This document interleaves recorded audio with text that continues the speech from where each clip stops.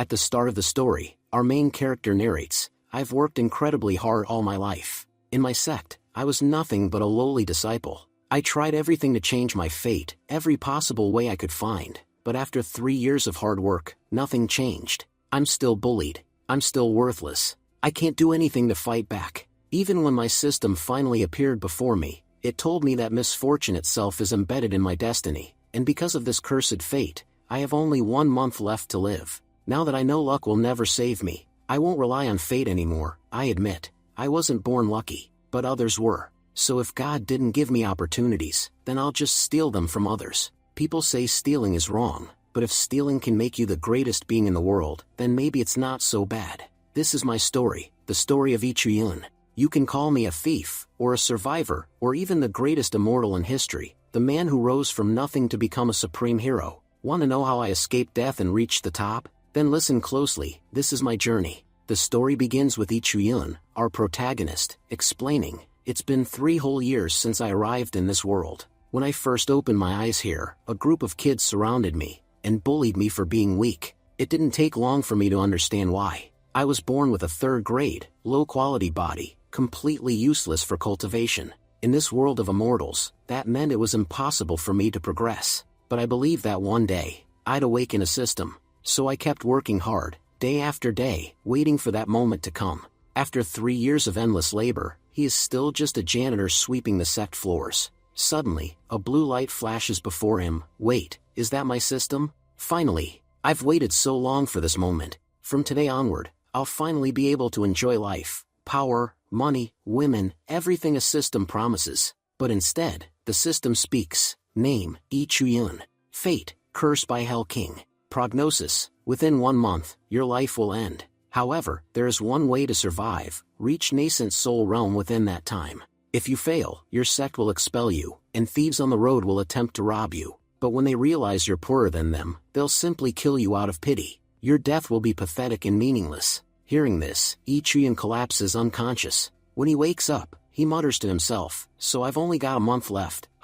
Maybe, if I try something bold, I can change my fate. Maybe I can become powerful too." Just then, a commotion starts nearby. The sword warrior is coming. Ichiyun wonders, sword warrior? Are they talking about senior brother Zhao? The gates open, and everyone starts cheering as senior brother Zhao Pingtian enters. He is a stage 9 netherworld realm cultivator, one of the elite disciples of the Luyan sect. Ichiyun then realizes something strange. He can see people's destinies. Wait, not only can I see my own fate, I can see the fate of others. I can literally read their destiny. Nearby, disciples whisper in awe, senior brother Zhao is insanely powerful. His sword can slice through mountains in a single strike. A few days ago, a disciple offended him. They found that poor guy's corpse buried deep in the mountains. Everyone knows Zhao killed him, but the sect elders said nothing. They only warned him not to kill so openly next time.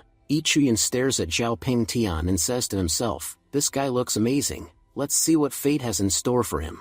The system activates and shows, Zhao Pingtian, chosen of the heavens. His destiny is filled only with blessings. By the end of his life, he will sit on the great emperor's throne. His sword will become so powerful that a single swing can kill millions. His killing intent will reach divine levels, impossible for mortals to withstand.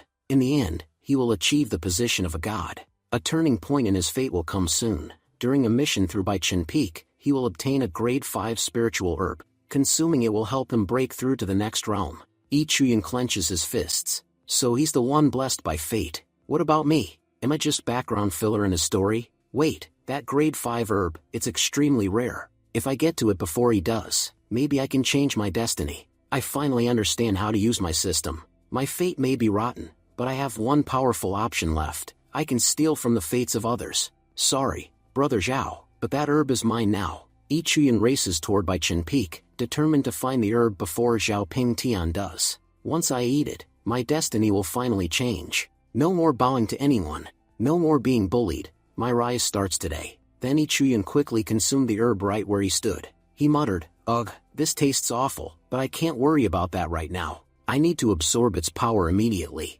After a few moments of focused meditation, Ichiyun thought excitedly, "Finally, I did it. I broke through. In one go, I've advanced 3 entire stages. I've reached the nascent soul realm. The system said it would take me a whole month. but I did it in just 1 hour. Now I don't have to worry about dying anytime soon. Just then, Zhao Ping Tian arrived, shouting, "Hey, boy, what are you doing here?" Yi Chuyan thought nervously, so it really was his destiny to come here. The moment I arrived, he showed up too, just like fate said. As Yi Chuyan turned around, he froze, shocked. Zhao Ping Tian's destiny had changed again. The system revealed, although Zhao Ping Tian's ultimate fate remains the same, the turning point in his life has shifted. After completing today's mission, on his way home, he'll notice something strange in the river near Nanjing Peak. When he investigates, he'll discover a spiritual weapon, the Cold Flame Sword. Acquiring it will further strengthen his destiny. Yi Chuyan muttered bitterly, "Unbelievable, this guy's basically the god of fortune himself. I don't get even a single opportunity, and he's drowning in them." I used to think people exaggerated when they said luck is everything, but now I see it's true. If fortune smiles on you, even a fool can become a hero. Then Yi Chuyan said aloud, pretending to be casual, "Senior brother, I was just cultivating here. I reached the nascent soul realm a short while ago, so I came here to stabilize my energy. No other reason, really." Zhao Ping Tian replied coldly, "Oh, is that so? Fine. Then get out of here. I promised my master I wouldn't kill people casually anymore. That's the only reason you're still alive. I don't really have a reason to kill you, but I kind of feel like it, so before I change my mind, leave." Yi Chuyan said politely, "Senior brother, are you heading toward Yunjia Pavilion?" Zhao Ping Tian frowned. "What does it matter to you where I'm going?" Yi Chuyan smiled nervously. "Oh, nothing, brother. It's just that the path passes near Nanjing Peak, and because of the recent rains, the trail is pretty bad.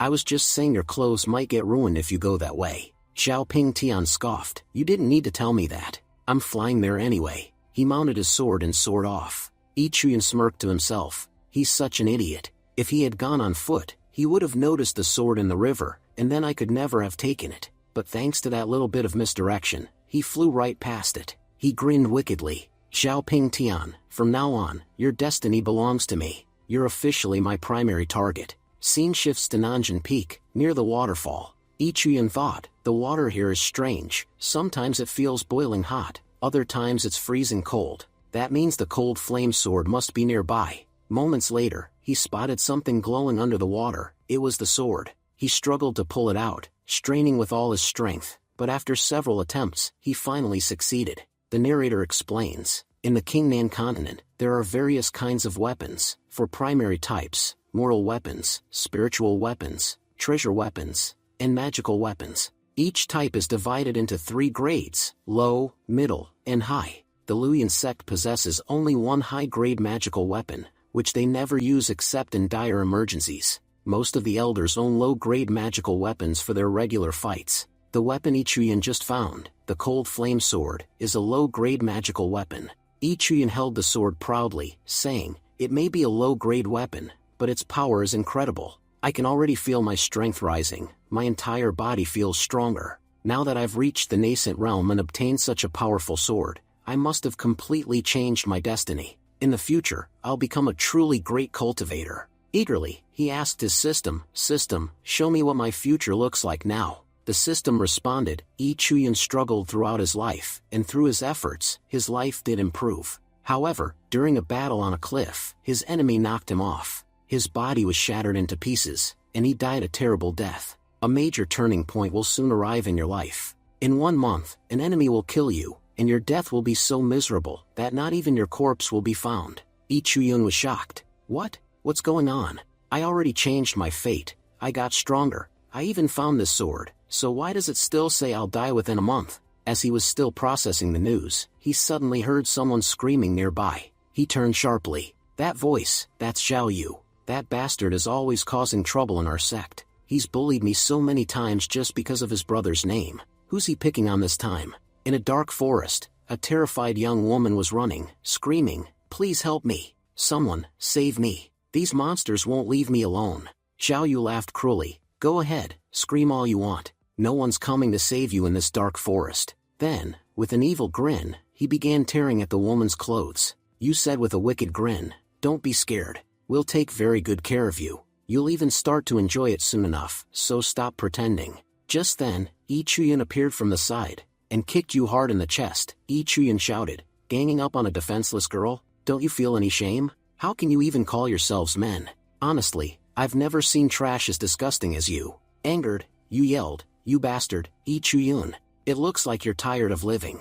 Do you even know who my brother is? If you don't get out of here right now, I'll make sure you regret it." Yu's lackeys stepped forward, saying, "Brother Yu, leave this to us. After one hit, he won't even be standing. Let's finish this loser off. And besides, even if he dies here, nobody will care. We'll just bury him right here and walk away." Lee Chuyun smirked and said calmly, "You can all come at me if you want, but too bad for you, dying isn't written in my fate today." The moment they rushed at him, Lee Chuyun countered with one swift strike, instantly knocking all of them out cold. He stood over them and said, "You're all from my sect, so I'll let you live, this time. But leave, before I change my mind." Terrified, Yu and his men scrambled to their feet and ran away. As they escaped, Yu shouted back, "Just wait, we'll come back for revenge. You hear me? You're dead next time." The girl got up and said gratefully, "Brother, thank you so much for saving me." Lee Chuyun smiled slightly, "No need to thank me, just be more careful next time." But then he suddenly froze in shock. His system revealed the girl's identity. Her name was Qin Jian. Her fate appeared before his eyes. This girl's future is extraordinary. She will grow stronger and stronger, and by the end of her life, people will call her the Heavenly Empress. However, during her ascension to the heavens, she will face heavenly tribulation, and on the 9th day, she will die. In about 3 months, a major turning point will occur in her destiny. The soul of the Empress will awaken inside her body, granting her incredible luck and power. The ancestors of the Luoyan sect will even take her as their disciple. Qin Jian noticed Lee Chuyun staring at her strangely. "Brother, is something wrong? Why are you looking at me like that?" Lee Chuyun thought, "The reincarnation of an empress is standing right in front of me. That means in the future, she'll become an absolute powerhouse. But her destiny will only awaken in 3 months, and I don't even know if I'll survive that long." Qin Jian asked again, "Brother, is something bothering you?" Lee Chuyun quickly replied, No, everything's fine." Then he thought, "If I want to rise higher in the future, I need to earn her trust and have her on my side." He pulled out a blood yuan pill and handed it to her. Lee Chuyun said, "Take this. It will restore your energy and make you feel even stronger than before." Qin Jian hesitated. "Brother, I'm really grateful, but this pill looks expensive. I can't accept it. You must have worked hard to get something like this." Lee Chuyun gently took her hand and said, "Don't worry. I've already reached the nascent realm. This pill no longer affects me. But for you, it'll help you recover quickly. You need to learn to protect yourself. No one will always be around to save you. If you become stronger, that alone will make me happy." As Lee Chuyun walked away, Qin Jian looked at him with admiration, thinking, "Big brother, you're such a good person. I'll never forget your kindness." Scene shifts to Yu and his gang, panting and retreating into the forest. Yu said, "At least that bastard didn't chase us. Thank the heavens for that." His men, exhausted, said, "Brother Yu, that sword he used was terrifying. How did that trashy Chuyun get such a powerful weapon?" Another one added, "Brother, what should we do now? There's no way we can beat him like this." Yu smirked darkly. "Have you forgotten who my brother is? Once I tell him about this, he'll make sure Lee Chuyun dies painfully, and that amazing sword will end up in my hands. That loser's finished. Just wait, when my brother faces him, Lee Chuyun will wet his pants in fear." Scene shifts to Yinjia Pavilion. Lee Chuyun walked cautiously through the dark corridor, muttering, "Why is it so dark in here? This place feels dangerous, and there's no one around." Suddenly, a voice echoed behind him. "Boy, what are you doing here?" Startled, Lee Chuyun froze. "Big brother, I was just passing through. I didn't mean to intrude. Please forgive me." But when he turned around, he realized he had accidentally fallen, landing right on top of someone. And that someone was none other than Zhao Ping Tian. Zhao Ping Tian shouted angrily, "Get off me right now." Lee Chuyun laughed awkwardly. "Ah, senior brother Zhao. What a coincidence. We've already met 3 times today." Zhao glared. "Get out of here. I'm not in the mood for your nonsense, and just seeing your face pisses me off." Lee Chuyun thought bitterly, "This guy, Zhao Ping Tian, really is something else. No matter how hard I work, my fate refuses to change." Meanwhile, his destiny keeps improving, and he keeps finding new treasures. According to the system, he's about to get another one, a legendary treasure. It'll appear a month from now, but nothing's stopping me from getting to it first. The next day, Lee Chuyun said proudly, "Since I've broken through to the nascent realm, I'm now an official outer disciple. No more sweeping floors, and I even have my own place now. I can finally enter the sect library too. Let's see whose destiny shines the brightest here." As he examined the disciples, he sighed. All of them are garbage. Not a single one has decent luck. Then he spotted one man, Renfeng.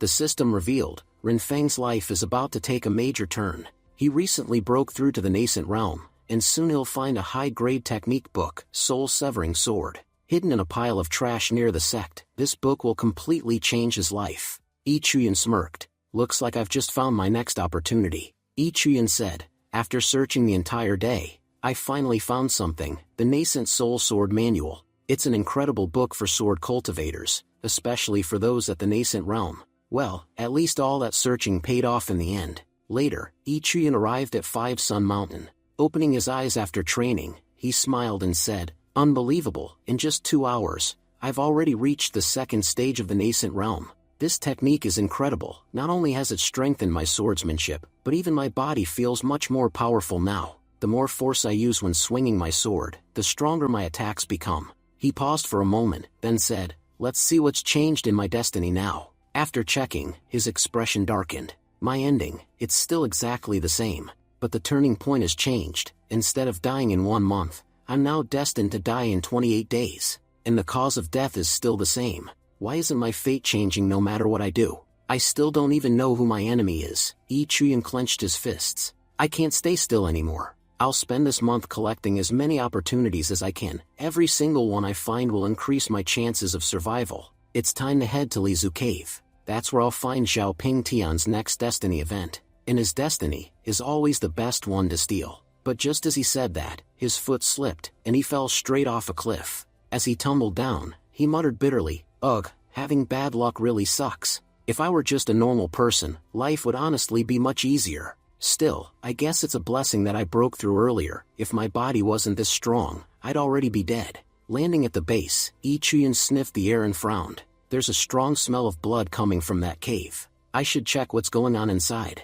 The deeper he went, the stronger the smell became. Then suddenly, Yi Chuyan stepped on something soft. Looking down, he froze. Dozens of corpses were scattered across the floor. Before he could react, a voice shouted, "Who's there?" From the shadows emerged an elder and 2 disciples. The elder introduced himself, Liao Chenping, elder of foreign affairs from the Luyan sect. He looked at Yi Chun and said, "You're from our sect, aren't you? Judging by your robes, you're an outer disciple. What are you doing here? Are you on a mission?" Yi Chuyan quickly bowed and replied, "Elder, I ended up here by accident. I fell off the cliff nearby, and after catching the scent of blood, I followed it inside to investigate." One of the disciples, Wang Shuang, frowned suspiciously. "Looking at your cultivation, you're only at the nascent realm, and yet you survived falling from that height without a single injury? That's strange. I don't trust you." Elder Chenping snapped, "Enough, Wang Shuang. We've lost many disciples on this mountain today, and we still don't know the cause. We're already short on manpower. If this boy can help us, it'll be useful." He then ordered, "Wang Shuang, Yi Chuyan, both of you, head to the left side of the cave and check for survivors. Many disciples are still missing." Yi Chuyan nodded. "Understood, Elder." Smiling faintly, he said to Wang Shuang, "Senior brother, let's go." After walking a short distance, Wang Shuang winced in pain.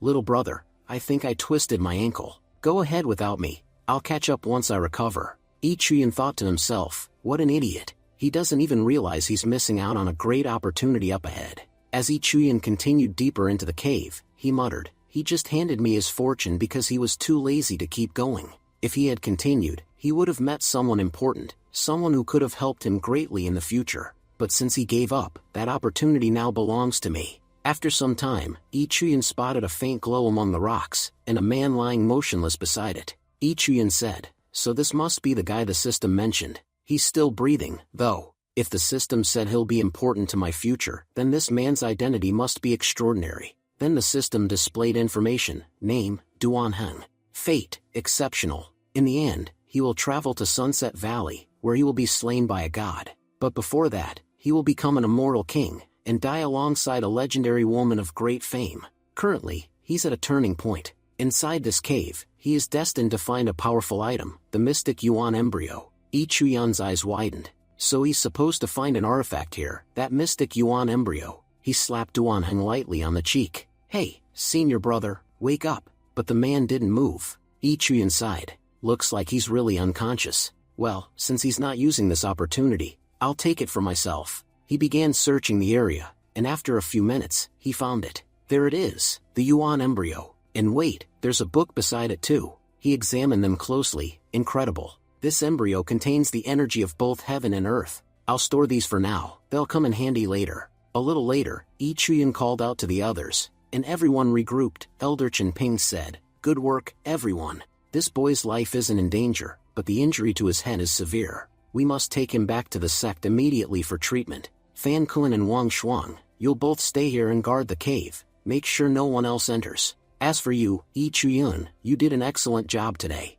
He handed him a token and added, "Take this as a reward. When you return to the sect, you can exchange it for a valuable prize." Yi Chuyun bowed respectfully and smiled. "Thank you, Elder." At the same time, he thought to himself, all my current tasks are done. Now it's time to head to Lizu Cave and steal Zhao Ping Tian's destiny. A while later, Yi Chuyun reached a waterfall and smiled. No one knows about Lizu Cave. In truth, it's hidden behind this waterfall. It's also one of the Luyan sect's secret inheritance grounds. Whoever enters can obtain our sect's ancient inheritance. A month from now, Zhao Ping Tian was destined to discover it, but thanks to my system, I found out first. He split the waterfall in two using his energy and entered the cave. "It's a good thing there are no guards here today," he said with a smirk. "All of them must have gone to investigate the Five Sun Mountain incident, where so many of our people died for no reason. Judging from the energy here, the inheritance trial must already be active. Let's see what kind of fortune awaits me this time." With that, Yi Chuyan stepped into the trial. Inside, he found himself in a vast realm. In the sky, a powerful ancient master stood, speaking with a booming voice. "Compared to heaven itself, I am stronger." Then, with one strike, the master obliterated the countless figures below him. Yi Chuyan's eyes widened. So this is one of our Luyan sect's top cultivators from ancient times. His power, it's terrifying. The ancestor's spirit turned toward Yi Chuyan and said, "Child, you shouldn't have entered here. If you wish to leave this place alive, turn back now. If you stay, only death awaits you." Yi Chuyan readied his sword. His attack is insanely powerful. Even though he hasn't directly targeted me, just the pressure alone is enough to make it hard to breathe.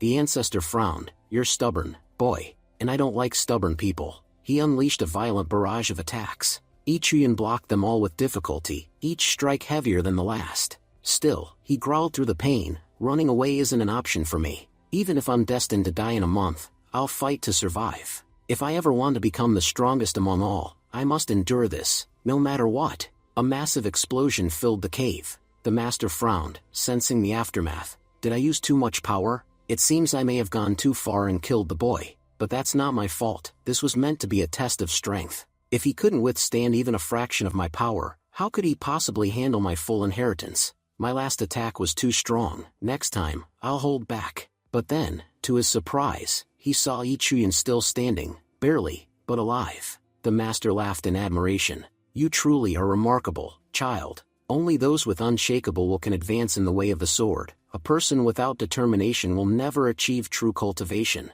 Very well, I've waited 100 years for someone like you." The master extended his hand, channeling immense energy into Yi Chuyan's body. The master said, "Listen carefully. I have bestowed upon you the Great River Sword technique, a technique of 12 layers. If you can master all 12, I can guarantee you'll reach the immortal level someday. Alongside that, I've left behind another art for you, the King Sword technique, a supreme sword skill that can take you to the very top of sword cultivation. However, I only possess the first 5 layers of that technique. The remaining layers are said to lie somewhere deep in the southern forests. And one final warning, never practice these 2 techniques together. Choose only one. Mixing them could destroy your body and soul." Yi Chuyan smirked confidently. "Only children make choices. People like me, we take everything." 4 days later, Elder Chen Ping asked, "Fan Kun, did you find Yi Chuyan?" Fan Kun shook his head. "Elder, we searched every area, but he was nowhere to be found." Just then, they noticed a familiar figure walking toward them.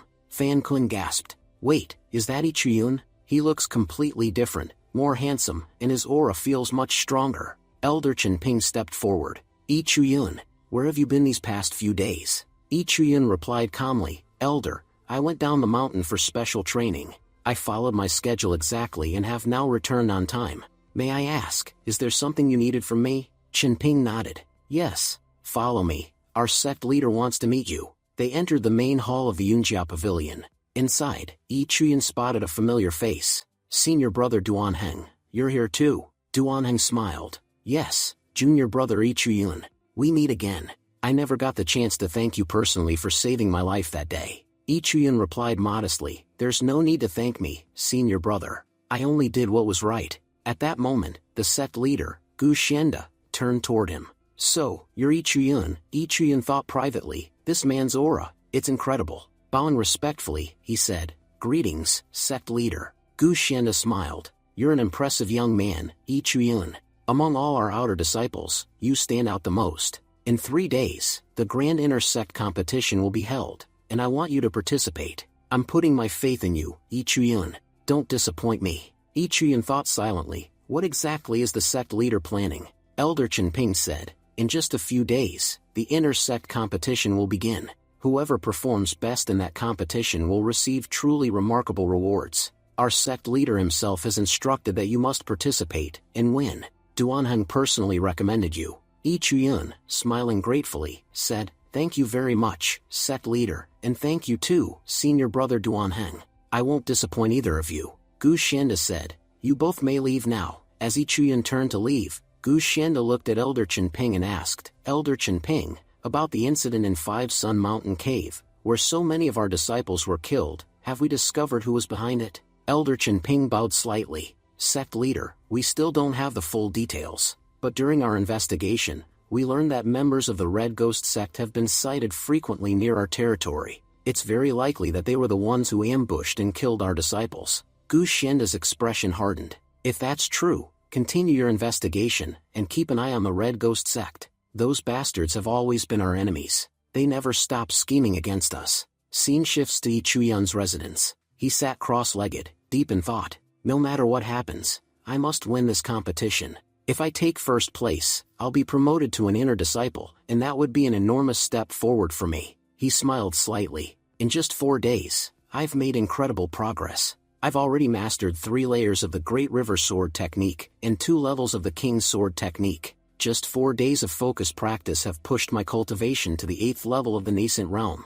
And while training in Lizu Cave, I also obtained a rare mental technique, the Mind Flower Sword technique, which helps stabilize my mind during battles. Even after all this, my fate still hasn't changed. I'll need to work even harder if I want to survive. Suddenly, Ichuyun sensed something behind him, a stone flying straight toward his head. He swiftly caught it mid-air and threw it back with force. A calm voice echoed from above. Good reflexes. Impressive technique. Ichuyun looked up in surprise and saw an old master sitting atop a tree branch. The old man said with a faint smile, young man, your body's quite remarkable. It seems I wasn't wrong about you. At that moment, Ichuyun's system activated, revealing information. Name, Dan Pingzhu. Nature, kind-hearted and righteous. 100 years ago, he was a great cultivator from the Boundless Realm. He was severely injured in battle and has since lived quietly within the Luyan sect, concealing his true identity. Very few know how powerful he truly is. Ichuyun thought, so this old man,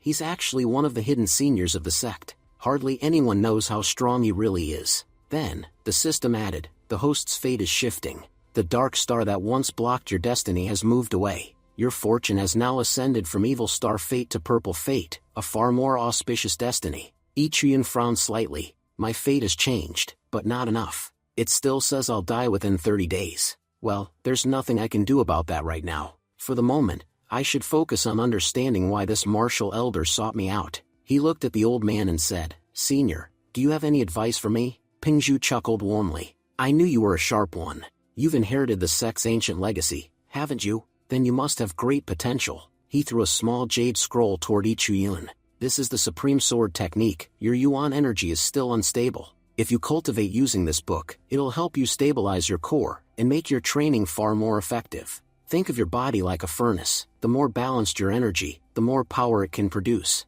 Ichuyun bowed deeply. Thank you, Senior. Pingzhu waved his hand. No need to thank me. I work in our sect's inner pavilion, handling cultivation research. If you ever need help or guidance, you can find me there. I'm quite old now, and talking to bright young people like you makes me feel alive again. Ichuyun smiled. Then I'll be sure to visit you again, Senior. As Ichuyun walked away, Pingzhu watched him and murmured, that boy, he has a good heart. After so many years, the sect's true inheritance has finally found a worthy successor, and I'm glad it was someone like him. 3 days later, inter-sect competition. The arena was crowded with disciples. One man said, "Did you hear? The rewards this year are insane. The winner will receive a rare divine pill of ascension, and even a special cultivation ticket to train in the heavenly chambers." Another disciple added excitedly, "That's not all. I also heard that an elder who's been in seclusion for decades has returned. He announced that whoever wins this competition will become his personal disciple. That's huge. It could change someone's life completely." Ichiyun looked around and thought, no wonder everyone's here. But honestly, just standing around waiting is getting boring. Just then, someone tapped him on the shoulder. "Hey kid, this spot's mine. Move aside, or I'll beat you up and knock your teeth out." Ichiyun looked over and said coldly, "Don't cut the line, or I'll be the one to cut you." The man's face darkened. "Oh, what did you just say? Looks like you're tired of living." Ichiyun moved faster than anyone could see. One punch sent the man flying off to the side. Everyone nearby gasped. "Whoa, wasn't that guy one of the favorites to win? And this kid beat him with just one punch?" The crowd murmured in awe. "Did you even see what happened? That guy didn't stand a chance. This new kid's ridiculously strong." Up on the viewing platform, Rookin said, "That boy, he's powerful." Beside him, Elder Kian frowned. We'll see. He's reckless, probably just a fool who got lucky. If he's eliminated before I even get to test him, it'll be a blessing for everyone else." Just then, the host announced loudly, "The inter-sect competition will consist of 4 rounds. In the first round, 100 participants will step onto the stage and fight freely. Anyone who falls off the stage will be immediately eliminated. Only the top 30 will advance to the next round. You could say, this first round like Tournament of Power." Releasing his power, Ichiyun said confidently, "I've seen the entire Tournament of Power. Just like Jiren, I'll stand my ground, and I'm certain no one will be able to move me from here." The host then announced, "The first round is over. The top 30 participants have qualified." Ichiyun thought to himself, "If I didn't have the system, I would have fallen off the stage like the rest of them. Even though my luck is terrible, as long as I have this system, I can fix anything." The second round began. According to the luck draw, the competitors will fight one-on-one. After this, only 12 participants will remain. Ichiyun once again dominated the round, staying undefeated. After the third round, the host announced, "We now have our top 6. Ichiyun smirked. "That was easier than I expected. I didn't think this round would go so smoothly." In the audience, people whispered among themselves, "Looks like everyone's bowing to Ichiyun already." Another added, "Wait, isn't Zhou Kun competing again this year? He's been entering this tournament for 8 years straight, and still hasn't managed to win even once. I wonder when that guy will finally give up." Ichiyun looked over at Zhou Kun and thought, he's been participating for 8 years, and still hasn't advanced once. There must be something seriously wrong with his fate. He activated his system to check, and was stunned. This man's luck is even worse than mine. The system displayed, Zhou Kun. Fate, extremely unfortunate. For his entire life, he will achieve nothing but failure. 1,000 years from now, he will finally succeed, only to die 1 hour later. However, he is about to reach a turning point. He will soon obtain the Jade Pendant, which will slightly alter his destiny. Ichiyun sighed softly. This poor guy, even his one success will come too late. Zhou Kun called out, "Junior brother, let's begin our match." Ichiyun nodded. Even if his luck is rotten, his determination isn't. I can't underestimate someone with that much perseverance. Zhou Kun threw a handful of dice like talismans toward Ichiyun, expanding them in size with his ki until they filled half the stage. Ichiyun, calm and composed, shattered them one after another with his bare fists. Spectators gasped. "Wow!" Ichiyun broke all those dice with just a few punches. He used to be a worker disciple for 3 years, but now, it looks like he'll definitely become an inner disciple this time. Zhou Kun shouted, "That was just a warm-up. Now I'll show you the true technique. I've trained for 7 years." He leapt forward, but as soon as he moved, his foot twisted, and he fell off the stage, getting eliminated instantly. Crying, Zhou Kun said, "Not again, the same thing every year." Ichiyun blinked in disbelief. "Wait, did I just win?" Up in the stands, sect leader Gu Shenda smiled. "This year's tournament is far more entertaining than the last. We have some truly talented disciples." He turned to the elder. "What do you think of that girl, Yi Qian?" Elder replied, "She's strong, proud and a bit arrogant, yes, but undeniably ambitious. Her personality and strength, however, don't quite match perfectly." Gu Shenda nodded and asked, "And what about Rookin?" Elder responded, "He's talented in cultivation, but lacks vision. He can achieve much, but not greatness." The sect leader sighed.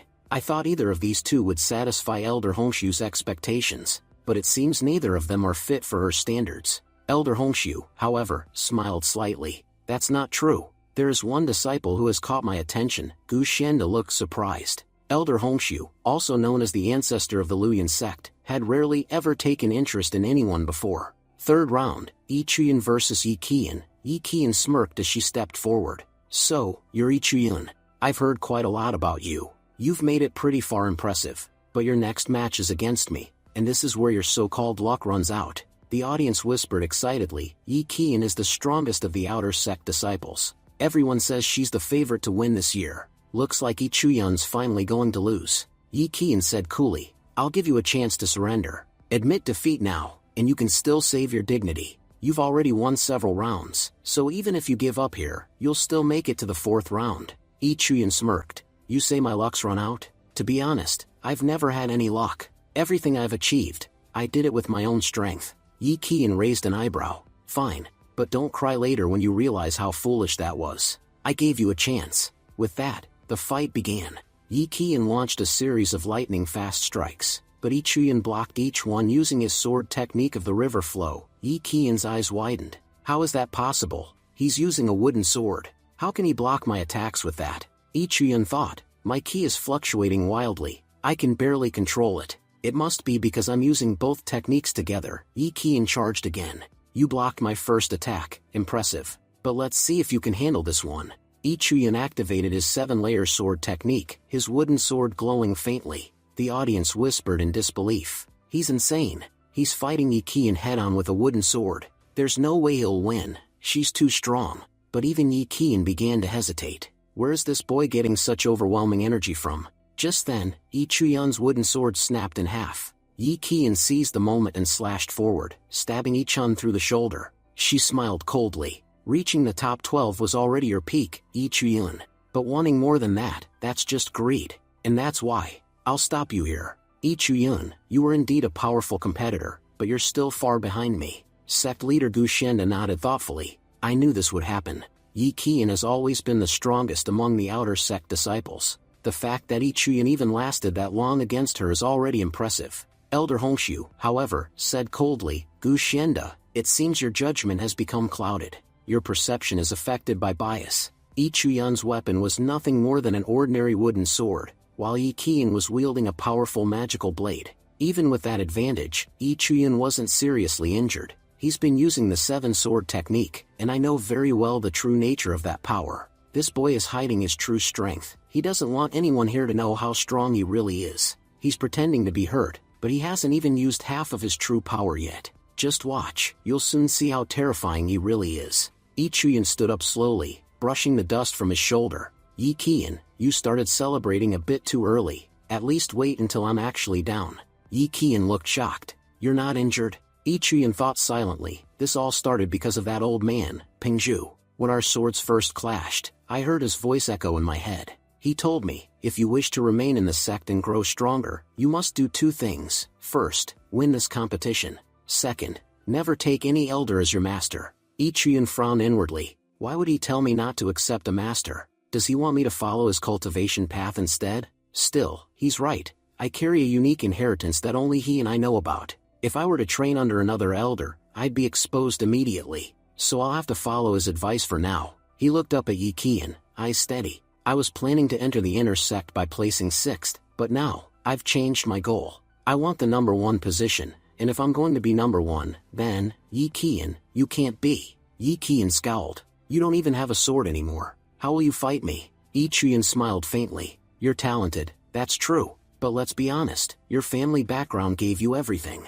If not for that privilege, you'd never have made it this far. Yi Qian's face darkened with fury. How dare you insult me? She infused her sword with blood, activating her blood blade technique, and lunged forward to attack. Just as her strike was about to land, Yi Chuyan summoned a faint blue aura, and suddenly, cold flame sword appeared in his hand. Yi Qian froze mid-strike. What? Where did that sword come from? Yi Chuyan parried effortlessly and countered, pushing Yi Qian back with such force that she was wounded on her arm. Yi Qian stared at him in disbelief. This energy, it's completely different from before. He's changed. If he wanted to, he could finish this fight in an instant. Yi Chuyan stepped forward, his expression calm but fierce. Yi Qian, you're too weak. He struck once, and with a single blow, Yi Qian was sent flying off the stage. The crowd gasped in shock. What just happened? Did Yi Qian, the strongest of the outer disciples, just lose in a single hit? That Yi Chuyun, is he even human? How could he become this powerful in just a few days?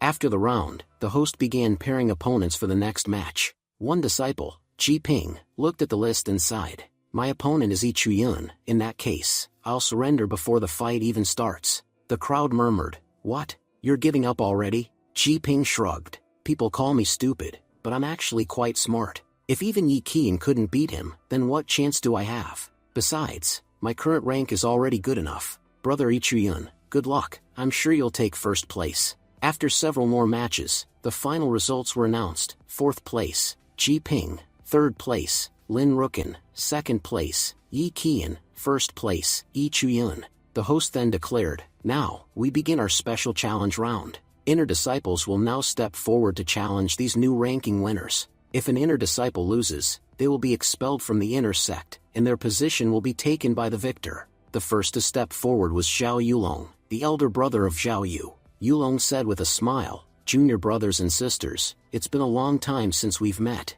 The crowd cheered. Brother Yulong, he's amazing. He was the first among us to enter the inner sect. There's no doubt he'll put on a great show again. From the crowd, Zhou Yu shouted nervously, Big brother, you're incredible, but you don't know who your opponent is. Please, don't fight him. Just withdraw. Yulong smiled confidently. Little brother, don't worry. I'll avenge you today. You've suffered enough humiliation. I'll make it right. Yu's eyes filled with tears. It's over, he doesn't understand. Yi Chuyun's strength, he's on a completely different level. The host announced, the inner disciples may now choose their opponents. Yulong pointed straight at Yi Chuyun. I choose him. He stepped forward. Boy, before this match, I already spoke with the elders. You humiliated my younger brother. Now, I'll avenge him, in front of everyone. The audience murmured nervously. Yulong made a huge mistake. Because of Yu's pride, he's about to lose his own status, and become an outer disciple again. From the stands, Yu clenched his fists and whispered tearfully, Big brother, forgive me. I tried to stop you, but I couldn't. Yulong smirked at Yi Chuyun. I'll give you one chance. Kneel here before everyone, admit your mistakes, lay your sword on the ground, and walk away. Do that, and I won't hurt you. Otherwise, I'll destroy you, and you'll never be able to show your face again. Acting nervously, Yi Chuyun said, Your words, they've truly frightened me. But still, I'll fight. Yulong, furious, replied, I gave you a generous offer, but you refused it. Fine. No more mercy. Today, in front of everyone, I'll kill you so brutally that no one will ever dare to insult my family again. But before his attack could connect, Yi Chuyun easily dodged every strike with smooth precision. Yulong gritted his teeth. Your speed's impressive, I'll give you that. But tell me, boy, how do you plan to fight without a sword? Yi Chuyun smirked. To deal with a rat like you, I don't need a sword. Then, with blinding speed, he punched forward, a single devastating blow that shattered Yulong's technique midair. Yulong's attack disintegrated under the pressure of Yi Chuyun's fist. Eyes wide with disbelief, Yulong gasped, How? Is that even possible? He blocked a sword strike, with his bare hands. Yi Chuyun stepped in again, delivering a heavy shockwave that sent Yulong flying backward. The audience murmured in awe. It's over, Yulong's finished. Yi Chuyun's attacks are terrifying. One strike and he completely overwhelmed him. As Yulong's body was flung out of the arena, he grabbed Yi Chuyun's ankle, trembling. Yi Chuyun looked down at him coldly. What's this? Still not giving up? He grabbed Yulong and slammed him back onto the stage, again and again. The host shouted, Yi Chuyun, that's enough. Yulong is unconscious. You don't need to continue. The spectators whispered, he's clearly taking revenge. But for what? Yi Chuyun said calmly, I'd stop, but Brother Yulong hasn't admitted defeat yet. Brother Zhao Yulong, do you wish to continue? Say yes, and we'll go on. Trembling and crying, Yulong gasped, No, please, no more. I admit defeat before everyone here. The entire crowd went silent. It was the most humiliating loss anyone had ever seen. Yu covered his face and whispered, I'm sorry, brother, forgive me. The host stepped forward and announced, the inner sect competition has now concluded. 4 disciples have qualified for entry into the inner sect. As promised, all 4 will receive extraordinary rewards. But in addition, there's a special announcement. The crowd grew restless as they turned toward Elder Hongshu. Isn't that Elder Hongshu, the one who's been in seclusion for years? Yeah, she's from Kingxia Peak, right? Sect leader Gu Shanda said. Yes. Elder Hongshu of Kingxia Peak is here today to select a personal disciple. Upon hearing this, Yi Qian's eyes lit up with excitement. Elder Hongshu looked at Yi Chuyun and said, Yi Chuyun, I have decided, I want you as my personal disciple. I won't claim to be the greatest swordmaster in the world, but there are only a handful alive who can stand against me. If you accept me as your master, you'll gain immense benefits in the future, and you'll never suffer loss under my guidance. Besides, my Kingxia Peak has many female disciples. If you accept, I could even arrange a suitable marriage for you. The crowd gasped. What? Kingxia Peak has never accepted a male disciple before. She's breaking her own sect rules for Yi Chuyun. He's unbelievably lucky. If he joins her, his entire destiny will change. Yi Chuyun took a deep breath and replied respectfully, Elder Hongshu, I sincerely thank you for your offer. I entered this competition to prove myself, and earn the chance to become a disciple of the sect. But to be honest, I don't need a master. The entire hall went silent. He continued, So, Elder Hongshu, please forgive me, but I must decline. Gasps echoed across the arena. Everyone stared in disbelief. No one had ever refused an offer from Kingxia Peak. Elder Hongshu's face darkened. What did you just say, boy? Gu Shanda quickly interjected. Child, don't be foolish. Elder Hongshu hasn't accepted a personal disciple in decades. Do you realize how rare this chance is? If you reject her now, you'll regret it for the rest of your life. Think carefully before you speak again. Yi Chuyun bowed his head. Sect leader, I'm not joking. I truly mean it. I don't wish to become anyone's personal disciple. Just being accepted into the inner sect is already a great honor for me. Elder Hongshu, I'm grateful for your offer, but I must respectfully decline. Everyone was stunned into silence. After a pause, Elder Hongshu chuckled softly. This boy is truly fascinating. I didn't think anyone in this sect would ever dare reject me, but now I know what rejection feels like. She turned toward the sect leader. Very well. If he refuses to be my disciple, then let it be so. However, since he's proven his worth, I'll make him an official inner sect disciple anyway. Later, Yi Chuyun sighed to himself. I can't believe I offended such a beautiful and powerful woman. That old man Pingzhu is to blame for all this. Still, I can't change anything now. I have to follow the system if I want to survive. He activated his system to scan Elder Hongshu's fate. Fate summary. Hongshu will become one of the greatest cultivators of her time. However, when she faces the heavenly Tao, she will fail. A turning point is approaching. She has forgotten her jade pendant at Kingxia Peak, a relic crucial to her destiny. Yi Chuyun frowned. Her end is near. That pendant might be her key to survival. Scene shift to Internal Affairs Pavilion Library. Yi Chuyun sat slumped over a table, crying. Elder Pingzhu appeared and asked, What's wrong, boy? You won the competition, didn't you? You received the Calamity Pill and the right to study any martial art in the library. Why are you sitting here crying instead of celebrating? Yi Chuyun wiped his tears and said, It's because I offended Elder Hongshu. Everyone knows Kingxia Peak only accepts female disciples, and yet she offered to take me under her wing, and I turned her down. You can't understand how much pain I feel inside. Elder Pingzhu said gently, Stop crying, child. I promise you, within just 1 month, I'll get you into the Yunhai realm. Hearing that, Yi Chuyun's face brightened with joy. Master Pingzhu, really? Are you serious? Pingzhu smiled. Of course, I'm serious. Didn't I tell you to reject Hongshu's offer? You think I'd say that without a plan in mind? First, let's go up to the 3rd floor of the library and select a book for you. Now, it's all up to your luck. Let's see what kind of technique you get. Yi Chuyun thought to himself, to even step onto the 3rd floor, one usually needs extremely high status, at least the position of a personal disciple of a master. And yet, here I am, getting access this easily. This old man really is something. After half an hour of searching, Pingzhu sighed impatiently. You've been standing here forever. Haven't you found a book yet? Hurry up and choose one already. I'm getting bored. Yi Chuyun replied, There are so many fighting techniques here, but I don't want anything related to brute combat. What I'm looking for is a movement technique, something that improves agility and speed. There are a few that look interesting, but I can't decide which one to choose. Pingzhu watched him thoughtfully. This boy's smarter than most. Even though he's a sword cultivator, he values other disciplines too. Most sword cultivators make a fatal mistake. They ignore body refinement and movement techniques, which limits their growth later in life. But this one, he understands the balance. Still, he looks confused. I should help him. Pingzhu reached for a book and handed it to Yi Chuyun. This one, it's called the Soul Step Technique. Once mastered, your steps will be as light as the wind. It's an upper-grade earthly movement technique. It can greatly enhance your speed and flexibility. Even for master-level cultivators, this technique is extremely difficult to perfect. But if you can master it, no one will be able to catch you.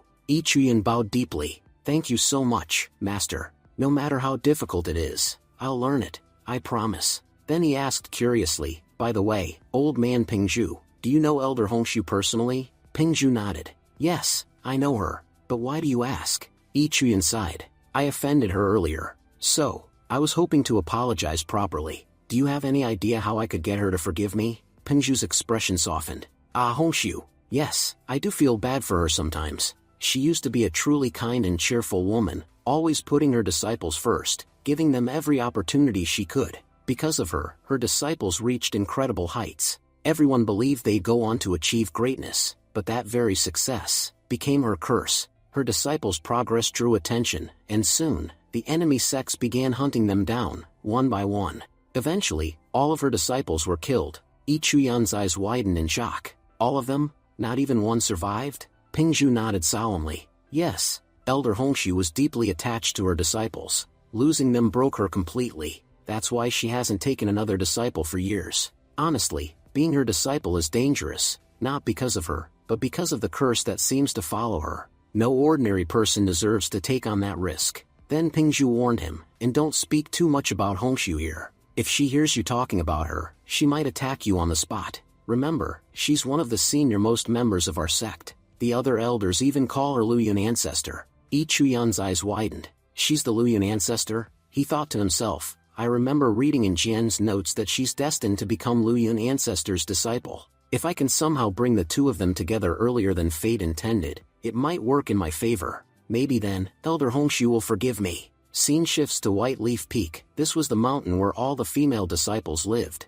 A girl said weakly, Jian, I'm not feeling well today. Can you please do my chores for me? Jian protested, Senior Sister Jian, you've been asking me for days. If the elders find out that I'm doing your work, I'll get punished. Jian replied lazily, oh, don't worry, the elders are far too busy to notice. They're all preoccupied with the recent competition anyway. So just do my work for me, okay? Another disciple nearby chimed in excitedly, speaking of the competition, I went to watch it, and it was incredible. There was this senior named Ichuyun, his performance was unbelievable. Everyone thought Yi Qian would win first place, but Ichuyun easily defeated all his opponents. And when Elder Hongshu herself approached him to accept him as her disciple, he actually refused her in front of everyone. The girls gasped. He refused Elder Hongshu. The girl continued, yeah, he said he doesn't need a master at all. He looked so cool while saying it. It takes guts to say something like that. Jin crossed her arms. Elder Hongshu must not have offered him anything special, that's all. You all remember how hard our leader worked to gain senior brother Zhao Pingtian, right? He offered everything he had for it. Then Jian spoke softly. I already knew senior brother Ichuyun was amazing. He's strong, talented, and not arrogant at all. If he refused Elder Hongshu, I'm sure he had a good reason. The other girls laughed. Haha, listen to her, she's talking like she knows him personally. Jin smirked. Careful, Jian. Don't even mention his name so casually. If anyone hears you say senior brother Ichuyun, you could get in trouble. You'll never get close to someone like him anyway. They say even senior cultivators can't stand against him. He's completely out of your reach. Jian shook her head firmly. No, that's not true. I've actually met him before, and he's really kind. He's not arrogant at all. The girls burst out laughing again. Sure you have. You probably just dreamed it. Jin chuckled. My cousin knows senior brother Ichuyun personally, and she's told me a lot about him. So, trust me, I know far more about him than you do. Don't go making things up. At that moment, Ichuyun himself entered the hall and said, I'm looking for Qin Jian. Is she here? All the girls froze. Their eyes widened in shock. Wait, senior brother Ichuyun? He's here? At our peak? Jin immediately stood up and said, Senior brother, did you come here to see me? Ichuyun frowned. Ah, sorry. Who are you again? I'm not here for you. I came to see Jian. I need to speak with her about something important. Jin's face turned red with embarrassment. She stammered, but senior brother, Jian is currently on duty today. You can't just take her away like that. Ichuyun's tone hardened. Oh really? Do I need your permission now to speak to someone? Do you think you have the authority to talk arrogantly to your senior? Jin immediately panicked and bowed deeply. I'm so sorry, senior brother. Forgive me. Jian can go with you, of course. We'll handle her duties for her. Later, Jian walked beside Ichuyan nervously. Senior brother, where are we going? Ichuyan smiled faintly. Ah, sorry. I forgot to tell you. Jian quickly replied. No, it's fine. You've already helped me so much. After everything you've done, I'd do anything to repay you. Ichuyan thought to himself, she really is an amazing girl. After I gave her those 4 blood spirit pills, she broke through 4 cultivation layers and even unlocked her sacred body. Her growth from now on will be incredible. Then Ichuyan spoke seriously. Junior sister, you probably know that a few days ago, I refused Elder Hongshu's offer to become her disciple. That really offended her. Now, the only way I can make peace with her is by bringing her a new disciple to train. If I can't do that, I might end up in serious trouble. So, would you be willing to become her disciple for me? Jian looked at him, completely stunned. Jian, shocked, said, wait, me? You want me to become Elder Hongshu's disciple? Ichuyan nodded earnestly. Yes, please, do this for me. Help me out just this once. Even if Elder Hongshu rejects us, it's fine. At least we'll have tried. Honestly, I don't know any other female disciple in the entire Luyan sect besides you, so you're the only one who can help me right now. Jian hesitated, thinking to herself, if I refuse him, there'll be no one left to help. Everyone knows how powerful and how short-tempered Elder Hongshu is. If she attacks him out of anger, he won't survive. To save his life, I have no choice but to help him. Finally, she said softly, all right, senior brother, I'll help you. Ichuyan smiled. Good, we'll be meeting Elder Hongshu soon. When you see her, give her this pendant. She's been searching for it for a long time. If you hand it to her personally, she'll be pleased. Jian looked at the pendant curiously. Brother, where did you get this from? Ichuyan replied, oh, that's a long story. I'll tell you later. He thought to himself, actually, this pendant originally belonged to her. I picked it up after defeating that old fool Shuang. Poor guy, so unlucky. Scene shifts to entrance of Qingxia Peak. Ichuyan stood at the gate and shouted loudly, Elder Hongshu, I've brought you an incredible opportunity. If you come out now, I promise you'll love what I've got for you. Jian tugged at his sleeve, embarrassed. Senior brother, please stop yelling. If you keep shouting like that, she'll get angry for sure. You're being way too loud, and honestly, kind of annoying. Just then, a terrifying spiritual attack shot toward them from inside the peak. A woman appeared in front of Ichuyan. It was Elder Shanguan, one of the senior elders of Qingxia Peak. Furious, she snapped, who gave you permission to stand before our peak and shout like that? Ichuyan quickly bowed and said, Elder Shanguan, I didn't mean any disrespect. I came here because I accidentally offended Elder Hongshu earlier. I just want to apologize and make amends, nothing more. Shanguan glared at him. So, you're here to apologize? And this is how you do it, by bringing along a body-tempering realm girl? You really think you can appease Elder Hongshu with this child? You must take our elder for a fool. I'll teach you a lesson myself. Without warning, she launched a deadly strike at Ichuyan. Ichuyan thought quickly, she's insane. If even one of her attacks lands, I'm dead. But before the strike hit, a sword flashed between them. Duanheng appeared just in time and blocked the attack. Elder, you can't attack my junior brother like that. Shanguan's eyes narrowed. You dare stop my attack? Duanheng bowed respectfully. Elder, I understand my junior brother offended Elder Hongshu, but he came here sincerely to apologize. Attacking him when he's come in peace isn't right, that's why I intervened. Shanguan roared and sent another strike toward him. You're just a disciple, don't tell me what's right or wrong. Before the clash could escalate further, Elder Hongshu herself appeared, her presence instantly silencing everyone. Shanguan, what do you think you're doing? Stop this at once, or you'll end up hurting everyone here. Then she turned to Ichuyan. Now, boy, show me what you've brought to prove your sincerity. But hear me well, if your gift is worthless, I'll destroy your soul myself, and you'll never reincarnate. Ichuyan bowed deeply. Elder Hongshu, I brought this junior sister with me. There's no one more worthy in the entire sect to become your disciple than her. Jian's eyes widened. Senior brother, what are you saying? Ichuyan whispered, don't worry, just give her the pendant I gave you. Jian stepped forward nervously. Elder Hongshu, I found this pendant near Qingxia Peak. I thought it might belong to you, so I brought it back. Shanguan scoffed. Ha, that cheap little trinket? It's not even made of a valuable material, just plain metal. You two must have a death wish if you think this will please her. But as soon as Elder Hongshu saw the pendant, her expression changed. Her eyes softened. I see, so this is what's going on. Shanguan, step back. I need to speak with Jian alone. Shanguan frowned. Alright, Elder, but I still think this girl is ordinary. There's no way Chuyun's claims about her are true.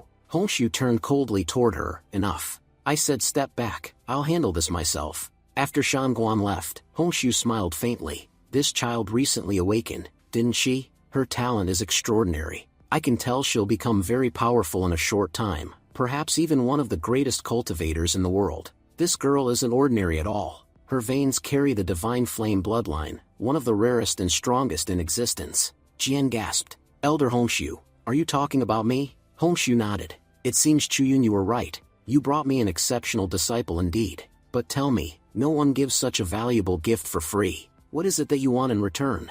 Chuyun smiled. I knew it, Elder Hongshu. You're extremely clever. All I ask for is a promise. If, in the future, I ever find myself trapped in a life-threatening situation, one from which I can't escape, will you come and save me? Hongshu laughed softly. So, you fear death after all, boy. Then she thought to herself, even Shangguan couldn't sense Jian's true potential, but Chuyun saw her bloodline instantly. This boy is fascinating. Finally, she said, very well. Take this, a golden leaf charm. It will protect your life once. And as a gesture of gratitude, I'll make a public announcement. From today onward, both of you are officially part of Kingxia Peak. Chuyun, you won't have a master yet, but you'll belong to my peak from now on. That means we'll take responsibility for you in the future. However, you must visit my peak at least once every week. If you don't, I won't guarantee your safety. Chuyun, with tears in his eyes, said, Elder Hongshu, thank you so much. You don't know how great a favor you've done for me today. Just then, Duanheng approached and said, Brother, looks like things worked out after all. Chuyun smiled faintly. Yes, Brother Duan. Thank you, truly. If you hadn't stopped Elder Shangguan earlier, I'd definitely be dead by now. Duanheng waved his hand dismissively. Don't mention it. We're brothers, after all. Besides, I just happened to be passing by. By the way, I saw your fight with Yi Qian, and honestly, it was incredible. You're a remarkable fighter, Chuyun. Watching that match made my whole day. You've only been in the inner sect for a short time, right? How about we train together sometime? I specialize in sword techniques, and I could help you learn them. Chuyun nodded enthusiastically. That sounds great, brother. If we train together, it'll benefit both of us immensely. A few days later, Chuyun stood alone, glancing around. Brother Dan didn't show up today. He's usually so punctual with training, but he's running really late. Anyway, I've been practicing with Elder Pingzhu and Duan for quite a while now, but my cultivation hasn't advanced at all. I'm completely stuck at the 9th level of the nascent realm. Elder Pingzhu said that to break through, I'll need real combat experience. Cultivation alone won't help. But where am I supposed to find an actual fight? Just then, he noticed 2 disciples running past. One of them shouted, The 5-Sun Mountain Cave is under attack. Several of our disciples have been killed, and the elders guarding the mountain have already gone to help. The injured disciples are being brought back, and all remaining sect members are being summoned to assist. Chuyun's eyes widened. 5-Sun Mountain is under attack? Brother Duan must have gone there, that's why he hasn't shown up. Moments later, Duanheng appeared, his arm bandaged and his robe torn. Chuyun rushed to him. Brother Duan, you're hurt. Duan smiled faintly. Yeah, it's nothing serious. I thought you'd be waiting here, so I came to check on you. I know your cultivation's been stuck lately, so I brought you something from the mountain, this rare spirit stone. It'll help you break through. Breaking through the nascent realm is extremely difficult, so use this when you cultivate. It should give you the boost you need. Chuyun's eyes welled up again. Brother Duan, you're too kind. I've never met anyone as selfless as you. Duan's expression turned serious. Listen, this treasure is very rare. Because of that, it might bring trouble for both of us. If anyone finds out you have it, they'll come after you. Chuyun nodded. Understood, brother. I'll be careful. But you're injured. Go rest for a while. I'll train a bit longer, then head back. Duan nodded and left. But as Chuyun resumed training, he suddenly felt a strange presence behind him. Someone had been watching. Next morning, Chuyun muttered to himself angrily, that bastard escaped. Who was spying on us last night? Whoever it was, his intentions definitely weren't good. Suddenly, the bushes nearby rustled. Chuyun smirked. Finally caught you. I've been chasing you all night. Now, let's see who you really are. He lunged forward to attack, but before he could strike, a fist shot out from the bushes, and hit him squarely in the chest. Chuyun stumbled back, glaring. It was Zhao Pingtian. Pingtian frowned. Chuyun, are you attacking me? Chuyun thought bitterly, why does my luck always drag this guy into everything? And judging by his aura, he's about to obtain some incredible items again, just great. Ichiyun quickly said aloud, Brother Zhao, wait, it's a misunderstanding.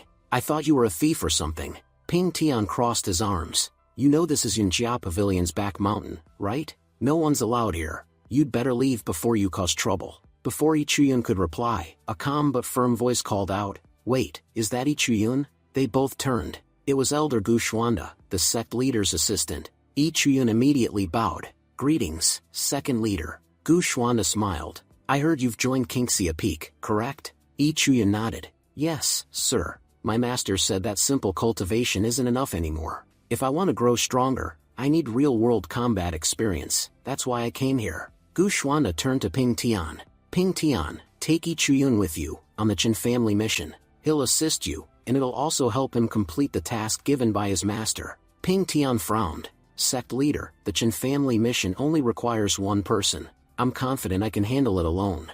Ichiyun quickly added, Please, sect leader, let him go alone. His skills are far above mine. I might just slow him down. Gu Xuanda chuckled. Oh really? You think you're that weak? If we're talking about progress, there's not a single disciple in the entire Luyan sect who's advancing faster than you. You'll go with Ping Tian, consider it an opportunity to learn. He has plenty of experience, and you could benefit from it. Then, turning away, he said, All right, that's settled. You two can leave for the mission immediately. Ichiyun bowed respectfully. Thank you, sect leader. I'll do my best. As they left, Ichiyun said, Let's go, senior brother. Ping Tian sighed to himself, annoyed. Why did master pair me with this idiot? The narrator began explaining. Chen Family Fort is a remarkable city that has been under the protection of the Luyan sect for thousands of years. Because of their presence, no major masters or invaders have dared to attack it. As a result, the city has grown prosperous and peaceful. Every 10 years, the Chen Family Fort holds a grand ceremony to honor their ancestors. During that time, the Luyan sect disciples arrive to protect the city and ensure the event runs smoothly. Chiyun looked around and said, Senior brother, this place is incredible. It looks like a fair will start here soon. But senior brother, you still haven't told me, what exactly is our mission? Is it something dangerous? Ping Tian frowned and snapped, Shut your mouth already. Our only job here is to watch over the city and make sure the ancestor worship ceremony goes well. Nothing more. And stop with your endless questions, you're giving me a headache. If you ask one more stupid thing, I swear, I'll kill you myself before any master gets the chance. Just then, a butler from the Chen family came running toward them. Chen Heba said respectfully, Senior brother Zhao, finally, you're here. We've all been waiting for you. Ping Tian replied, Everyone at the main sect is quite busy right now, so the master asked me to handle this mission personally. Chen Heba smiled. That's wonderful news for us. It's an honor to have you here, Senior brother Zhao. By the way, who's this with you? Ping Tian said dismissively, He's just a useless disciple who came down from the mountain uninvited. I have some important matters to discuss with the Chen family head, so take me to him immediately. Chiyun thought silently, this Ping Tian is unbelievably arrogant. One day, I'll take everything he values, every opportunity, every bit of recognition, and then let's see if he dares talk down to me again. Out loud, Chiyun said politely, Butler Chen, this is my first time in the city. Would you mind showing me around? Heba replied coldly, There's plenty of work to do in the family estate. I don't have time to babysit you. If you want to explore, do it yourself. As he walked away, he told his men, That boy's useless. Don't waste your time on him. Chiyun clenched his fists, so that's the kind of man he is. A bully who kneels before the strong and tramples the weak. He's clearly noticed that Ping Tian doesn't like me, so he's acting this way just to please him. Fine, let them enjoy their arrogance. When my chance comes, I'll show them what I'm truly capable of. At that moment, a stone flies straight toward Chiyun. He looked around irritably. Who threw that? Never mind, I'll just ignore it. He bent down to tie his shoelaces, and by pure coincidence, the same stone bounced off and struck Chen Heba on the head. Startled, Chiyun muttered, What kind of prank is going on here? Guards rushed over. Butler, are you alright? Heba, furious, shouted, Who's the bastard who attacked me? That brat from the Luyan sect is getting too full of himself. We'll have to teach him a lesson. Move! Surround him. They all encircled Chiyun. Chiyun said calmly, Butler Chen, I've been patient with your rudeness, but this time, you've gone too far. Heba snarled, Enough with your acting. I know what you are, a piece of trash. Let's see how cocky you are when we beat you down. At his signal, his men lunged at Chiyun. Heba added proudly, I only bow to powerful people. I'll never kneel to a low-level disciple like you. 30 minutes later, all of Heba's men lay beaten and groaning on the ground. Chuyin stood tall, dusting off his hands. So this is how the Chen family behaves, attacking people without even knowing who's right or wrong. Just then, a young girl's voice shouted, "Let go of my Uncle Chen, or I won't let you go either. And if I tell my father about this, he'll definitely kill you." Chuyin turned and saw a young lady from the Chen family, the family's young miss. He said flatly, "Don't threaten me. I already know you're the one who threw that stone." She crossed her arms defiantly. "Fine, I threw it. So what? Don't you know who I am? In this city, I can do whatever I want, and no one can challenge me. Now let go of my uncle, or you'll regret it." She lashed out with her whip, but Chuyin swiftly caught it midair and pulled hard, dragging her forward. The girl panicked. "If I crash into him, how will I maintain my dignity?" At the last second, Chuyin stepped aside, and she flew past him, crashing straight into a wall. Chuyin smirked. "Ouch, that must have hurt, but I'll admit, that was kind of fun to watch." The young miss, red-faced and furious, shouted, "You're horrible. I'll tell my father, and he'll make sure you're killed." Just then, the Chen family head, Chen Nanfeng, arrived with his guards. He barked, "What's going on here?" Duanheng greeted Chuyin politely, "Junior brother, how have you been?" Chuyin added, "Senior brother Duan, you're here too." Soon, everyone gathered inside the main hall of the Chen family estate. The family head said sternly, "I understand what happened now. Daughter, I've spoiled you too much. You keep causing trouble, and now you've even attacked our guests." The young miss pouted, "Father, please forgive me. That guy's awful. He attacked our people first." Nanfeng roared, "Silence. You started all this nonsense. And you, butler, you're an even bigger fool. If you were just an idiot donkey, that'd be better. How could a human be this brainless? You said this man was just a useless disciple? Don't you realize he's a direct disciple of King Siapik? How dare you offend someone that powerful?" He turned to his guards. "Take Butler Heba away and lock him in the punishment cell. He'll spend the rest of his life in confinement." Crying bitterly, the butler said, "Senior brother Chuyin, please forgive me. If you say a word on my behalf, they'll let me go." Chuyin replied calmly, "Butler Chen, don't worry. I've already punished these people myself. There's no need for you to face any further punishment. Please forgive them." Chen Nanfeng, the family head, said, "Junior brother, please forgive me as well. I truly regret what happened to you. As compensation, I'd like to offer you 300 spirit stones. Please don't refuse them." Chuyin smiled slightly. "All right then, if you're offering so kindly, I'll accept." Nanfeng nodded. "Our junior brother is a good man. He doesn't wish to punish anyone harshly. Butler, take the young miss to her room immediately. She's grounded. She won't be allowed to leave her room for the next 5 days." The young miss glared angrily at Chuyin as she was escorted away. Suddenly, a man in purple robes rushed into the hall, out of breath. "Patriarch, there's a serious problem." Nanfeng frowned. "Speak quickly, what happened?" The messenger said. "We've just received a report from Mount Wuyang.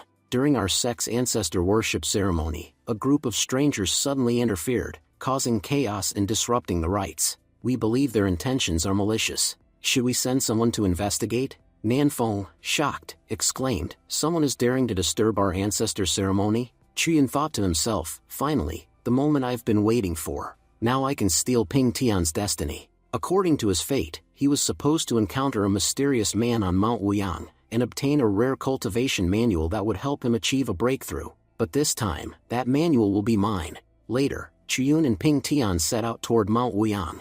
As they arrived, Chuyin said, "I didn't expect it to be this dark here." Ping Tian replied mockingly, "If you're scared, you can always go back." Chuyin smirked. "No, it's not that. It's just, there isn't a single sound around us, not even an insect. When a place is this quiet, it usually means something dangerous is lurking." Just then, they noticed a shadowy figure darting through the trees. Both of them immediately chased after him. Chuyin thought, "Ping Tian is incredibly fast. Even though I'm using my movement technique, I still can't keep up with him." Out loud, he said, "Senior brother, that man seems to be leading us somewhere. I think it might be a trap." Ping Tian smirked. "Then let's find out what kind of trap it is." Then he throws his sword towards that man, striking him in the leg. The man fell to the ground, wounded. Ping Tian barked, "Speak, who are you? If you hesitate even for a second, I'll kill you right here." The injured man laughed weakly. "You can't kill me. Xiao Ping Tian, we came here specifically to kill you. And now, using our special technique, you won't be able to escape." Ping Tian narrowed his eyes. You think you can kill me alone? The man suddenly activated a vanishing technique and tried to flee. Chuyan shouted, "Senior brother, if you go ahead, tell me first." Ping Tian responded quickly, "Chuyan, hurry back to the Chen family fort and warn Nanfeng. Tell him we're under attack by the Red Ghost sect. I'll stay here and hold them off." Then he rushed into battle. Chuyan called out, "Senior brother, wait. You're going the wrong way. There are no enemies over there." At that moment, a figure appeared behind Chuyan. The Red Ghost sect assassin sneered, Well, I didn't expect you to be this capable. Ping Tian has already fallen into our trap and is running around in confusion. But you've figured it out, that this entire place is a setup." Chuyan said coldly, "So the Red Ghost sect only knows how to lay traps. You think you can kill Ping Tian? Not a chance. In fact, I'll kill you instead, and take your precious ancient manual for myself." The assassin's eyes widened in shock. "What did you just say?" "He knows about the manual." The man thought desperately, how could he have figured that out? Chuyan smirked. "So I was right. You really do have the ancient manual. In that case, it belongs to me now." He struck swiftly, slicing the man's arm clean off. The assassin screamed, collapsing to his knees. "Master, please, don't kill me. You want the manual, right? I'll give it to you, just spare me." Even as he bled, the Red Ghost sect member thought, how is this possible? I'm at the Yunhai realm, but I still can't defeat this guy. How can he be this strong? Chuyan said, "I might let you live, but first, tell me how to break this formation." The man sobbed, "I swear, I don't know. I was only ordered to lure Ping Tian here. My mission was to kill him. The rest of my team was assigned to attack the Chen family fort. That's all I know." Chuyan's expression hardened.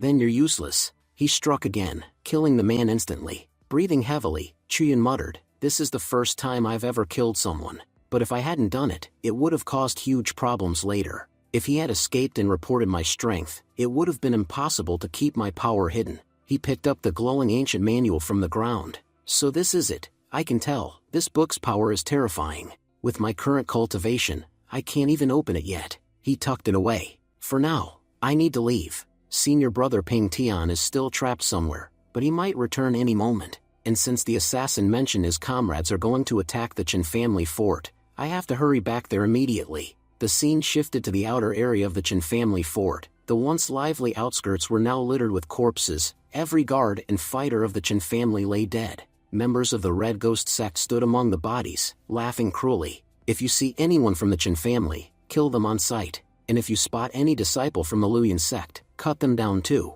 They are our main enemies." Chuyan thought to himself, I never imagined the Red Ghost sect would have already seized control of the outer area of the Chen family fort. Senior brother Ping Tian is still inside. I can only hope he's managing to handle things somehow. If I try to barge in using brute force, it'll only draw attention. I'll have to be smart about every move I make. Meanwhile, among the Red Ghost sect soldiers, one of them returned excitedly and said, "Brothers, we did an excellent job out there." The guards at the gate stopped him. "Wait, if you want to leave, show your disaster jade. Without it, no one leaves the fort." The man nodded nervously. "Ah, disaster jade? Right, just a second, I'll show it." Chuyan thought, so they're using jade passes for security checks. The Red Ghost sect guard narrowed his eyes. "You're dressed like us, but you don't even seem to know what a disaster jade is. Could it be that you're not one of us, and you've disguised yourself to infiltrate our ranks?" Chuyan's heart raced. Damn, they're suspicious already. Looks like I'll have to fight my way in after all. Some of these men won't be walking out alive. Just as the guards prepared to attack Chuyan, Wang Ru and her disciples from the Luyan sect suddenly charged in, weapons drawn. "Kill these bastards. As long as we're alive, the Chen family fort will not fall." As Chuyan entered the city amidst the chaos, he thought, what's going on here? Why are so many Luyan sect disciples fighting here? If Ping Tian was their main target, why are they attacking the Chen family fort so fiercely? And where are the elders? Why did they send only disciples to defend such an important stronghold? The Red Ghost sect is capable of anything. They must have deployed one of their elite divisions here. He clenched his fists. I don't even know what happened to the team I came with. I just hope Senior Nanfeng is still alive. I have to find him, and include him in my plan. Once he joins me, my strategy will become foolproof, and I'll be able to save Senior brother Ping Tian too. Just then, Chuyan noticed two Red Ghost sect members dragging a wounded Chen family guard across the ground. The guard spat blood and shouted, "The Luyan sect will never forgive you. You'll all die horrible deaths." One of the Red Ghost sect men sneered, "We'll see about that." He stabbed the guard through the chest, killing him instantly. A man wearing a golden mask stepped forward. The Chen family cultivators are stubborn. Even when they know they're doomed, they still refuse to surrender. Once we capture the city lord's mansion, everything they own will be ours, and their spirit will break completely. He turned to one of his subordinates. I sent you to the 5 Sun Mountains. What did you find? The man bowed. I searched thoroughly, master, but I didn't find anything there. The golden masked leader growled. I don't care what it takes. I want those 2 items. Bring them to me at any cost. The man replied quickly, yes, master, I'll find them, but it may take a little more time. The golden masked man said coldly, before the Luyan sect elders arrive, you'd better disappear. If they recognize you, you'll die before I can save you. As he turned, his eyes suddenly caught sight of Chuyun, still in disguise. He approached and placed a hand on Chuyun's shoulder. What are you doing here? Chuyun bowed slightly and replied calmly, the Luyan sect disciples have started attacking the front gate, so I was heading there to join the fight. Chuyun thought silently, it seems that I can't see the fate of people whose faces are hidden behind masks. The golden masked man handed him a map. This contains the entire layout of the city lord's mansion, every hall, every chamber. Tell everyone to follow the plan marked on this map. If they do, they'll encounter no resistance. Chuyun glanced at it and thought, this map is incredibly detailed. It's clear their goal isn't just to attack, they're trying to capture the city lord's residence. And from the looks of it, they're searching for something inside. One of the masked men yelled impatiently, what are you waiting for? Move! Chuyun nodded. Yes, sir. I'm on my way. The scene shifted to the outside of the city lord's mansion. The area was covered with bodies. The Red Ghost sect had slaughtered nearly everyone. One of the Red Ghost sect warriors laughed. No matter how hard you struggle, you'll all die by our hands. He raised his sword and killed the young Mrs. Bodyguard right in front of her. But before he could move again, Chuyun appeared, cutting the attacker down in one swift strike. The remaining Red Ghost sect soldiers shouted in shock. What the hell are you doing? You're one of us. Why are you killing our men? Chuyun tore off his mask and threw it aside. Who said I'm one of you? I am nothing like you, and I never will be. The young miss, stunned, gasped. You're Chuyun. The surviving guards murmured, he's from the Luyan sect. But what's the point of him being here? His cultivation isn't even as high as ours. What can someone at his level possibly do? Chuyun smirked. True, your cultivation may be higher than mine, but having higher cultivation doesn't make you stronger. He charged forward, his sword blazing with energy, cutting through the Red Ghost sect soldiers like a storm. His speed and power were overwhelming, so fast that the enemies couldn't even react. The onlookers were frozen in disbelief. Chuyun turned to them and said, so, were you saying something about my cultivation level? Do you still want to compare? The young miss, awestruck, replied softly, Chuyun, I never imagined you could be this powerful. You saved me today, and for what I did before, I sincerely apologize. Chuyun said, if you're sincerely apologizing, then fine, let's forget about our past. But tell me something, where is Senior Duan? I came here specifically to find him. The young miss replied, when the Red Ghost sect first attacked, Senior Duan led a small group to fight them off. Everyone else eventually returned, except for him. He's been missing ever since. No one in the entire city has seen him. Shocked, Chuyun muttered, Senior Brother Duan is missing? Meanwhile, inside the Patriarch's mansion, chaos had erupted. The disciples and elders were panicking, shouting, Patriarch Nanfeng, what's going on? We came here to celebrate the ancestor ceremony, not to die. Please, tell us what the Red Ghost sect wants. If they're after money, we'll pay them whatever they want, just keep us alive. Chen Nanfeng raised his hand and said firmly, everyone, calm down. There's no need to panic. We'll soon have the Red Ghost sect under control. The young miss, angry at the cowardice around her, shouted, all of you are pathetic. Our Chen family has helped you countless times, and now, when we're in trouble, you blame my father instead? I've never seen such spineless people in my life. Chuyun stepped forward and said, Patriarch Chen, I can help you in this situation. Our senior brother Ping Tian has been trapped by the enemy, and our entire sect has been blocked outside by the Red Ghost sect. They've poured all their strength into sealing the area, making sure no one from our sect can enter. It's clear they've been planning this for a long time. Every move of ours, every defense, has been anticipated. I also managed to obtain this map from one of the Red Ghost sect members. According to them, there's an extremely valuable item hidden inside the Chen family fort. This map marks the exact spot where it's supposed to be located. The Red Ghost sect hasn't found it yet. If they had, everyone here would already be dead. Nanfeng frowned. So that's what they're after. The other men murmured nervously, then just give them whatever they want, Patriarch. If they get what they came for, maybe they'll leave us alive. Our survival is what matters most right now. Nanfeng ignored them and turned to Chuyun.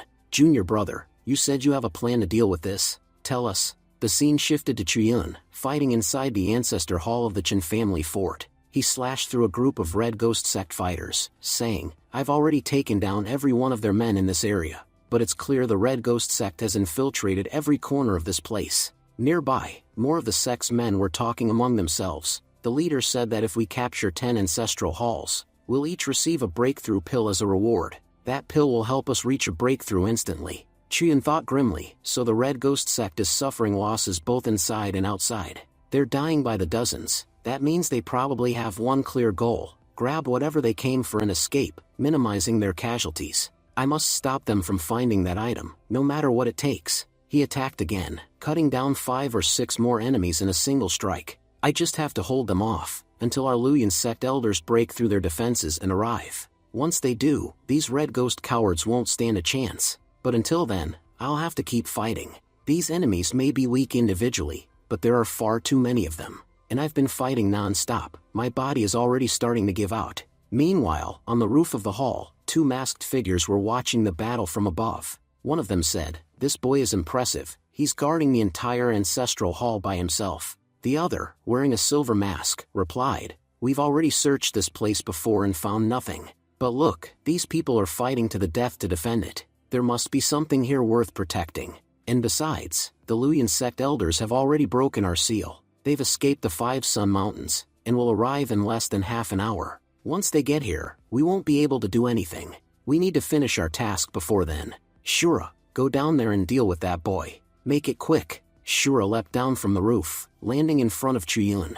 Chuyun dodged his first strike and thought, this guy is fast, really fast. Shura sneered, you're only at the nascent soul realm, and yet you've killed so many of our people. You've been showing off your power all this time. Let's see just how strong you really are. Chuyun smirked. So you've been watching me fight from the roof all this time, huh? Finally decided to come down and face me? Shura's eyes widened. He knew we were there, but we were completely hidden. Chuyun took a deep breath and began channeling his energy. This attack, I've never used it on anyone before since mastering it. You should consider yourself lucky, fat man, because after this strike, you probably won't be alive to see another. Shura said coldly, why is this boy's power increasing? Before he could react further, Chuyun charged forward, unleashing his great tiger roar technique, dodging the powerful attack with a smirk. Shura taunted, I'll admit, that was a strong strike, impressive, even. But compared to my speed, your attack is far too slow. What's the use of power if it can't even hit its target? Your technique still has many flaws, boy. Unfortunately, you'll never get the chance to correct them. With that, Shura threw a heavy punch. Chuyun quickly brought up his arm guard to block, but the force of the blow sent him flying backward, crashing into the ground. Despite the hit, Chuyun laughed. Now this is getting exciting. He gathered his energy again, activating his hidden spirit technique. Shura's eyes widened. He has another hidden technique? So that earlier attack, he used it to bait me, to draw me in close, and now that I've taken the bait, he's going for his real strike. Damn, I walked right into his trap. I can't dodge this one. A massive explosion shook the hall as Chuyun's attack hit. The Chen family fighters around them screamed and fell back, blinded by the blast. What happened? Did we win? Senior brother, that attack was incredible. Chuyun said sharply, don't celebrate yet. The fight isn't over. Through the smoke, they saw Shura on his knees, wounded and gasping. I underestimated this kid. He looked up at the silver-masked man nearby. Huangshi, what are you waiting for? Go, finish him. Huangshi smirked. You talked too much during the fight, Shura. If you had focused instead of bragging, this wouldn't have happened. Without moving from his place, Huangshi raised a hand, and a deadly wave of energy erupted from him, vaporizing several of his own men in an instant. Chuyun's eyes widened. That attack was unbelievably fast. If I didn't have my step technique, I'd already be dead. He steadied his breathing. I've used the King Yuan sword technique twice already. My body's reaching its limit. If I don't retreat soon, these guys will definitely kill me. Shura stood shakily, glaring. Running away? Are you? After killing so many of my men, you think you can escape? Chuyun thought quickly. If I reach the inner chamber, I can use Hongshu's artifact. That might be my only way to survive. Then, from below, a familiar voice shouted, Chuyun, over here. It was the young miss, waving her hand. Chuyun frowned. What is she doing here? She'll get herself killed. He dashed to her, grabbed her arm, and said sternly, "Move aside.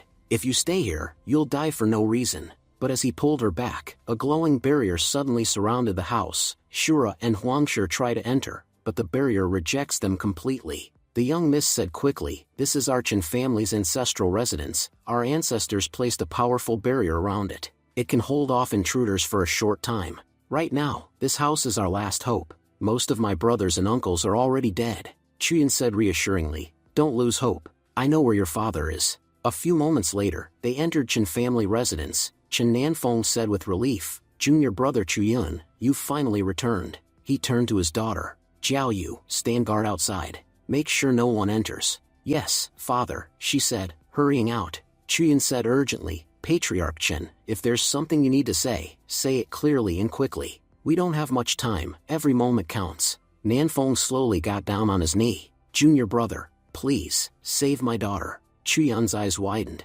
"Patriarch, what are you doing? There's no need for this." Nanfeng shook his head. "You've seen it yourself, saving the Chen family is impossible now. So I beg you, take my daughter and get her out of here. Even if I die, as long as she lives, I'll die content." Chuyun protested, "But the Luyan sect elders will arrive soon. The only reason they're not here yet is that they were trapped by the Red Ghost sect's formation, but they've broken free. They'll be here any moment." Nanfeng sighed. "Our ancestral barrier is the last line of defense we have. Once it breaks, the Chen family is finished. They're already attacking it. It's only a matter of time before it falls. Before I die, there's only one thing I want to say. Please, save my daughter, Jiao Ru. No matter what it takes, take her to Kingxia Peak. That place, it will be completely safe for her." Chuyun said, "I'm already badly injured. In this condition, I can't even protect myself. Taking responsibility for Jiao Ru's safety, it would be nearly impossible for me." Chen Nanfeng said firmly, "Then look at this item.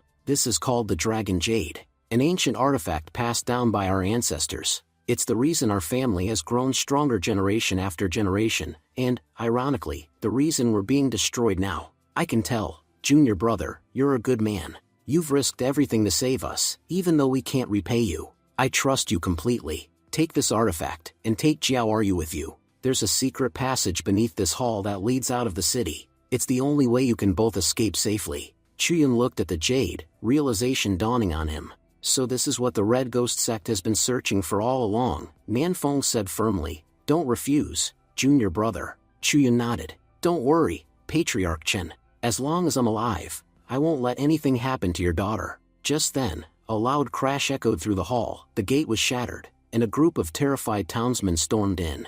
Jiao Ru cried. "I told them not to enter, but they forced their way in." The mob shouted angrily, "Your father locked us inside this barrier to protect us, and now he's dooming us all." The Wang family head stepped forward. "We're all going to die anyway. We know the Red Ghost sect wants something that you're hiding, Patriarch. Give it to them, now. Otherwise, we'll kill you ourselves. Why should we all die because of your stubbornness? We've done nothing wrong, yet we're being dragged into your family's war." Chen Nanfeng said calmly, "Everyone, give me 2 minutes. I'll be back shortly." Chuyun turned and entered the inner chamber, taking Jiao Ru with him. Inside, Jiao Ru looked at Chuyun anxiously. "Chuyun, what are we going to do? Are those people trying to force my father to give them the artifact? My father is a good man, he's helped them so many times, but those cowards have already forgotten his kindness." Chuyun replied, "No matter what they do, Patriarch Chen will never hand over the artifact. You must stay calm. If you panic, you'll only make things worse." He thought to himself, "When I arrived here, I made a mistake, and that mistake led to this disaster. I should have read Patriarch Chen's fate first. If I had, none of this would have happened." He focused his spiritual sight and muttered, "Patriarch Chen's destiny shows that the Chen family fort will perish with him. Before dying, he will activate the family's secret formation to protect his daughter. But because of this, Duanheng will torture him, and in the end, Duanheng will kill him." Chuyun's eyes widened in shock. "Wait, senior brother Duanheng? It says here that he will kill Patriarch Chen, and even torture him before that? Why? Senior brother Duanheng came here to protect them. Why would he do something like that?" Just then, Chen Nanfeng activated a teleportation array. Smiling faintly, he said, "If the Red Ghost sect wants to come here, let them. Those bastards will leave empty-handed, just like always." The array's activation caused a tremor. The protective barrier around the mansion shattered. From outside, Shura growled, "Have they lost their minds? They're destroying their own barrier from the inside. The silver-masked man said coldly, the barrier is broken. It's time to move in and check where the artifact is. Once we find it, kill everyone. Inside the teleportation array, Jiao Ryu panicked. Chuyun, what's happening? Why are we flying? Chuyun replied, it's because we're standing directly on the teleportation array. It's activating. At that moment, they noticed blood smeared across the gate, and the moment they opened it, they saw the entire courtyard outside filled with corpses. At the center stood the silver-masked man, holding Patriarch Chen by the neck. Stop the formation, he ordered. Patriarch Chen said weakly, I've already activated it. No matter what I do, it won't stop now. Jiao Ryu says, Senior brother Chuyun, I'm begging you, please, save my father. He's a good man. He's never done anything wrong. Chuyun said firmly, Miss Chen, calm down. Right now, we have to escape. If we stay, your father's sacrifice will mean nothing. He would never want to see you die before his eyes. The silver-masked man smirked. If you try to leave, I'll make Chen Nanfeng suffer a death worse than you can imagine. Think carefully, girl. Do you want to watch your father die right in front of you? Tell your friend to stop the formation. That's the only way he'll live. Patriarch Chen shouted, My children, go! You must live, and become stronger than me. Through tears, Jiao Ryu cried, No, father, please forgive them. You haven't done anything wrong. Why isn't this formation stopping? Brother Chuyun, please, save him. If you don't, I'll end my life once he's gone. Chuyun clenched his fists, then suddenly struck her gently on the neck, knocking her unconscious. As she fainted, Jiao Ryu whispered weakly, Chuyun, please save my father. I'm weak, but you're strong. Tears filled Chuyun's eyes. I'm sorry. If I were truly strong, I could have saved everyone. But because I wasn't, so many have died. Moments later, the teleportation array carried Chuyun and Jiao Ryu away, toward the Luoyuan sect's territory. But as they traveled through the array, Chuyun noticed something wrong. This route, it leads to the Luoyuan sect, but the array's power is fading. Its speed is slowing down. Too much energy was used to activate it earlier. It won't last long. He looked to the side. What should we do? Suddenly, a shadow appeared. One of the Red Ghost Sect assassins had used a speed talisman to chase them. Chuyun realized grimly, the array's losing power fast. If this continues, he'll catch up to us, and we'll have no way to fight back. He exhaled deeply. I have no choice, running won't help anymore. It's better to fight here and now. He landed in the middle of a dense forest. The Red Ghost Sect assassin appeared before him, sneering. Struggling is useless. No matter how hard you try, you can't escape me. Hand over the artifact, and I'll let you and the girl live. Chuyun replied coldly. Do you take me for a fool? We both know that if I give you the artifact, you'll kill us right after. Patriarch Chen gave his life protecting it, and you think I'll just hand it over? Well, I have to admit, your acting skills are impressive, isn't that right, Duanheng? Removing his mask, Duanheng smirked and said, Junior brother, you're not as foolish as I used to think. We were once good friends, so I'll give you a fair chance. Quietly hand over Chen family's treasure, and I promise not to make you suffer. I'll give you a swift and painless death. Oh, and you still have something that belongs to me, don't you? Remember when we first met in the Five Sun Mountain Cave? You stole one of my artifacts there. Chuyun frowned. How do you even know I have that artifact? You were unconscious when I found it. Duanheng chuckled. I found out later. You and Wang Shuang went into the cave that day. When I asked Wang Shuang about what happened, he told me he never entered, that you went in alone. And you know what? He told me this right before he died, so I'm sure he wasn't lying. Besides, your recent growth has been extraordinary. If someone improves that fast, they must be hiding incredible secrets. And now, I know exactly what yours are. Just then, Chuyun's system spoke in his head. Your fate has changed. You will soon be killed by Duanheng in Sunset Valley. Even if you take the calamity pill, it won't help you. Chuyun was stunned. What's going on?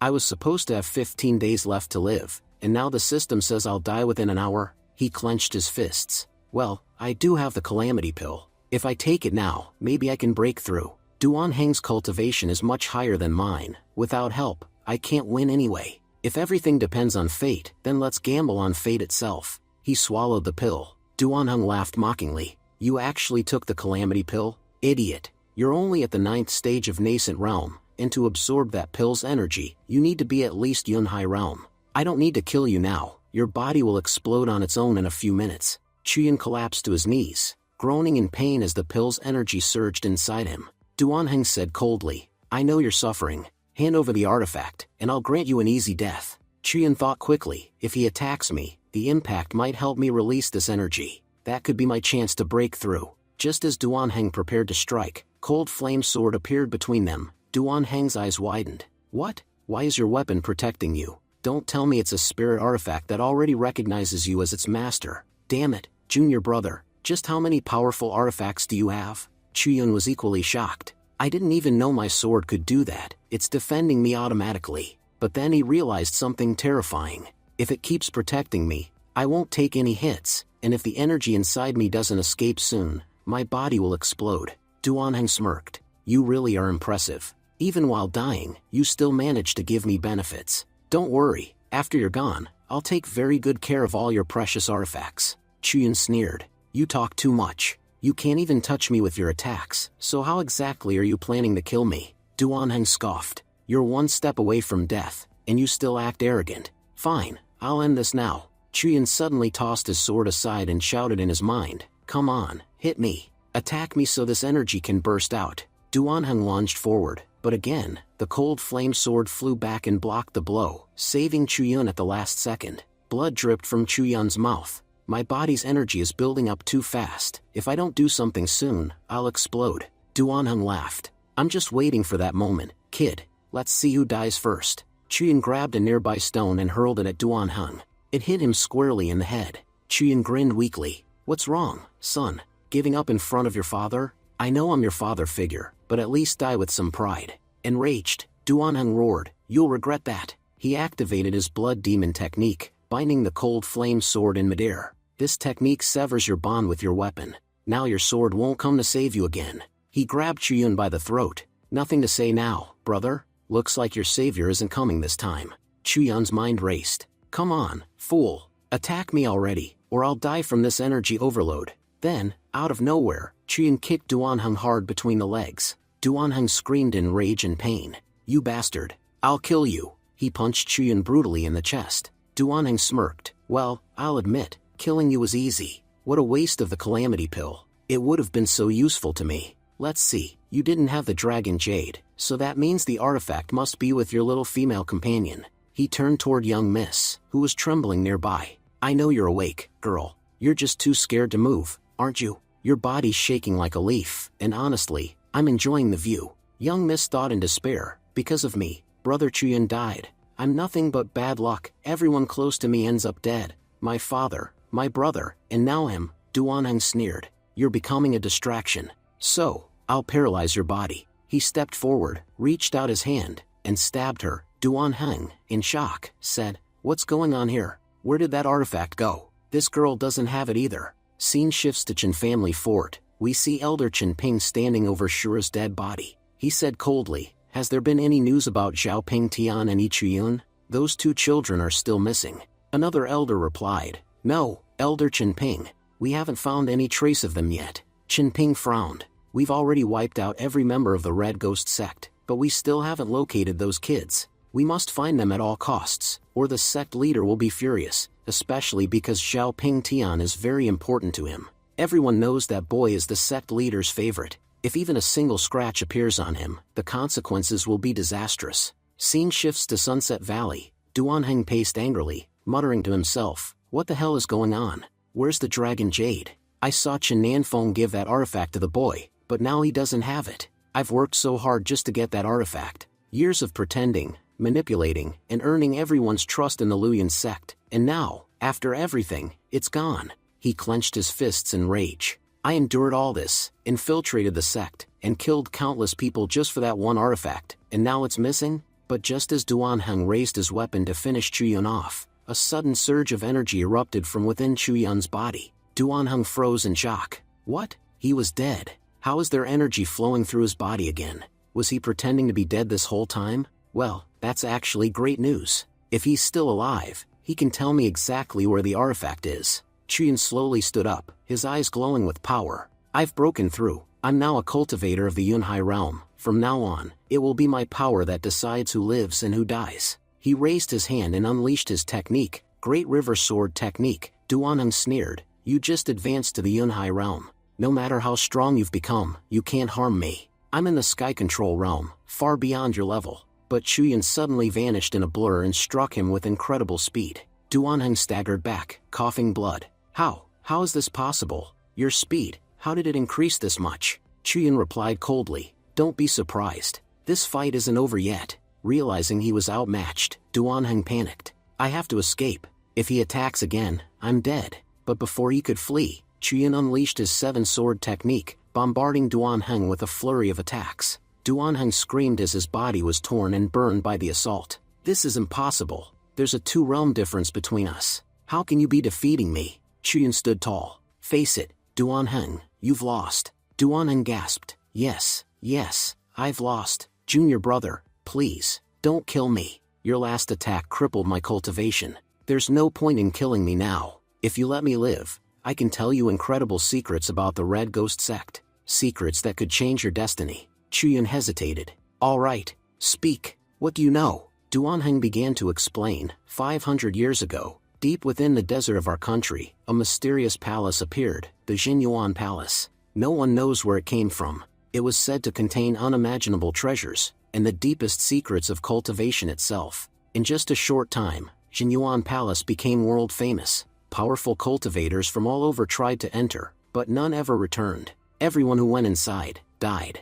Our Red Ghost sect's ancestors also tried to explore it. They discovered that only those with 3 special keys can unlock its gates. The first key is the Dragon Jade, which you currently possess. The second key is the Mystic Sun Embryo, sealed in the cave you explored. That's another artifact you have. As for the third artifact, I don't know what it is or where it's hidden, but anyone who possesses all 3 can open the gates of Jinyuan Palace. He coughed weakly. Junior brother, that's everything I know. If you spare me, I'll tell you even more about Jinyuan Palace later. Just let me live. He slowly began to back away. Chuyun nodded slightly. Thanks for the information.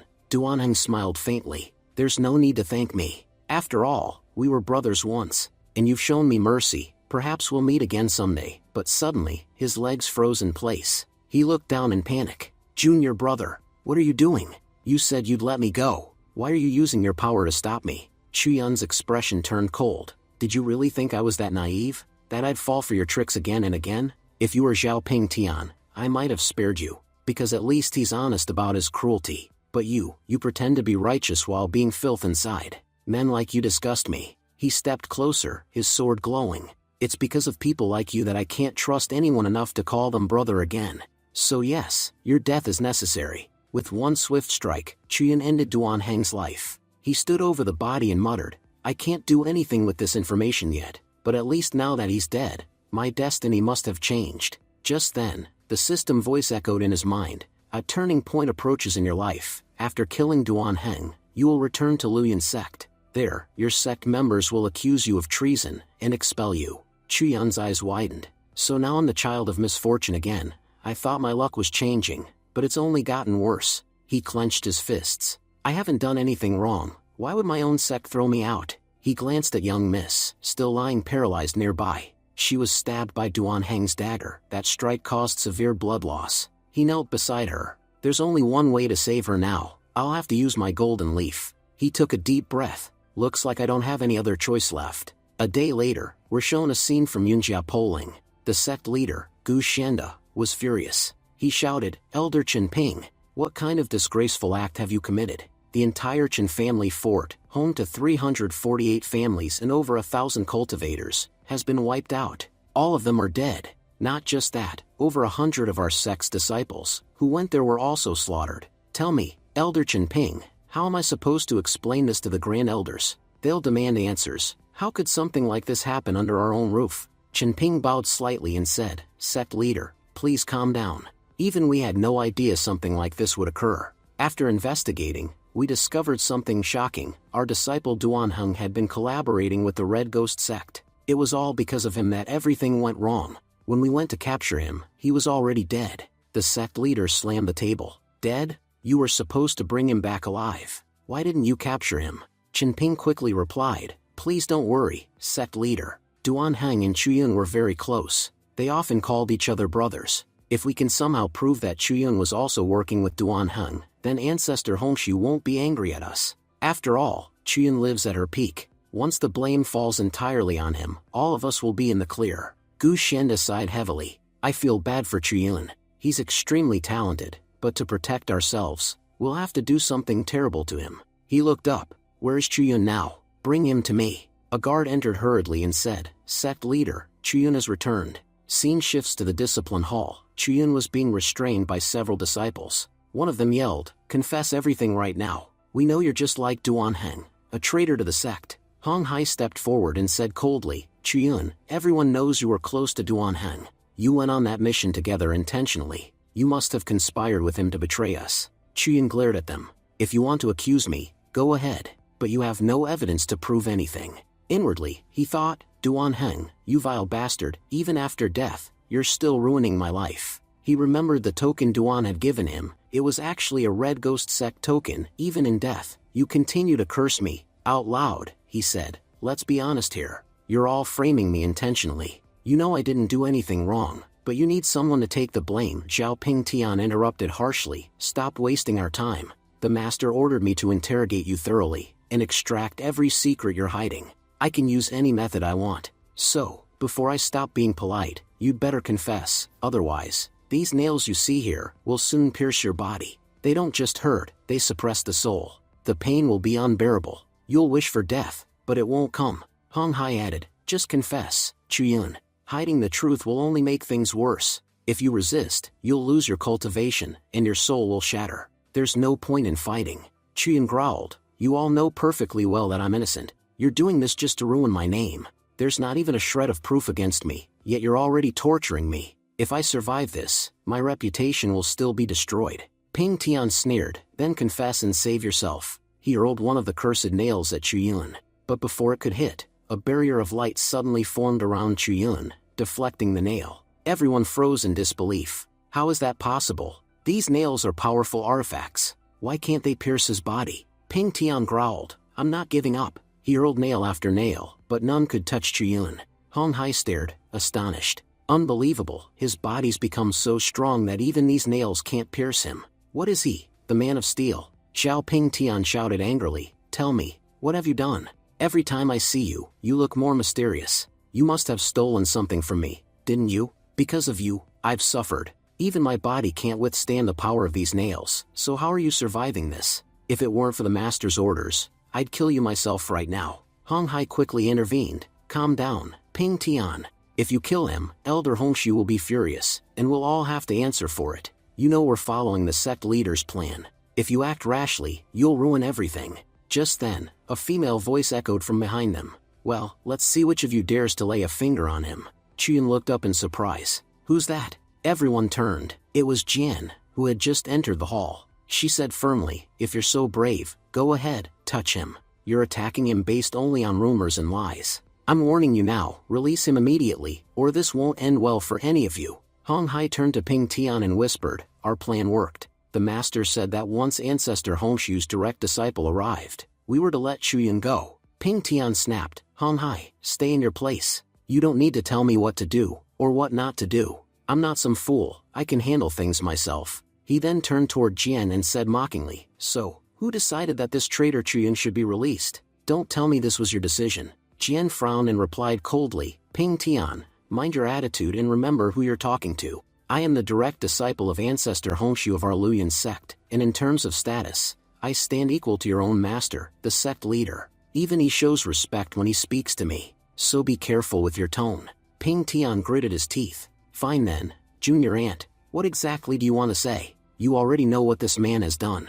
According to his crimes, what punishment do you think he deserves? Jian replied calmly, my master said that Chuyun indeed made a grave mistake. However, he also performed an extraordinary act. He saved the last surviving heir of the Chen family. Everyone knows that if not for Chuyun, the entire Chen family line would have been wiped out. Because of his merits, my master has chosen to pardon his crime, but as punishment, Chuyun is to be expelled from our sect. He will no longer be an inner disciple of the Luyan sect. Instead, he'll serve as a gatekeeper at the mountain entrance. That is the punishment my master has assigned. If anyone here has objections, they can take it up directly with her. Ping Tian clenched his jaw but forced a smile. Since this decree comes from the ancestor herself, no one will object. I'll report everything to the sect leader when we return. But inside, he seethed with hatred. I swear, if I ever find that girl alone, I'll kill her. She won't escape next time.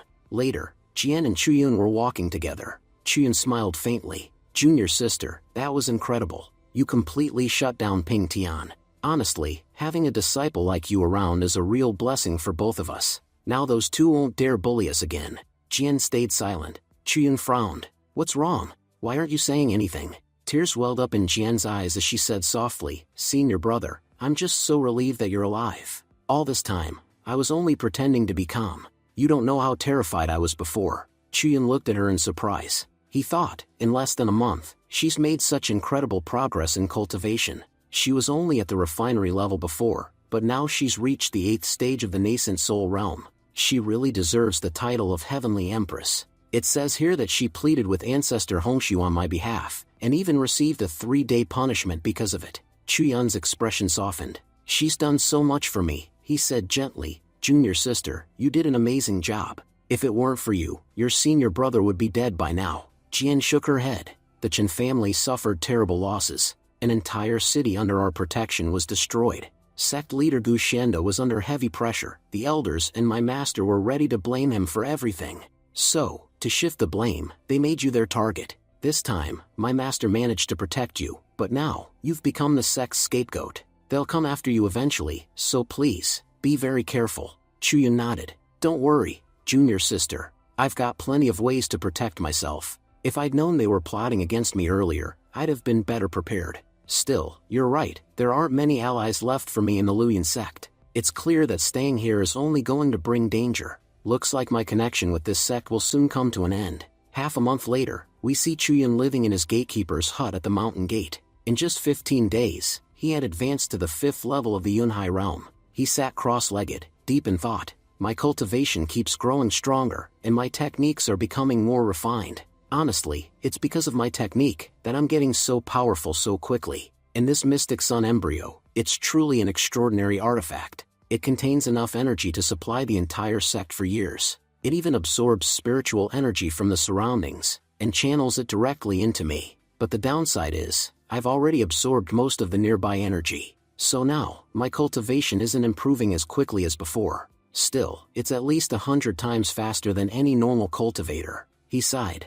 There's still something I don't understand. Why didn't those soul nails pierce my body that day? There's only one person who can answer that, Old Man Pingzu. He reached into his system inventory. I also have this ancient manual, the one that belonged to Ping Tian. His treasures are always impressive. I should check what this one does. He looked around in confusion.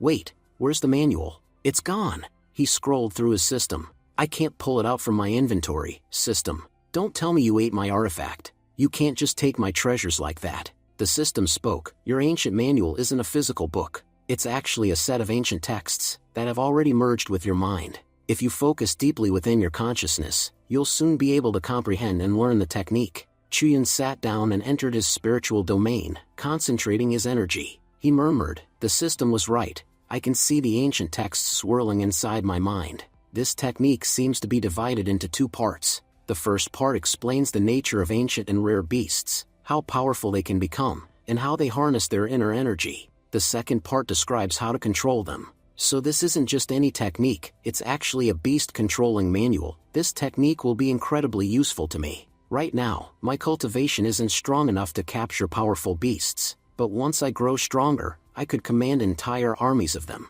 Imagine, an army of beasts under my control. No one would dare challenge me in battle. Truly, Ping Tian, your luck was extraordinary. Every artifact you left behind is a masterpiece. Scene shifts outside the Luyan sect. A stranger stood before the gates. I've come from the beast-controlling sect. I seek an audience with your sect leader, Gu Shenda. The guards stepped forward.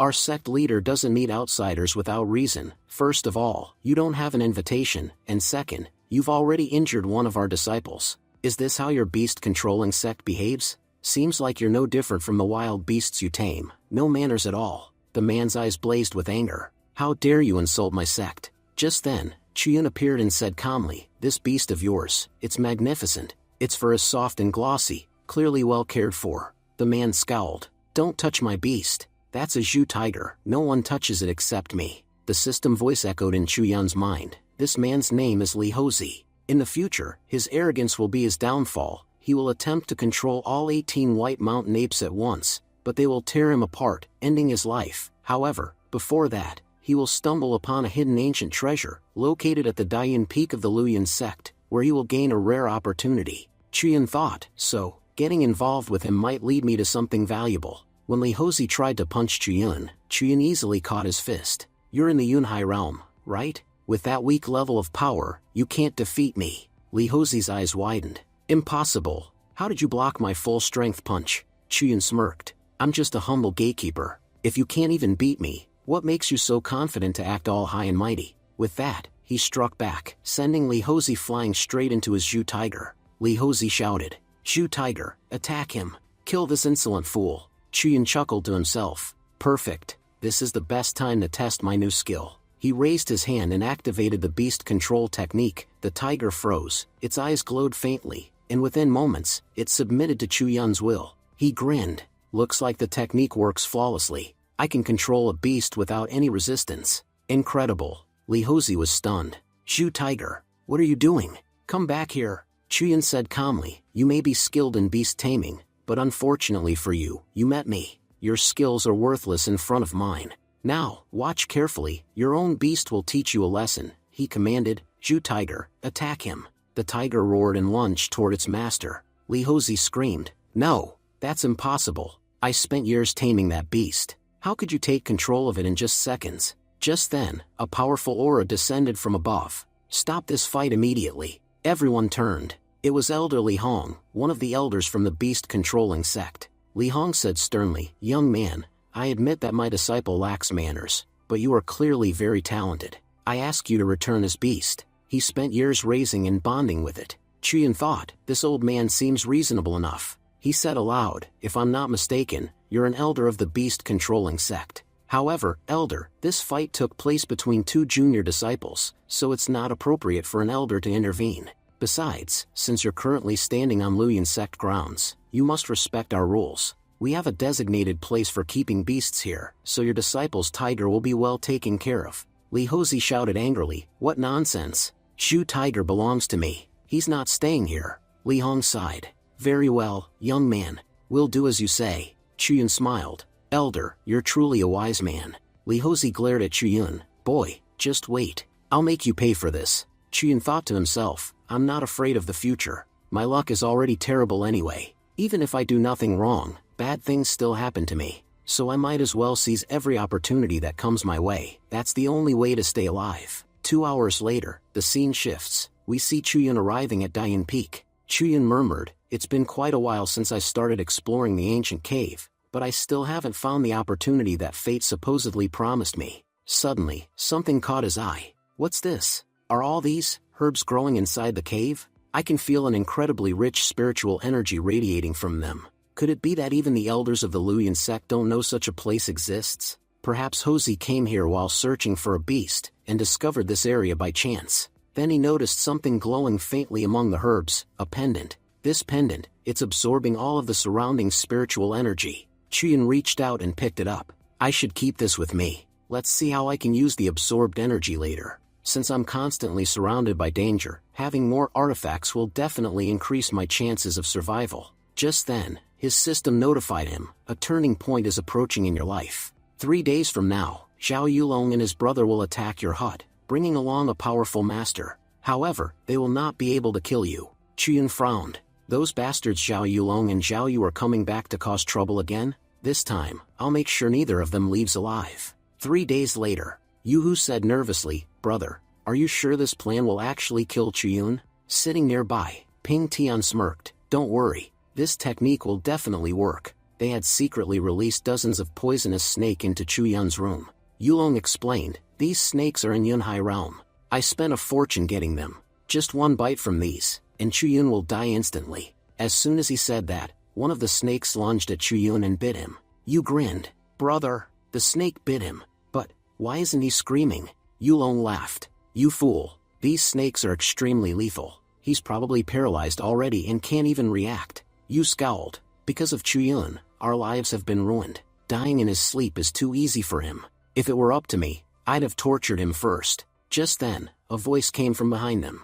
Chuyun said coldly, oh, were you two talking about me? And you, fat one, you think you can torture me? The brothers froze in shock. Yulong shouted, you bastard. Because of you, I was expelled from the inner sect. You ruined my life. I'll never forgive you. Chiyun replied calmly. And you really think just the two of you can kill me? You sneered. You betrayed our sect, Chiyun. You deserve death. Yulong grinned viciously. I have a powerful beast that will make quick work of you. He released his 7-colored fury python. The enormous serpent hissed and lunged toward Chiyun. Chiyun jumped back, eyes widening. That's a 7-colored fury python. A high-tier beast that only beast sect masters can control. Wait, does that mean Li Hozi is working with these two? He always hated me. I wouldn't put it past him. Yulong laughed mockingly. What's wrong, Chiyun? Not so arrogant now, are you? You smirked. He's terrified, brother. Look at him. He knows death is standing right in front of him. Yulong continued. He's not even a disciple anymore, just a gatekeeper. His death won't matter to anyone. Chiyun narrowed his eyes. You've given me quite a few surprises today, but it's only fair I give you one in return. You barked. Stop acting tough. Order the beast to finish him off. Yulong nodded. You're right. He's lived long enough. Time for him to die. But suddenly, the 7-colored python turned and began slithering toward them. You shouted, brother, what's happening? Why is it attacking us? Before they could react, the serpent devoured both of them whole. Chiyun stood calmly, controlling the python with his energy. You said if I died, no one would care, but it seems you're the ones whose deaths won't matter to anyone. Just then, Ping Tian appeared. He shouted, Chuyin, how dare you kill members of our sect? I saw everything with my own eyes. You murdered them without reason. Chuyin looked at him and said, Senior brother Ping Tian, I didn't expect you to show up here. Before Ping Tian could reply, the python lunged at him, but Ping Tian countered swiftly. You think your little beast can harm me? With one strike, he killed the python instantly. Chuyin gritted his teeth. He's strong, far stronger than I imagined. I can't even land a single attack on him. Later, they dragged Chiyun to the main hall of the Yuzhen Peak. Elder Gu Shenda scolded. We were still investigating your previous misconduct, and now you've caused another major incident. This time, your mistake is unforgivable. Even our ancestor can't save you now. Xinguan thought angrily. These people are despicable. Why are they dragging the ancestor into this nonsense? Hong Hai said coldly. Chiyun has no defense. He's committed a grave sin. I say we execute him immediately. The other elders nodded. Agreed. There's no reason to keep him alive. Chiyun raised his voice. Before you pass judgment, let me report what really happened. The true victim here isn't those dead men, it's me. Senior brother Ping Tian and his 2 lackeys ambushed me first. And now that they're dead, you're framing me as the villain. Tell me, why does it feel like every single one of you is against me? It seems this entire sect is filled with nothing but hypocrites. Every single person standing in this hall is a two-faced liar. Hong Hai shouted furiously. How dare you talk such nonsense? You even called our leader a hypocrite? Leader, I say we should execute this insolent brat right now. Gu Shenda said sternly. Chiyun, the statement you've just made is very serious. I expect you to explain yourself clearly, otherwise, things could turn very dangerous for you. Chiyun replied calmly. I have one question for senior brother Zhao Pingtian. What were you doing on that mountain so late at night? Normally, no one goes there after dark. Pingtian answered confidently. I was assigned a mission at the base of the mountain. After completing it, I was returning to the sect when I saw you killing 2 disciples. Chiyun interrupted. Senior brother Zhao Pingtian, you only saw those brothers die by my hands, but you didn't see what they did before that, did you? Pingtian admitted. No, I didn't see what they were doing. I just saw them dead when I arrived. Chiyun smirked. In that case, let's clear things up. I have an image crystal that recorded the entire incident. Let's see who's telling the truth, and who's lying. The entire hall went silent. Zhao Pingtian looked shocked. What? An image crystal? Chiyun activated the crystal. A glowing projection appeared in midair, replaying everything that had happened on the mountain, from start to finish. Everyone saw that Zhao Pingtian had been there all along, working together with Zhao Yulong and Zhao Yu. Everything Pingtian had said was a lie. Chiyun looked at him coldly. Senior brother Zhao Pingtian, do you have anything left to say? You told those brothers to kill me, didn't you? And now you claim that I murdered them in cold blood. The truth is, the spirit beast they summoned to kill me turned on them instead, and that's how they died. All of you were calling me a murderer moments ago, saying I deserved death. Well then, here's your chance to prove your justice. If you're not hypocrites, punish him, kill him right here, right now. He glanced around the hall. But I know none of you have the courage to do it. The sect leader finally spoke. Yesterday, I did assign Pingtian a mission at the foot of the mountain. However, as we've just seen in the recording, those two brothers attacked first. Therefore, Chuyun is not guilty. He's free to go rest, and everyone else is dismissed. The hall began to empty, but Chuyun stopped them. Elders, wait a second. Just a few minutes ago, you were all calling for my death, and now you're running away with your tails between your legs? You all saw the recording yourselves. Xiao Pingtian clearly lied and witnessed everything, yet he came here and twisted the truth. Doesn't that deserve punishment? Or have you all become so spineless that you won't even act against a liar? I never thought our sect's standards would sink so low, that even elders would tremble before a deceitful disciple. Xiao Pingtian, looking panicked, said, Chuyun, enough. Master, please forgive me. I admit my mistake. When I saw them fighting, I thought it was just a friendly sparring match. I never imagined anyone would actually die. Gu Shen aside, admitting your fault is a good start, but you still made a grave error. Therefore, you'll be sent to the Lizhu cave for 1 month. You cannot leave until I personally grant permission. Pingtian bowed quickly. Yes, master. I'll confine myself to the cave for a month. Chuyun thought silently. The sect leader is a vile man. He's pretending to punish Xiao Pingtian, but in truth, he's sending him to the Lizhu cave to gain opportunity and treasure. Too bad for him. I already claimed that opportunity myself. No matter what they try to do to me, I've already beaten them at their own game. Later, Chuyun met with Elder Pingzhu. Chuyun said angrily, Elder, I'm furious. I can't stand how corrupt this sect has become. Elder Pingzhu spoke gently. I understand your anger, but to cultivate properly, you must calm your heart. You now possess the physique of a sword cultivator, and a sword cultivator must have a clear, focused mind. A mind clouded by anger is like a blade covered in rust. You once asked me how you survived the soul nail poison. The truth is, the power of the calamity pill is still within your body. That same power protected you from being destroyed by the soul nail poison. You're extremely lucky, Chuyun. Without it, you'd already be dead. Chuyun nodded slowly. Anger only exists for those we care about. I was never truly angry at these people. I just didn't realize how despicable they could be. The sect leader pretends to be righteous, but is deeply biased toward his favorites. To cover his mistakes, he tried to sacrifice me. Even the elders follow him blindly. Honestly, Elder Pingzhu, you're the only decent person in this entire sect. You were the one who gave me the image crystal. Without it, I couldn't have defended myself, and they surely would have sentenced me to a harsh punishment. Pingzhu smiled faintly. You're not yet strong enough to stand against them, which is why I intervened. But when you become powerful enough, you must make them face the consequences of their injustice. Remember, you've awakened the physique of a sword cultivator. You've already unlocked your body's full potential, something only 1 in a million cultivators ever achieve. You possess extraordinary talent and luck, Chuyun.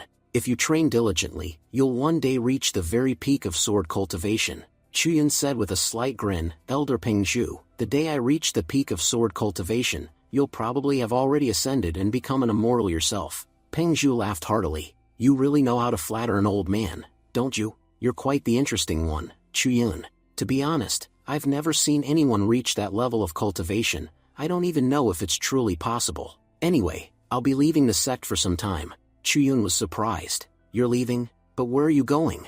Pingzhu replied, there's an old friend of mine, my life companion. He entrusted me with an important task long ago, and now the time has come to finally fulfill it. I must leave to complete that mission. Chuyun frowned. Wait, in the original timeline, Elder Pingzhu's fate was tragic. It says he would be ambushed by demonic forces in the northern forests, stumble into a hidden cave, and die there from severe injuries. I didn't think his destiny could be this cruel. Determined, he spoke quickly. Elder Pingzhu, you're traveling far, and your journey will be a long one. Please, listen carefully. I'm going to read your fortune. Pingzhu chuckled. What nonsense are you talking about, boy? There's no such thing as reading fate. Chuyun shook his head. It's true, Elder. I received a divine technique from my ancestor, one that allows me to see glimpses of the future. If, in the coming days, you go north and find a cave, don't go inside. No matter what, something terrible will happen there. Please remember my words. Do not enter any cave in the northern forests. Pingzhu lightly smacked him on the head. You silly boy. I haven't even begun my journey, and you're already cursing me? Don't worry, my fate is my own to control. I refuse to believe in bad omens. Chuyun sighed inwardly. I did what I could to warn him. Hopefully, he'll avoid his misfortune. The scene then shifts to Yuzhen Peak. Gu Xianda asked sharply, Pingtian, why are you back so soon? I sent you to the cave to obtain an inheritance. Why did you return so quickly? Xiao Pingtian bowed nervously. Master, someone else already took the opportunity. When I got there, everything was gone, there was nothing left. Gu Xianda's eyes widened. What did you say? That mountain has been off limits for years. We have guards posted there day and night. How could anyone even enter, let alone claim the inheritance? The cage trials are deadly. No one without immense power could possibly survive them. Pingtian clenched his fists. Master, I have a strong feeling that all of this is connected to Chuyun. Every time I see him, rage builds up inside me. It feels like he's stolen something from me. His cultivation is advancing too quickly, unnaturally fast. No ordinary methods could give him that kind of strength. Gu Xianda thought for a moment, then said, now that you mention it, Elder Chen Ping once told me he saw Chuyun fighting Duan Heng. Astonishingly, Chuyun killed him with a single strike. Pingtian gasped. What? Duan Heng was in the sky control realm.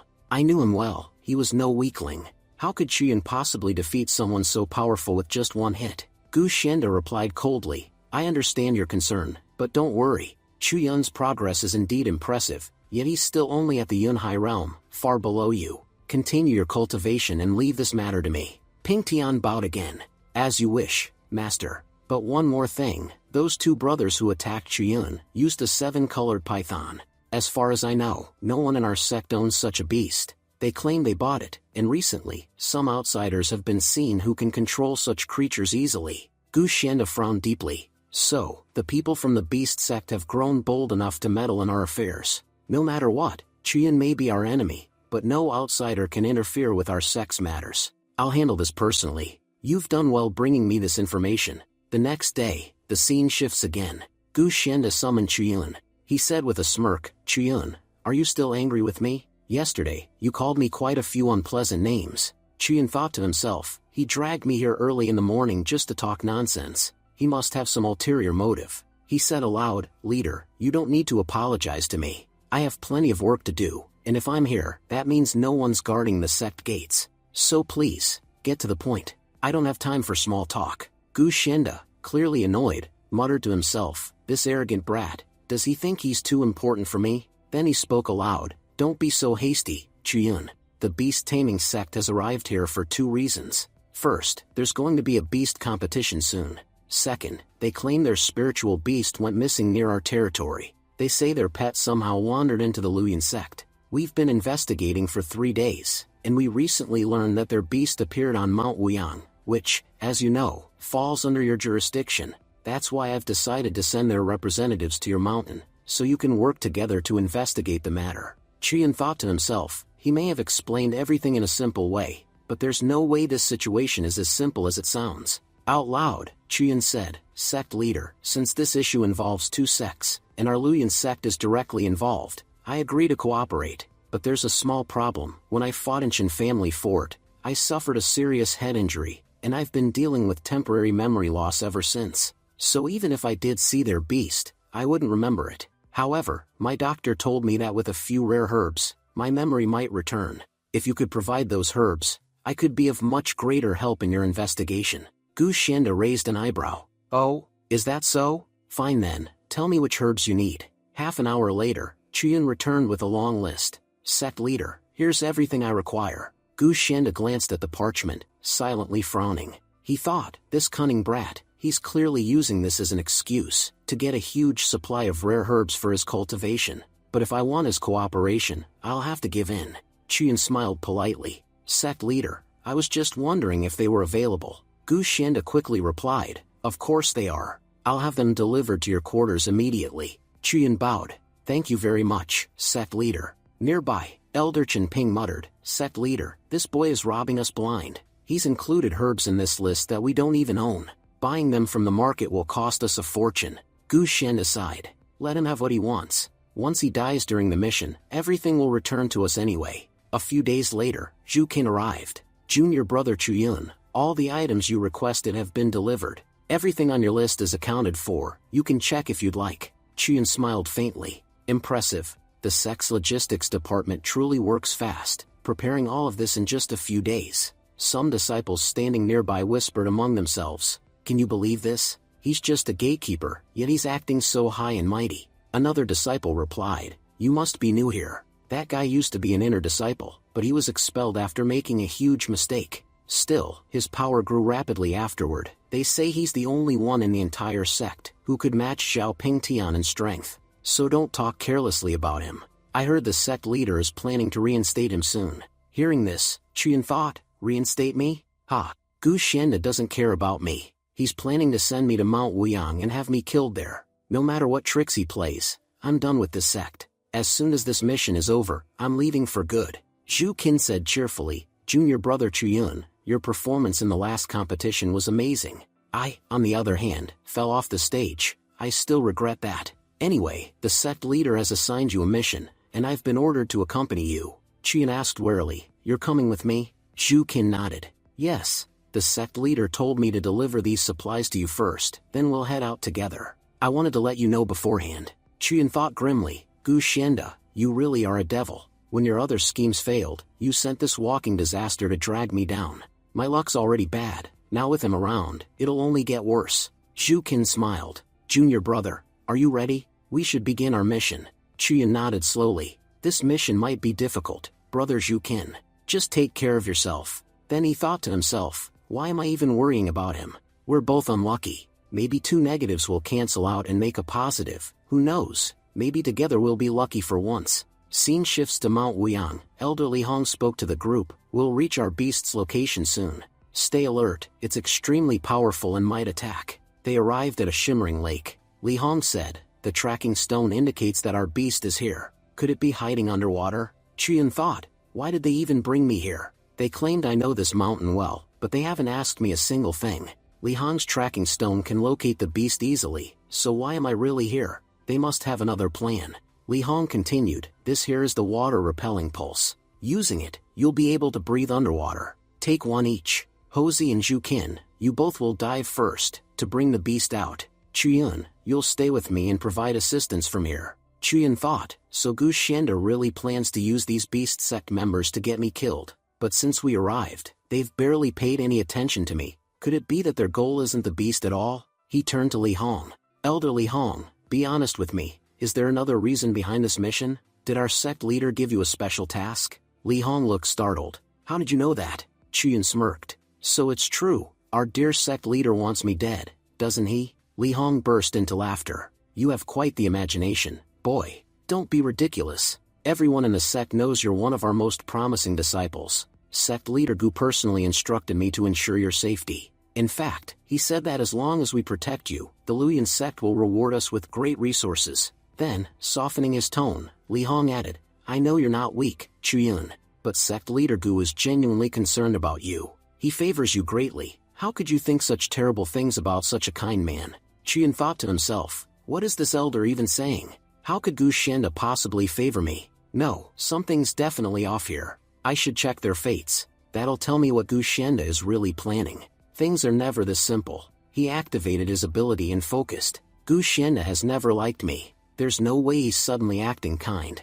As he read Li Hong's fate, the truth was revealed. The beast-taming sect has been lied to by the Luyan sect. The Luyan sect deliberately sent Chuyun with Li Hong, intending for both of them to die under Li Hong's command. Once that happens, the Luyan sect plans to demand massive compensation from the beast sect. Li Hong will eventually realize that the Luyan sect deceived him, that everything, every step of this mission, was part of their scheme. Furious, he'll refuse their demands. In retaliation, the Luyan sect's people will kill him on the spot. Qian clenched his fists. So that's it. They plan to kill both me and Li Hong.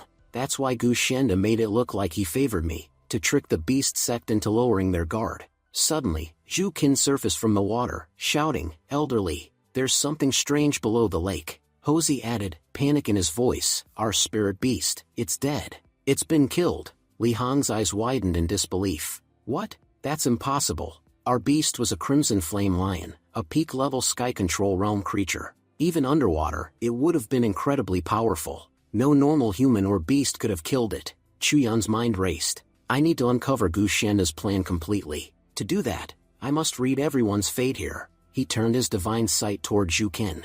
Zhu Qin's fate says that after returning from Mount Wuyang, all his teammates will die. The sect will accuse him of treason and imprison him for life. 1 year later, he'll be executed inside the prison. Then he checked Hosey's fate. Hosey's arrogance will be his downfall. Overconfident in his own strength, he'll challenge the 18 white mountain beasts on Mount Wuyang, and they'll tear him apart. Back near the lakeside, Hosey was examining the beast's corpse. Our crimson flame lion was brutally slaughtered. It looks like something ripped it limb from limb. Whatever did this, must be far stronger than we imagined. Chuyun stared at the mangled body and thought grimly, now I understand everything. Gu Xianda's plan isn't just to eliminate me, he's orchestrated the deaths of everyone here. He's already set the stage for our destruction. Half an hour later, we see Chuyun sitting quietly by a riverbank. He muttered, so, they've come this early to kill me. One of the assassins whispered, why is this boy sitting here alone? The second assassin replied, I have no idea. It feels strange. Chuyun said loudly, you don't need to whisper, I already know you're here for me. Am I right, Elder Chen Ping? Elder Ping sneered, kid, I don't know whether to call you smart or stupid. You know coming here means certain death, yet you still came. Chuyun thought with a smirk, this old fool just exposed himself. I was only guessing, but he confirmed everything. Chuyun said boldly, Senior Brother Ping Tian, I know you want to kill me, and why wouldn't you? You used to be famous, but ever since I arrived, no one pays attention to you anymore. Everyone only talks about one name, Chuyun. You're scared, aren't you? Scared that someday I'll replace you. Ping Tian shouted angrily, replace me? Let's see you try. I'll kill you right now. He lunged at Chuyun, attacking with all his strength. Chuyun barely dodged, getting a small cut on his cheek. Suddenly, Ping Tian looked at his weapon and froze. Wait, this is poison. Who the hell used poison on me? Just then, Elder Li Hong and Hosey arrived at the scene. Li Hong said firmly, the boy was right all along. Sending him with us was part of your entire plan, wasn't it? You people from the Luyan sect, you have quite the reputation. But tell me, do you feel no shame ambushing your own members in the dark of night? The scene flashes back to a few hours earlier. We see Chuyun speaking to the others. Chuyun said seriously, everyone, listen to me carefully. We've been trapped. Our sect leader wants me dead. Once I'm killed, he'll blame everything on the beast control sect. That way, he'll kill two birds with one stone. Hosey frowned and said, Chuyun, are you out of your mind? What nonsense are you talking about? Chuyun replied calmly, I know it's hard to believe, but please trust me, Elder Li Hong.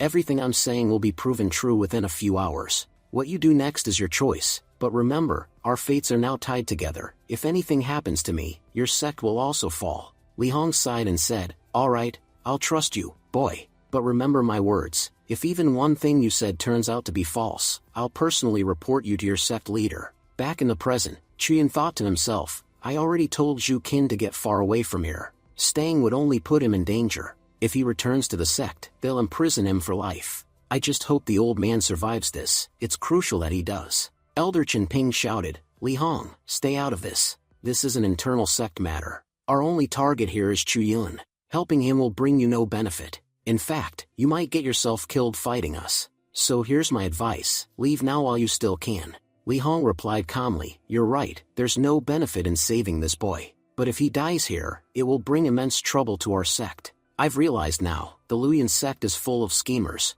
You'll seize any opportunity that benefits you. Once this boy is dead, we won't be able to prove our innocence to anyone. You'll twist the story however you please. Turning to the students, Li Hong said quickly, you too, listen to me. Escape through the waterway, I'll handle these people myself with my white horse. Chen Ping sneered, you underestimate us, Li Hong. I told you, you'll die for nothing. He then used a secret beast binding technique, trapping Li Hong's white horse in glowing chains. Li Hong gasped, shocked, how is that possible? My beast is a Mahayana class creature, it shouldn't lose this easily. Chen Ping laughed mockingly, you fools. You knew we were plotting against you, and yet you did nothing to stop it. We planned to kill Chuyun first, then you. That way, two enemies would be gone at once. You know, this all started because of you. When we came to negotiate with your sect, you were the one who refused to give us the special spirit vein.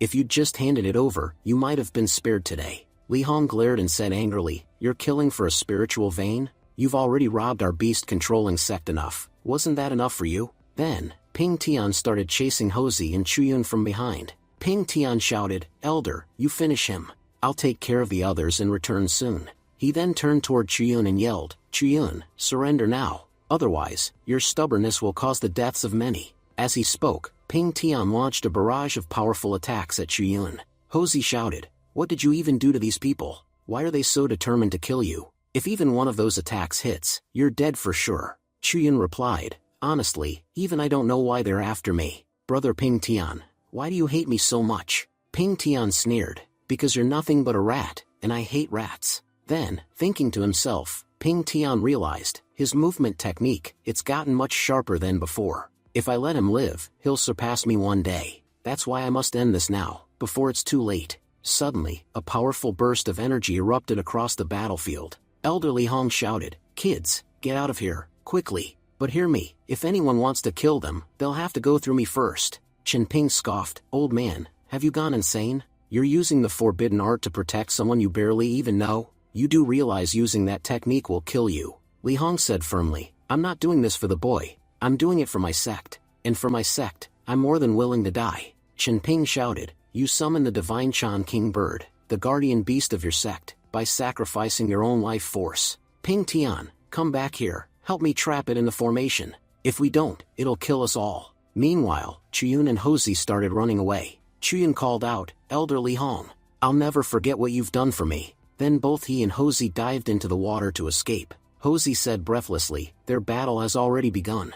If we're going to get out of here alive, we'd better hurry." Chuyun replied, "I have to admit, our elders are incredibly powerful. Even down here, we can feel the shockwaves from their attacks. It's so strong that it's hard to even swim properly. Cultivators from the Mahayana realm are terrifying." Hosey said grimly, "Elderly Hong is in grave danger. Even if he defeats Chen Ping, fighting Chen Ping and Zhao Ping Tian together is nearly impossible. That bastard Ping Tian may just be a disciple, but he's ridiculously strong.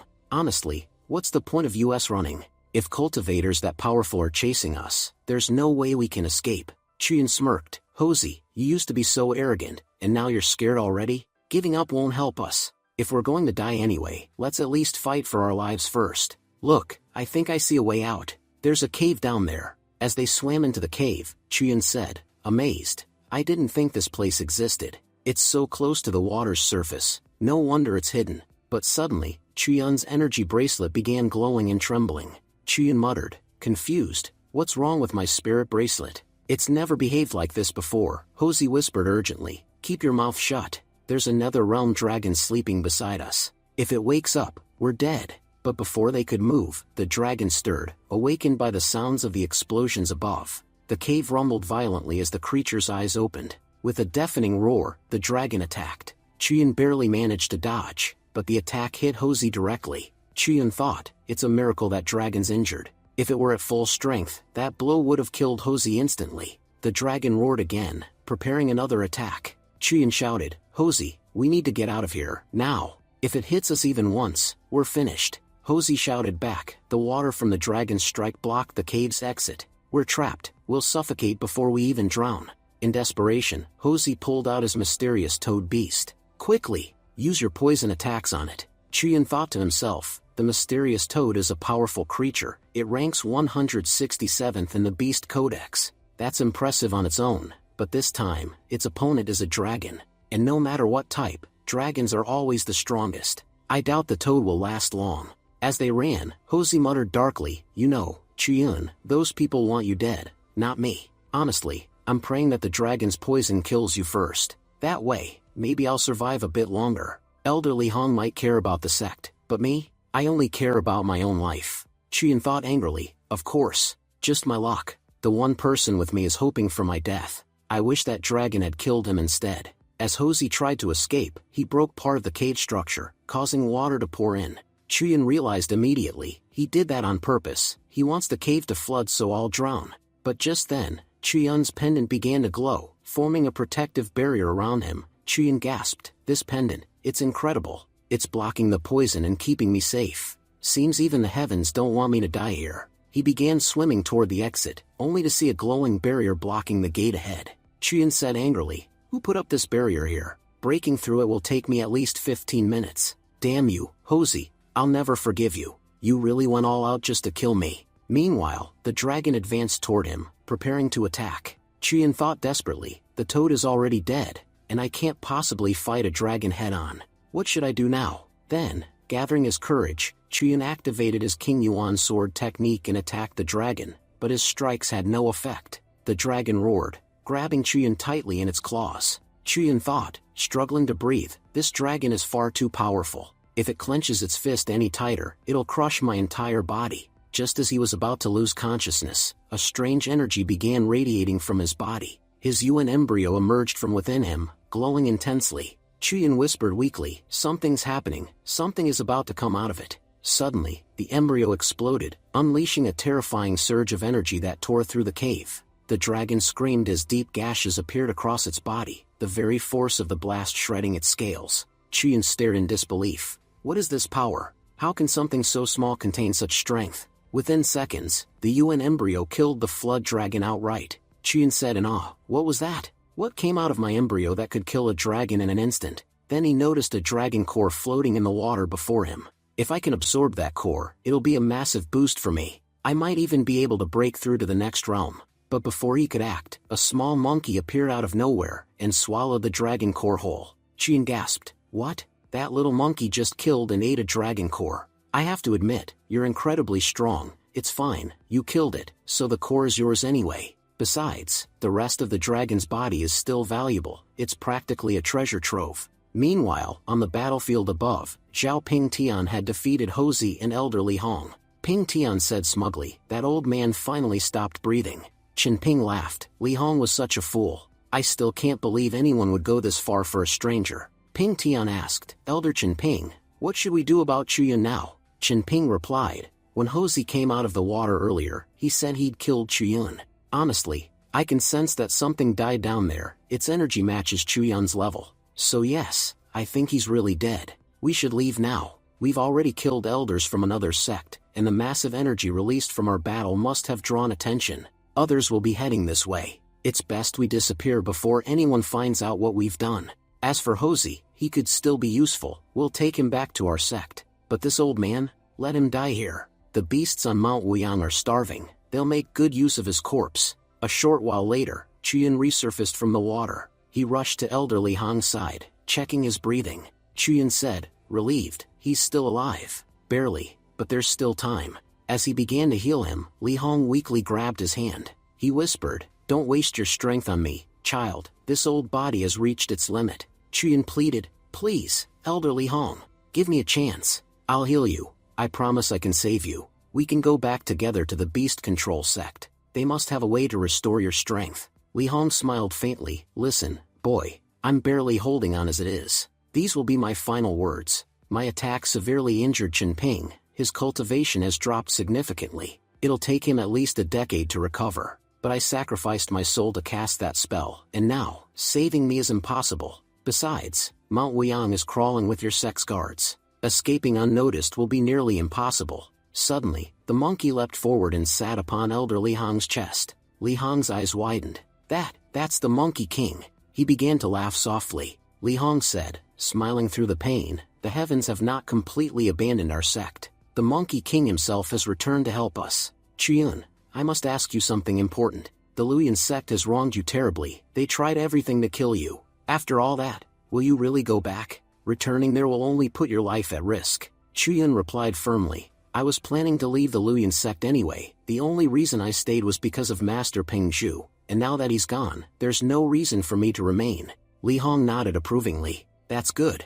Then take this, my jade pendant. It's a rare treasure of the beast control sect, one I've always kept with me. I've broken its seal and made you its new owner. When the sect leader sees this, he'll understand my message. From this moment on, I declare you my direct disciple. You'll gain all the rights and benefits that come with that title." Chuyin, overwhelmed, bowed deeply. "Senior, thank you. I can't believe you'd do so much for me, even as you face death. You're protecting my life. I promise you, I'll do everything in my power to protect your people. From now on, your sect, your family, will be mine as well." Later, we see Chuyin sitting quietly, finally eating a meal. Chuyin was thinking to himself, "I've searched the entire mountain, but I still have no idea where this monkey came from." Even Elder Li Hong, one of the most powerful masters of the beast control sect, didn't know its origin. He only sensed its energy, and said it was the Monkey King. Judging by its condition, it must have been born recently, and yet it killed a dragon so easily. In time, I'll figure out exactly what this creature is.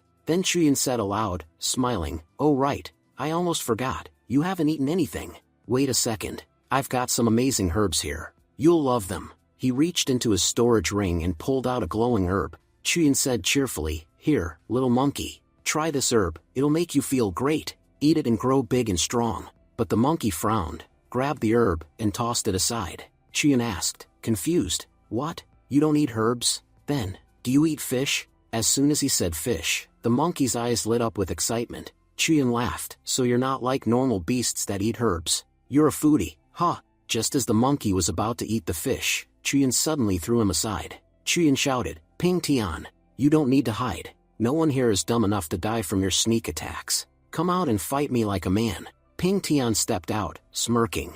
"Chuyin, I have to admit, your luck is unbelievable. You got trapped underwater next to a dragon and still survived. But unfortunately for you, I knew that dragon wouldn't be able to kill you. That's why I've been waiting, to finish the job myself." Chuyin glared and said, "Zhao Ping Tian, what's your problem with me? I've never even done anything to you." Ping Tian grinned and struck the fish nearby, splitting it in two.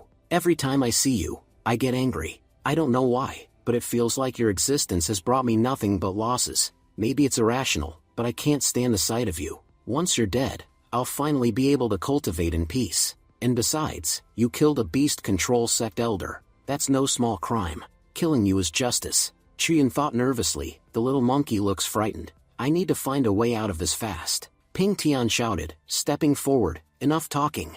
I'll end you here and now." But before he could strike, the little monkey suddenly leapt in front of Chuyin, growling fiercely. Ping Tian laughed mockingly, "A tiny monkey thinks it can stop me? Let's see what you can do, beast." The monkey roared, and in an instant, its claws slashed through Ping Tian's heavenly grand sword, shattering it into pieces. Ping Tian's eyes widened in shock. "Impossible. That sword was a gift from my master. It's indestructible." Chuyin watched in amazement. What's going on with this monkey? Just moments ago, it was scared of him, now it's gone berserk. Then, he noticed the monkey glancing back toward the broken fish. Chuyin realized, it's protecting its food. So that's what set it off. He grinned slyly. "Well, if it loves food this much, I can use that to my advantage." Shui said loudly, "Listen, my dear Wukong, if you defeat that man for me, I'll give you 100 fish every day, cooked, seasoned, and delicious. All you have to do is finish him off." The monkey's mouth started watering at the sound of 100 fish.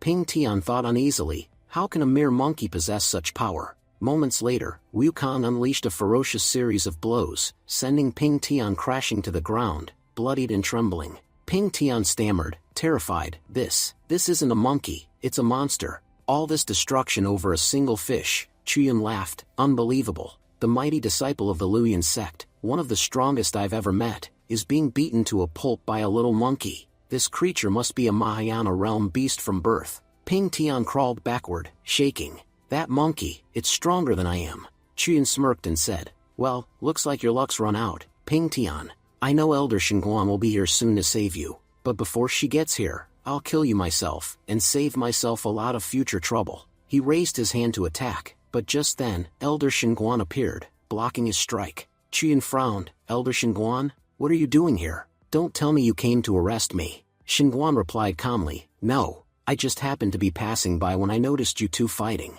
Here's the deal, leave now, and I'll pretend we never met. I'll also report that you never attacked Ping Tian." Chuyin nodded slowly. "That works for me. Honestly, I'd rather not see any of you again." He turned to the monkey. "Come on, Wukong, let's get out of here." As they walked away, Shenguan thought to herself, "Ancestor Hongshu, you were mistaken. You sent me here to save Chuyin, warning that if I didn't, Ping Tian would kill him. But reality turned out the other way around. Had I been even a moment late, Ping Tian would have been the one lying dead." The scene shifts to Yuzhen Palace, where we see Gu Xianda fuming with anger. Ping Tian, trembling in fear, said, "Master, I almost killed Chuyin, but suddenly, out of nowhere, a powerful monkey appeared beside him. You won't believe it, but that creature had unbelievable powers. It could shoot laser beams straight from its eyes. I barely survived. I was badly injured after just a few of its attacks." Gu Xianda, furious, shouted, "You worthless fool. You lost to a monkey and now come here making excuses?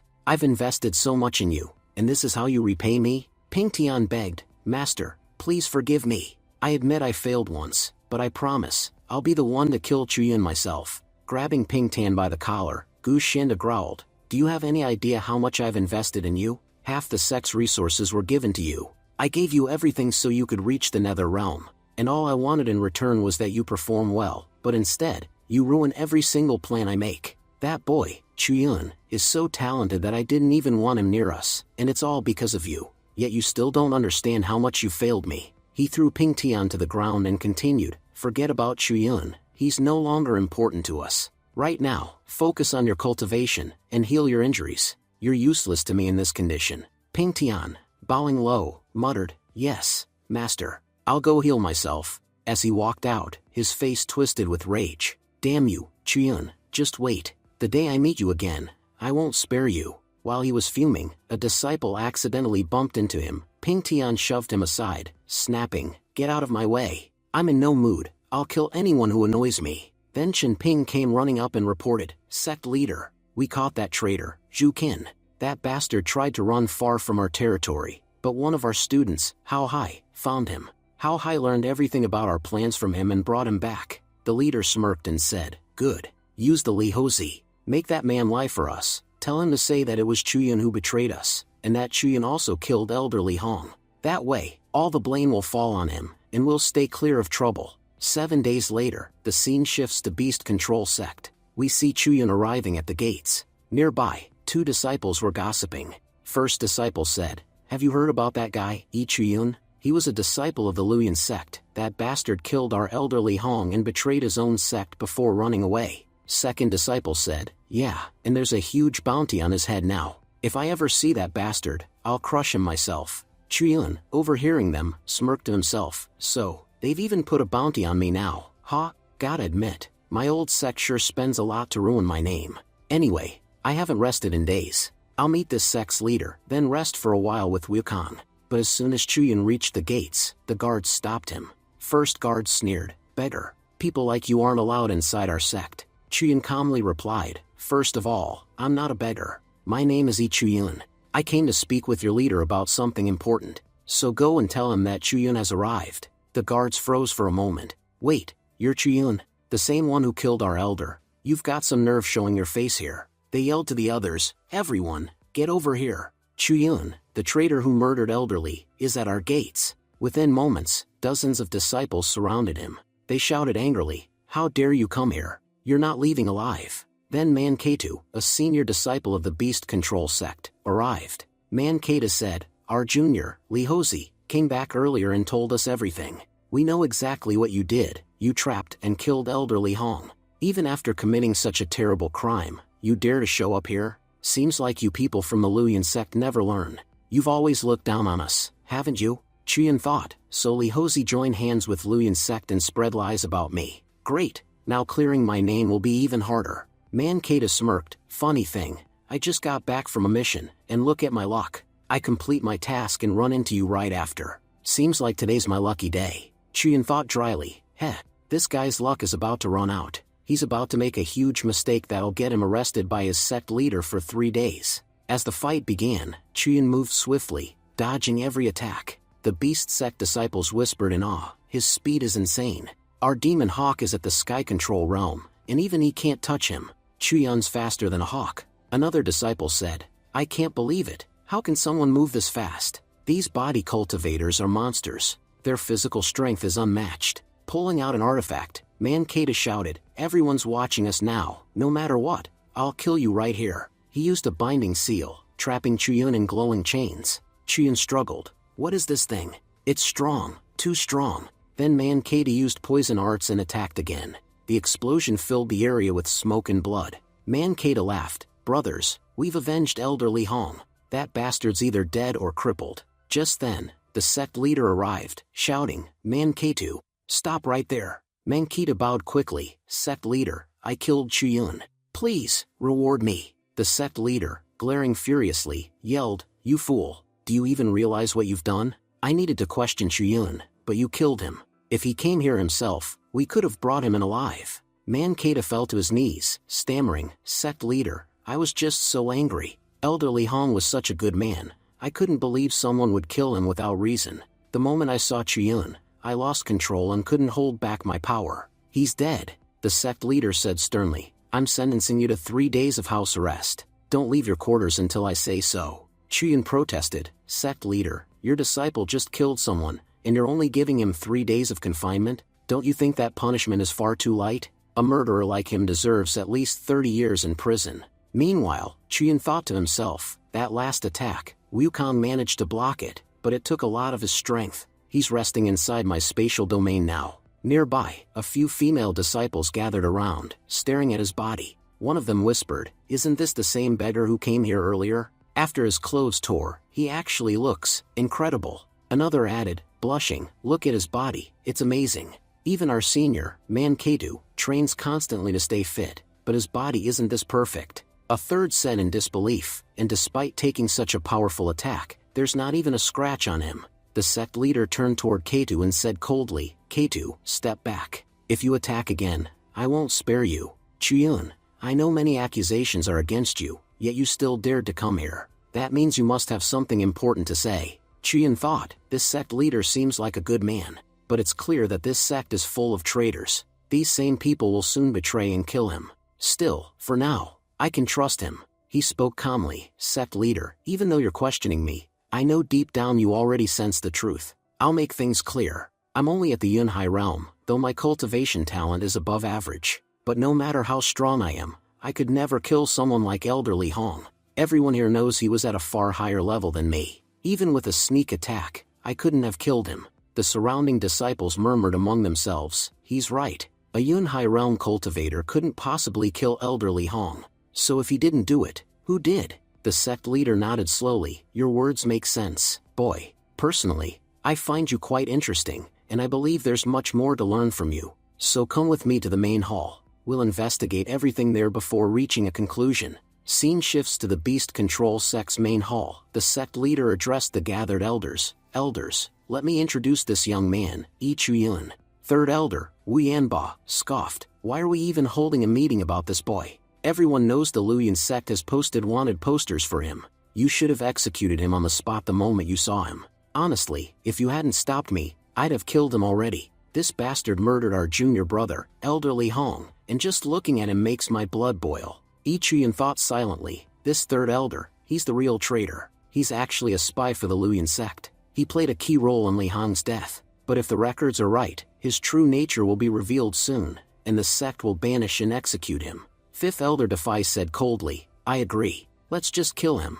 That way, we won't offend the Luyan sect, and besides, someone who's done such a thing deserves to die." Ichiyan thought again, "Defy, what a coward. He'll die a pathetic death without ever achieving anything." Hard to believe, both the third and fifth elders are traitors. They've been leaking sect secrets to outsiders. The third elder is a shameless manipulator, while the fifth is just a fearful puppet. The fourth elder, Fan Yen, is loyal to Wu Yanba, and the first and second elders care only about cultivation, ignoring sect politics entirely. Even the sixth elder is allied with Wu Yanba. Now I understand why the Beast Control sect always loses to the Luyan sect. It's because half their own elders are traitors. The only loyal man was Elderly Hong, and he was murdered. This sect's fate is truly tragic. It's headed toward destruction. Fourth elder Fan Yen shouted angrily, "Why are we wasting time? Sect leader, just give me the order, and I'll kill this scum right here and now." The sect leader raised his hand and commanded, "Enough. Everyone, be silent.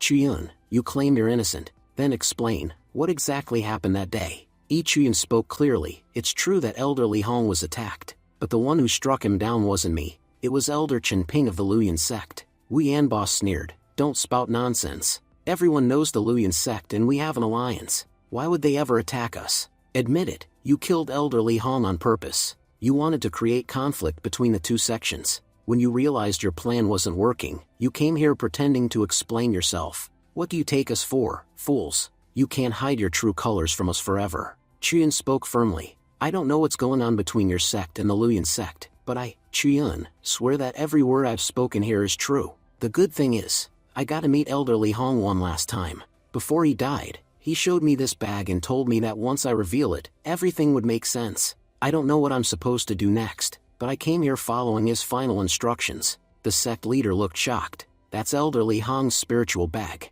He never gave that to anyone." Wu Yanba, the third elder, sneered, "You wretched liar. You must have stolen that bag from his dead body." The sect leader replied calmly, "Elderly Hong was a wise man. He always left spiritual marks on his belongings. I know for a fact that no one can open his bag without his consent. Chuyun, I'm willing to believe your story, but to prove it, you must take something out of that bag. If you can open it, that will be proof enough that Li Hong granted you permission. Wu Yanba thought to himself, impossible, he's lying. Chen Ping told me personally that he saw Li Hong die. There's no way this boy could have met him afterward. Fourth Elder Fang Yan growled, boy, this is your last chance. If you fail to prove your words, I'll kill you myself. Chuyun smiled calmly, you don't need to get so worked up. In just a few seconds, the truth will reveal itself. Then he opened the spiritual bag. Everyone gasped. It actually opened. Chuyun bowed slightly and said, besides this bag, there's something else Elder Li Hong told me before his death.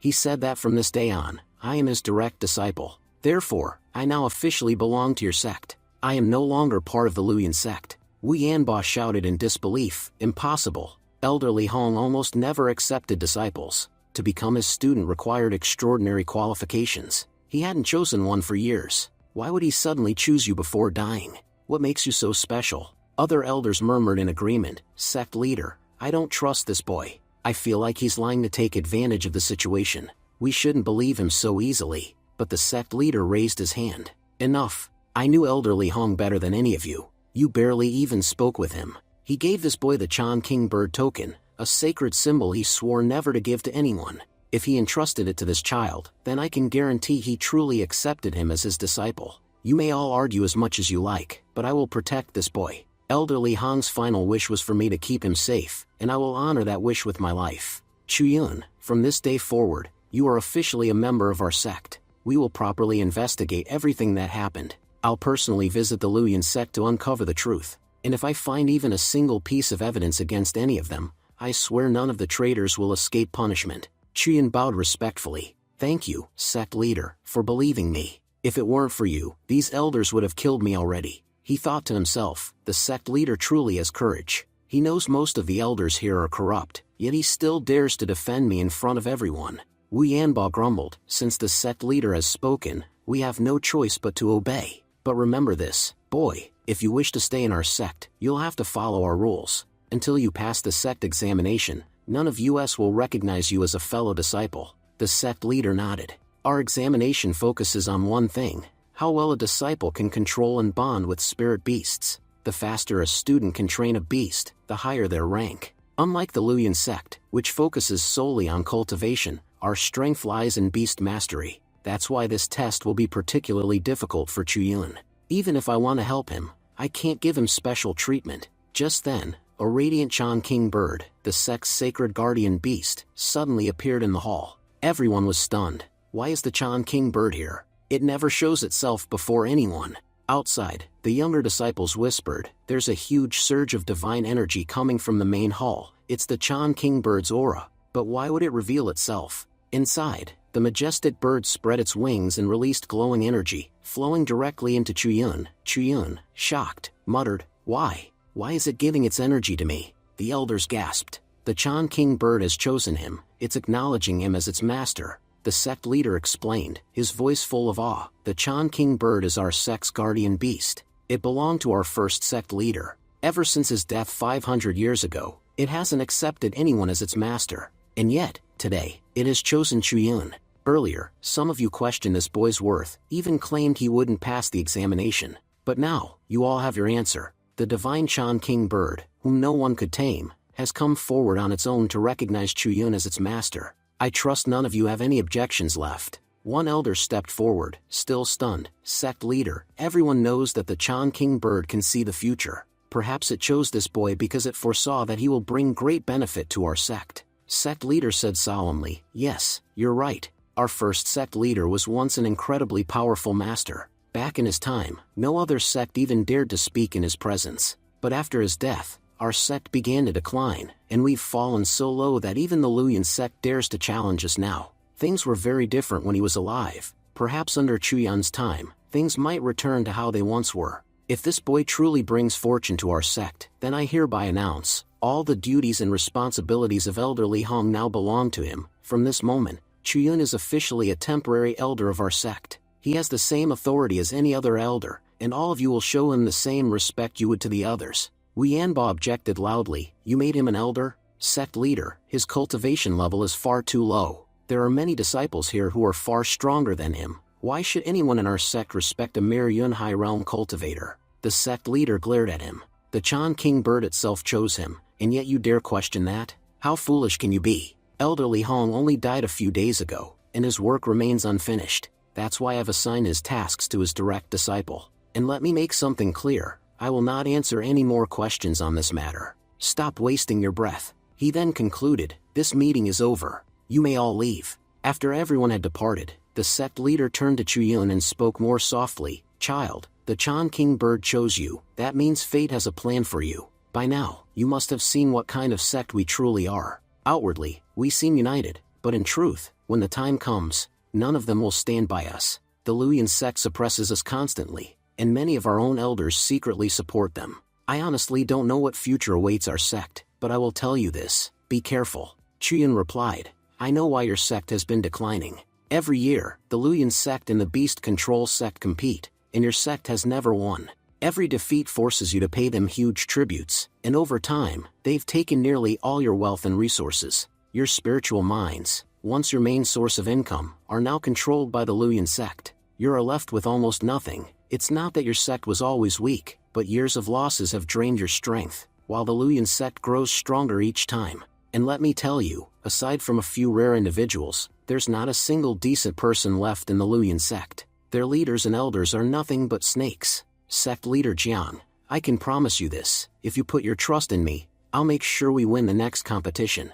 There isn't a single disciple in the Luyan sect who can defeat me. The sect leader replied cautiously, you do have the Chan King bird's protection, that's true. But let's be honest, your current strength is still low. Within our sect walls, you'll be safe. No one will dare harm you under my watch. But the upcoming competition outside, that's another story. It's dangerous, Chuyun. According to the rules, contestants are allowed to kill each other. If the Luyan sect's disciples attack and kill you during the match, there's nothing I can do. Elders are forbidden from interfering. Competing will be extremely risky for you, so I'm giving you a chance to reconsider. Think carefully, because joining the competition could very well mean your death. Chuyun smiled confidently. Sect leader, don't worry, I've thought this through. There are many people I need to settle scores with, and I'll do whatever it takes to bring down the Luyan sect, even if it costs me my life. The sect leader sighed. Very well, child, it's your choice. We'll discuss the details later. For now, you may go. I'll send one of my disciples to guide you, show you around the sect, and help you change your clothes. Later, Chuyun met a cheerful disciple named Judah. Judah smiled and said, Junior uncle, our sect has very few strict rules. You're free to move around as you please. No need for registration or permission to visit most areas. If you ever get confused about anything, just ask me. I'm a pretty easygoing guy, happy to help anytime. Chuyun nodded. Thank you, Judah. Nearby, some disciples were whispering, isn't that the traitor who fled from the Luyan sect? Another replied, you don't know, do you? He even tamed the Chan King bird. If he hadn't, he'd be dead already. I can't believe a traitor like that is walking around freely. Our sect leader must be going senile. Another sneered, yeah, if he betrayed the Luyan sect, what's to stop him from betraying us next? He should have been executed already. Angered, Judah snapped, you idiots. Do you even realize that Chuyun is now an elder? He deserves the same respect you gave elderly Hong. Anyone who speaks against him will answer to me. The disciples immediately bowed their heads. Forgive us, senior brother. We didn't know he'd become an elder. Still, they whispered among themselves afterward, he's only at the Yunhai realm. How can someone that weak be an elder? Our beast-controlling sect was already in decline, and now it's falling even lower, with elders weaker than disciples. Judah turned back to Chuyun and said kindly, don't listen to their nonsense, uncle. My master told me that the Chan King bird chose you as its master. That bird can see the future, and it only submits to those destined for greatness. You know, the Chan King bird once belonged to our first sect leader. Since his death, no one has been worthy of its bond. Back when he was alive, our sect was number one, and I believe that with you here, we'll rise to the top again. Chuyun smiled slightly. You might be right. Judah pointed ahead. Do you see that gate over there? That's the path to Mount Mingtai, the restricted area of our sect. No one is allowed in without the sect leader's permission, not even the elders. But come, let me show you something else instead. There's a place I think you'll like, our beast taming arena. It's right behind this mountain, where we train and bond with our spirit beasts. Chuyun thought to himself, let's see what kind of fate this guy, Judah, has. I wonder what he'll actually achieve in his life. The system replied, Judah may look like a fool, but in reality, he's quite intelligent. A major turning point in his life is about to occur. 2 days from now, Zhuda will go to Mount Mingtai, where he'll discover the truth about Elder Defy. That Defy is secretly working for the Luyan sect, and is currently stealing a map for them. Later, Defy will send one of his men to assassinate Zhuda. Chuyin frowned, thinking, I have to admit, the Luyan sect are masters of scheming. They already know the competition is about to start, so they've begun setting their plans in motion. Even though our own leader knows something's wrong, he's powerless to act. The scene then shifted to the beast taming arena, where several disciples were training their beasts. Elder Wu Yanba barked, Zhuda, why have you brought Chuyin here to the beast arena? Zhuda replied respectfully, Elder Wu, you should know that my junior uncle, Chuyin, has officially joined our sect. Since he's now one of us, he has permission to visit any area within the sect. I don't believe bringing him here is a mistake. Wu Yanba scoffed, Zhuda, you call me junior uncle, and now you call him the same? Do you even understand what it takes to earn that title? I already told the sect leader, until this boy passes our test, I will not acknowledge him as part of our sect. The sect leader may be convinced, but the rest of us are not. Tell me, what has he done that's so remarkable? He just arrived, and you've already made him an elder. Meanwhile, many of us have trained for years without any promotion. If you're fulfilling everyone else's demands, then fulfill ours too. Zhuda, frustrated, said, Elder Wu, why are you making this difficult for no reason? Wu Yanba snapped, watch your tone, disciple. You have no right to lecture me. This is my territory. I decide who is allowed to enter the beast arena. And frankly, I don't trust this boy one bit. In my eyes, he's still a traitor. Chuyin calmly raised a hand. Zhuda, there's no need to get worked up. Let me handle this. Senior brother Wu, just tell me what your test is. Whatever it is, I'll complete it. But if I fail, I'll leave the sect immediately. Zhuda protested, Junior uncle, please don't. They'll definitely give you something extremely difficult, something even they couldn't do themselves. Wu Yanba smirked and called out, Jing, come here and explain the test to your uncle. And make sure it's something simple. Don't make things too hard for him. You know he's never handled a beast before. Jing nodded. Understood, master. I know what to do. He turned to Chuyin and said, as you can see, these are our beasts. Your task is simple, just feed this one. Chuyin glanced at Zheng, and the system revealed, a major turning point approaches for Zheng. In the Red Valley area of the beast-controlling sect, he will find a hidden cave containing divine energy. When he feeds his beast there, it will become immensely powerful. Chuyin smirked to himself. Finally, an opportunity has appeared after so long. Zheng, your opportunity is now mine. Zheng pointed to a large black horse. See that horse? Feed it. That's your test. Zheng thought to himself, this black fairy horse is extremely dangerous. I've tried countless times to tame it, even starved it for days, but it never obeyed me. No one in the entire sect has ever been able to control it. And now, it's hungrier than ever. Chuyin brought so little food, it's going to enrage the beast, and it'll definitely attack him. Once the horse injures him, my master will surely reward me. I'll just use a small mental control technique to make the beast even more aggressive. Chuyin, watching silently, thought, he's openly cheating, and no one says a word. These people have no idea who they're dealing with. I'm from the Luyan sect, where bullying and manipulation are second nature. Compared to them, these fools are children. The furry horse suddenly lunged at Chuyin. Jing smirked. He'll be seriously injured any second now. Zhuda warned, Junior brother, be careful. This horse is powerful and extremely difficult to tame. Elder Yanba stopped him. Zhuda, stay back. You are the ones who accepted this challenge. Whatever happens now, it's your responsibility. The other disciples whispered, the furry horse is extremely strong. One hit and Chuyun's legs will break. But Chuyin calmly used his technique and tamed the furry horse instantly. Chuyin said, you all slandered this poor horse for nothing. Look how sweet it actually is. It listened to me so easily. I assume I've passed your test now. And don't you dare say I cheated. Zhuda added, Uncle, you were amazing. No one can deny you passed fair and square. Xing froze in disbelief. How is this possible? I commanded the horse to attack. Why didn't it obey? Even Yanba thought, something is off. Chuyun's beast taming technique is far stronger than mine. How is he better at controlling beasts than me? Chuyin smiled. Junior brother, this horse is yours now. I'm giving it to you. But remember, if I want, I can take it back anytime. One word from me, and it will never listen to you again. Xing snapped. All right, don't act too smart. But before he could finish, Chuyin gave a subtle signal. The furry horse kicked Xing in the chest, sending him flying. Everyone gasped. What? A moment ago the horse wasn't attacking at all, but the moment it got near its real master, it attacked instantly. Qing angrily stood up. Why are you all laughing? I'll show you what I'll do to this brat. It dared to attack me? I'll break its legs. But the horse turned around, and kicked Qing again, then released poisonous gas, knocking him unconscious. Elder Yanba shouted, hurry! Save your senior. This damned horse poisoned him. You brat, Chuyun, my disciple is crippled because of you. Chuyun replied, are you stupid? What exactly did I do? You decided the rules of this trial. You chose the beast. When the horse almost attacked me earlier, you said the consequences would be my responsibility. So now that your disciple got hurt, it's his responsibility. Don't try to dump your failures on me. And clearly, my taming skills are far better than yours. It's your kids who need more training, not me. As he left, Elder Yanba grumbled, there's no point wasting time here. Everyone, follow me. Chuyun said sweetly, senior brother, won't you spend time with us? If you want to stay longer, we don't mind. After all, this place belongs to you. Judah laughed. Junior uncle, you're incredible.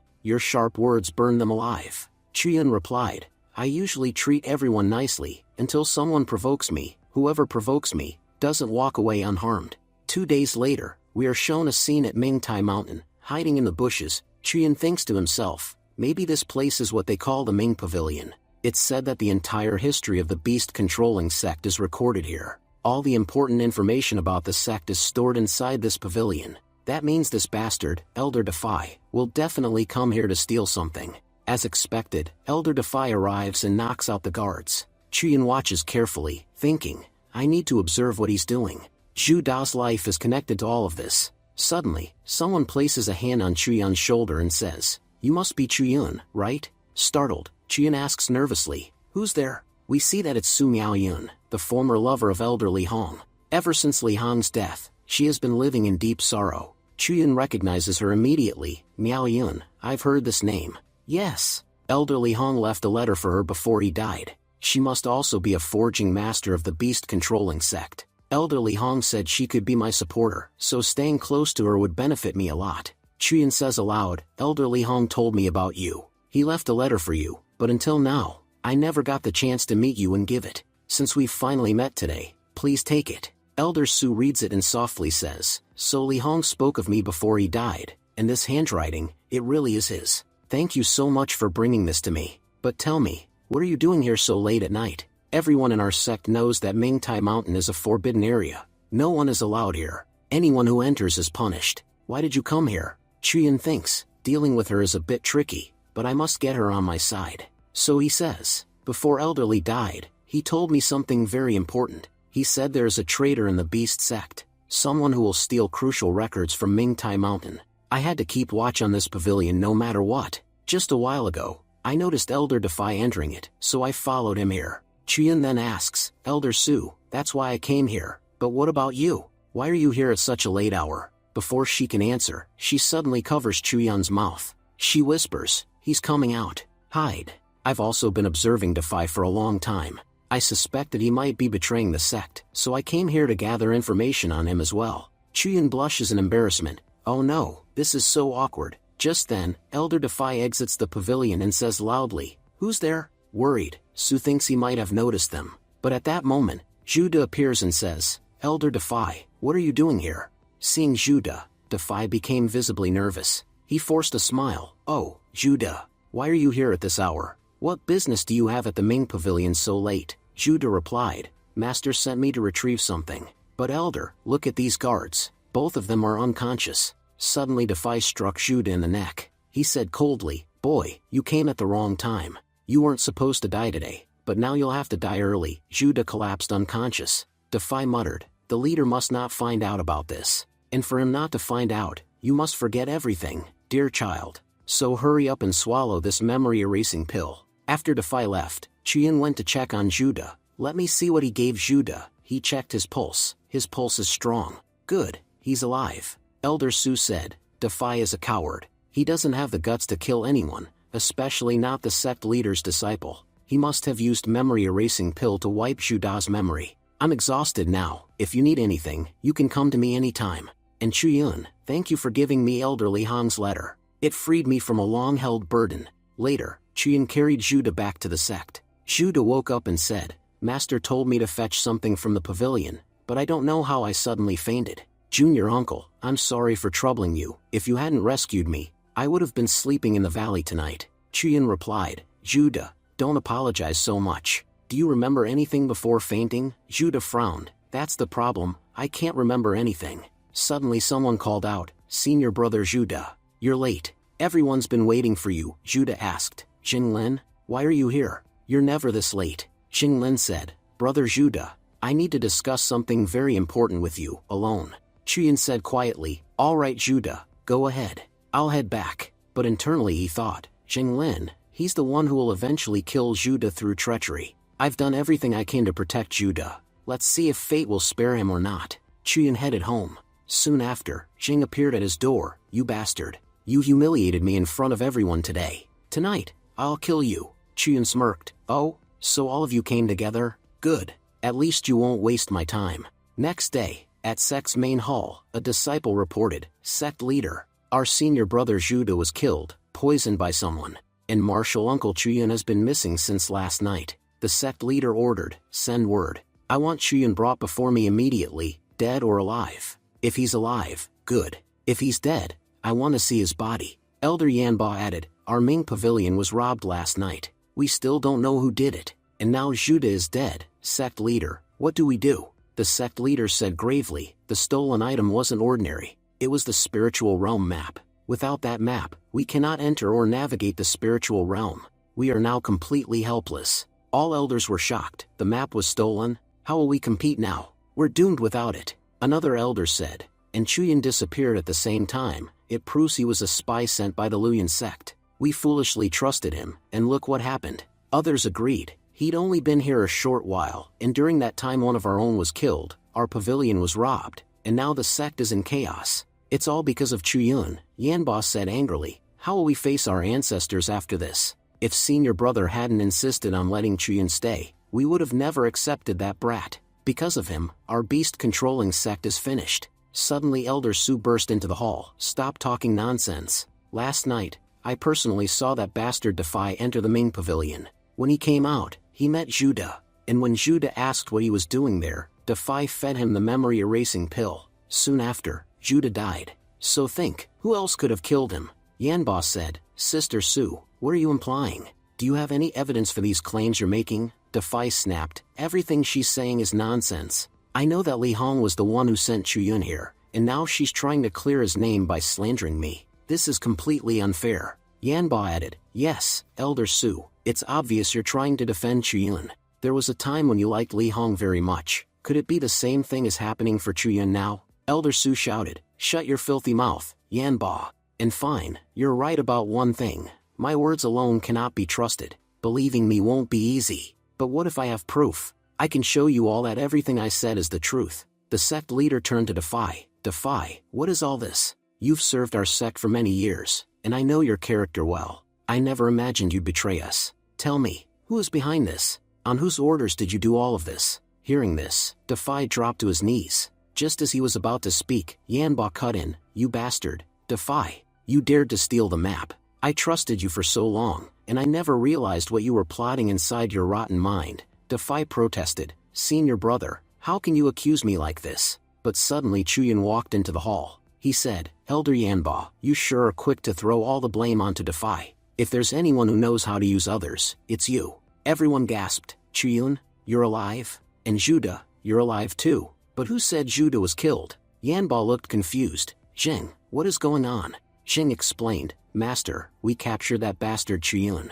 We fed him the deadly poison you gave us, and then threw him into the wolf den behind the mountain. We even made sure he was dead. So how is he still alive? Chuyun smirked, disappointed to see me breathing? Your poison wasn't strong enough to kill me. He thought to himself, these fools don't know I have a powerful pendant. As long as I wear it, no poison can harm me. Elder Yanba demanded, Chuyun, what nonsense are you talking about? What happened last night? Explain everything. Judah stepped forward. I'll explain. As you all know, Master told me to retrieve an artifact from the Ming pavilion. When I went there, I saw Defy stealing items from inside. He knew I would expose him, so he sent Jinglin with poison to kill me. Thankfully, Junior Uncle Chuyun had already warned me, so I avoided his trap. Otherwise, I would be dead right now. The sect leader glared at Defy. I knew you were a disgrace, but I never expected you to sink this low. There is no one left in this sect who can protect you now. If you have any last words, speak them.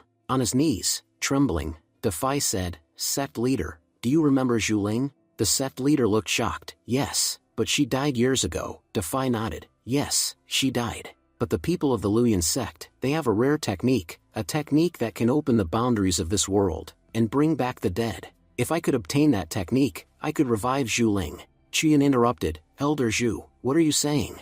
Everyone knows the Luyan sect is a sword sect. They don't have such a technique. I was a part of that sect for a long time, and I can guarantee that no such method exists. Someone lied to you and used you like a fool. They wanted your potions, and you helped our enemies without even realizing it. Defy trembled. Impossible. They promised me that technique. How could it all be a lie? The sect leader said tiredly. So in the end, you're nothing but a fool, Defy. But there is still one question I need answered. Where's the map? Defy pointed. I gave the map to senior brother Yanba. Ask him where it is. He is the one working with the Luyan sect. Everything I did because he told me to. Yanba exploded. You shameless dog. You dare accuse me? You must be offended by something I said before, so now you're trying to ruin my name. Chuyan stepped forward. Elder Yanba, just a moment ago you were lecturing Elder Su about evidence. But what evidence do you have to prove your innocence? Everyone here knows how cunning and disgusting you can be. The map was stolen last night, and the prime suspect is the person who had access to the pavilion, which happens to be you. So hand over the map, and if you don't do it willingly, you already know how dangerous these people can be. Yanba turned to the sect leader angrily. Sect leader, this boy is insulting me right in front of you. I am a respected elder of this sect. Are you really going to let him talk like this? The sect leader replied calmly. Junior brother Yanba, as you yourself said, this map is vital for the survival of our sect. Without it, we cannot continue. So for the future of the sect, we must investigate. We're only conducting a search, nothing more. If you are innocent, the search will prove it. Yanba thought to himself, I'm trapped. Everyone here already knows what kind of person I truly am. A selfish, shameless schemer who can do anything. The sect leader is trying to frame me. I need to escape this. Suddenly, Yanba lunged forward to attack Chuyun. He shouted, I know you're the one behind all of this. Even if I die today, I'll make sure you don't survive either. But Zhu just stepped in front of Chuyun and yelled, How dare you try to attack him here? You know fighting inside the sect grounds is forbidden. Yanba ignored him. If I'm already going to die today, then I'll at least kill the one responsible before I go. His attack slammed Judah so hard that Judah was forced into the ground. Yanba roared, I controlled the beast-controlling sect for so long. I stole from this sect countless times. But then you showed up, Chuyun. Because of you, everyone is ruined now. They thought you could revive this sect, but I will crush that hope today. I'll prove that no one can protect them. He prepared his most powerful strike. But suddenly, a barrier appeared around Chuyun. Yanba froze. What? I used my strongest attack. How is he still alive? Then Wukong appeared beside Chuyun. Chuyun said, Wukong, you came out. Wukong fired a beam of energy that hurled Yanba backward. All the elders were stunned. Did you see that? What kind of beast is that? No ordinary beast possesses that kind of power. Another elder added, Yanba is a powerful elder. Even high-level cultivators struggle to face him directly. How did a mere lower realm kid overpower him? Yanba stood up trembling. Impossible. Someone at the Yunhai realm, blocking my attack? Trash like you could never do that. But the sect leader finally spoke. Junior brother Yanba, your true nature is finally exposed. Even with all the evidence against you, you refuse to accept reality. I can't believe I kept snakes like you in my sect. You have done more harm than I ever imagined. Chuyun muttered. How is this possible? Yanba is a powerful cultivator, yet these chains bound him so easily. Elder Su explained, that's the Kun lock. Anything below the earth realm can be restrained by it. It's a rare artifact, only the sect leader is allowed to use it. Yanba shouted desperately, Sect leader, you're using the Kun lock on me? Don't forget, I helped the Luyan sect many times. When they find out I've been captured, they won't spare you. The sect leader scoffed, you fool. The Luyan sect kills their own people without hesitation. You think they'll come save you? Ridiculous. He ordered, take this traitor away. Punish him according to sect law. Anyone who betrays our sect has no right to stay here. Then he turned to Defy. As for you, you will spend the rest of your life in prison. Think about every mistake you made. If you hadn't chosen this path, your life could have been very different. Defy bowed his head. Thank you, sect leader. The sect leader continued, the matter is settled. Chiyun, I must say, you did an excellent job today. If you hadn't acted in time, our entire sect might have fallen apart. I am very pleased. Ask for anything you want. Chiyun replied politely. Sect leader, before all this happened, I tried to warn you. You trusted me, even though many wouldn't, so thank you. And what I want is permission to participate in the upcoming competition. But before that, I need some treasures to forge my own weapon. The sect leader nodded. Very well. Take my token. With this, you can access any part of the sect. Our treasure pavilion is open to you. Take whatever you need. You can even enter the library. Every floor. There are many powerful techniques inside. Study them well. Another elder said enviously. Chiyun, you're incredibly lucky. Even we rarely get access to the treasure pavilion, let alone take anything we want. You've earned a great fortune today. Chiyun bowed. Thank you, sect leader, for giving me such an opportunity. After they left, Elder Su asked, Chiyun, are you really going to participate in the competition? Chiyun nodded. Yes. It's extremely important to me. You have no idea what the Luyan sect has done to me. I must take my revenge. In that competition, I will make them suffer. Elder Su said, if you need any kind of weapon, come to me. I'll forge one for you. Chiyun smiled. Today has truly been an incredible day. Everything turned out perfectly. Next, we see the scene of the beast controlling sect's treasure pavilion. Judah said, Junior uncle, walk carefully. There's a dangerous river beneath us, and anyone who has ever fallen into it has never come back alive. So don't slip. If you fall, you're gone forever. Chiyun thought, I've heard countless stories. The beast-controlling sect is said to have one of the greatest treasure pavilions ever. Stealing anything from there is nearly impossible. Many powerful experts from ancient eras stored their treasures inside.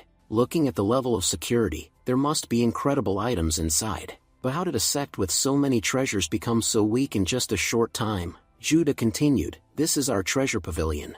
As soon as Chiyun approached, he felt a strong surge of energy. A voice echoed, you may enter, but you are allowed to take only 3 artifacts. Chiyun exclaimed, only 3? The voice replied, the treasure pavilion has been around for 600 years, and in all those centuries, not a single person has ever been able to take even 3 artifacts out. You would be the first. Don't be greedy, you're already receiving far more than anyone else. Chiyun bowed, Senior, forgive what I said earlier. He thought, so this mysterious senior guards the pavilion, and he's easily irritated. The senior grumbled, fine. Come inside. He pulled Chiyun in by force. Judah whispered outside, I never knew our sect had seniors this powerful. Half an hour later, Chiyun walked out with a calm expression. Judah asked, Junior uncle, you're already done? Chiyun nodded, yes. I found 3 incredible artifacts, the 1 Tian silk armor, the commanding demon skull, and the 8-realm pagoda. Honestly, they were the first things I noticed inside,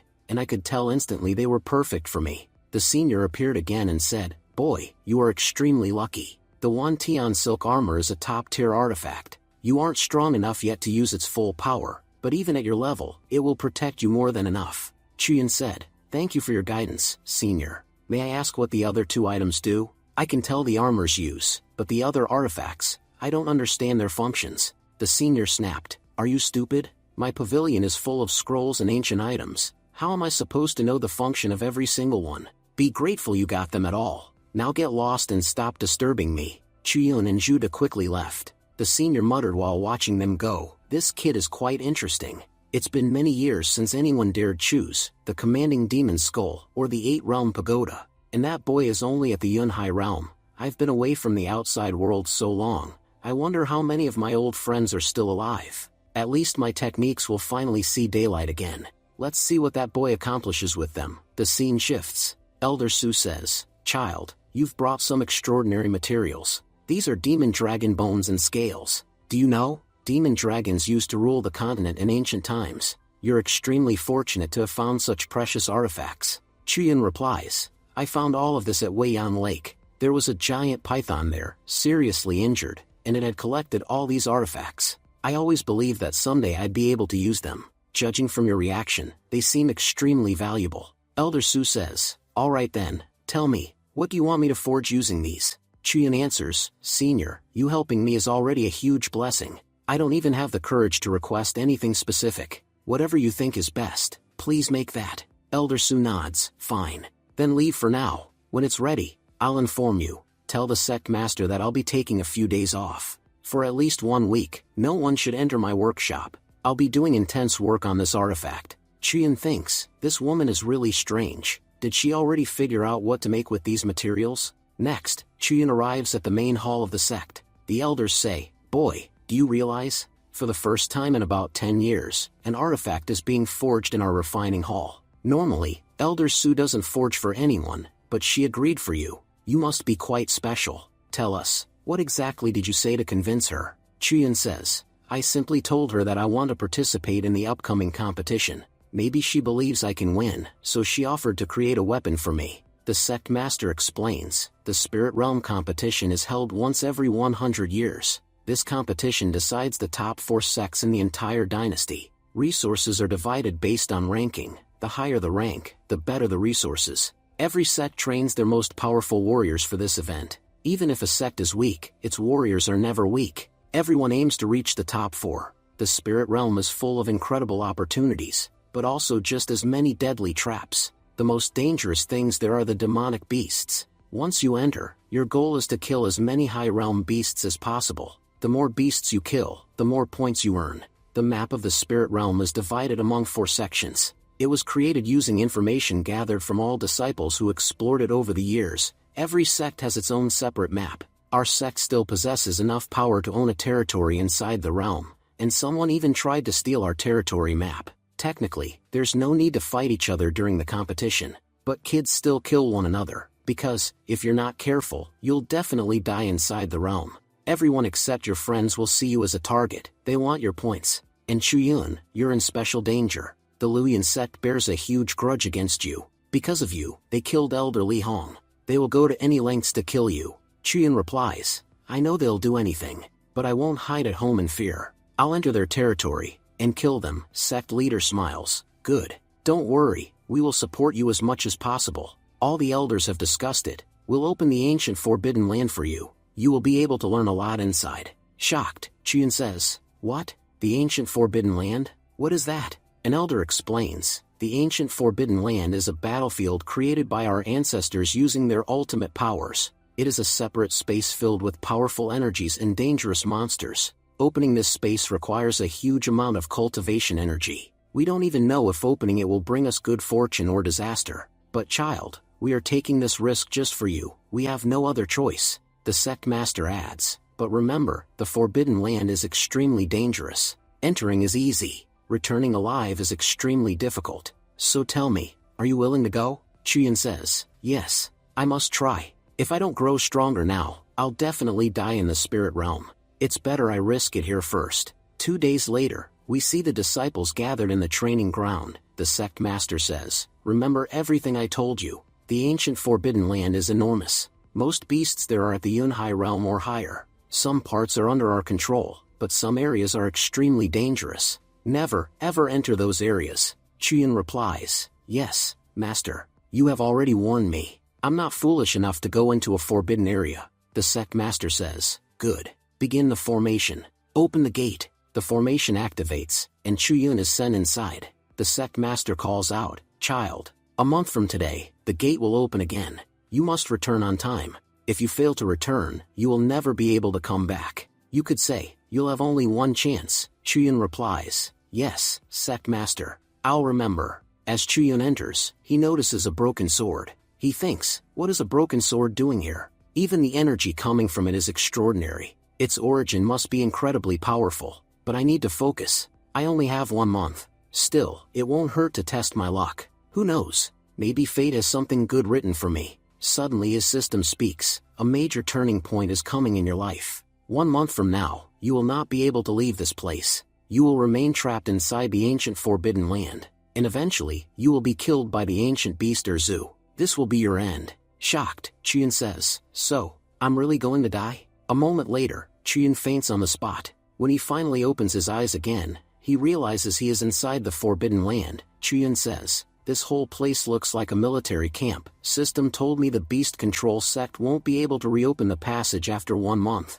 which means I also won't be able to leave. It looks like I'll have to cultivate here while also finding my own way out. Now that I'm inside, there's no option to escape. For now, I can only rely on the people outside. If they fail to open the gate, I'll be stuck here forever. Looking ahead, he sees many camps. let's go check what's inside these tents. Chuyun enters one of the camps. Reading a book, he says, "This is a record, it describes how this army was wiped out." The book reads, "Powerful beasts surrounded us. We had no choice left. To survive, we must retreat into the forbidden place." Chuyun thinks, so this army must have encountered extremely powerful beasts. Out of fear, they ran into the forbidden area, and never came back. Suddenly, a loose page falls out of the notebook. Chuyun picks it up and says, "This section of the forbidden land is circled. Looks like something important is there. But the path to this area is long and extremely dangerous. I must become stronger before heading there. If I go in weak, it will be pointless."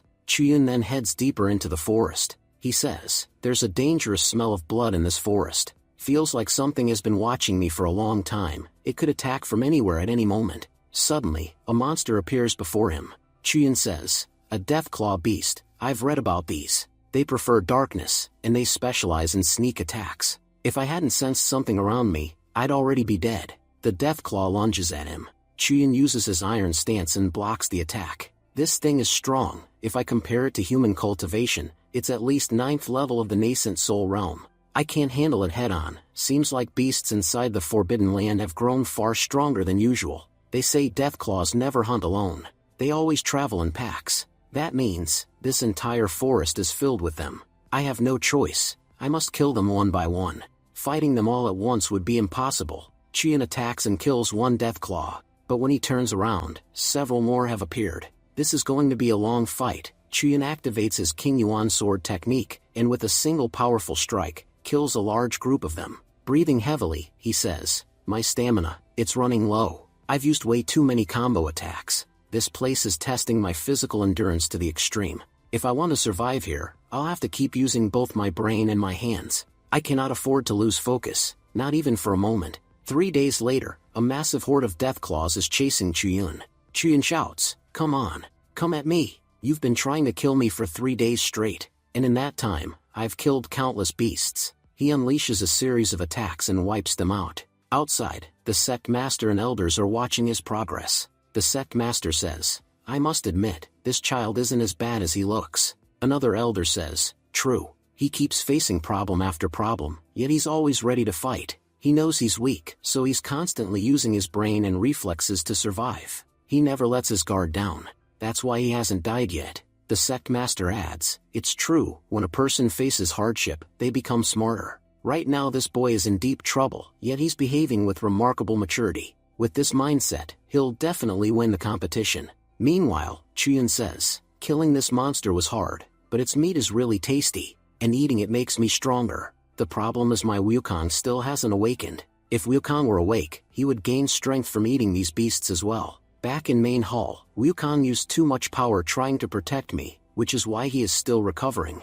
I hope he wakes up before I leave this place. At least then he'll benefit from coming here. 8 days pass inside the forbidden land. Chuyun thinks, "To be honest, I've become far stronger than before. Now these deathclaws can't do anything to me. In fact, over the last few days, their numbers have decreased a lot, and finding a beast stronger than them here is getting harder. So far, I haven't encountered a single beast more powerful than a deathclaw. I've been in continuous real combat for days, so my senses have sharpened. Before, I had to consciously awaken my energy to fight, but now my energy is always active. It feels like my sword is always ready for battle. My best techniques, King Yuan sword technique and Great River slash technique, I'm getting better with them every single day. In the last 8 days, I've tested countless combinations. If this continues for the next month, I'll master many amazing combat techniques. I don't know what will happen after a month, but I've gained a lot of benefits from being here." Suddenly, the ground beneath him begins to shake.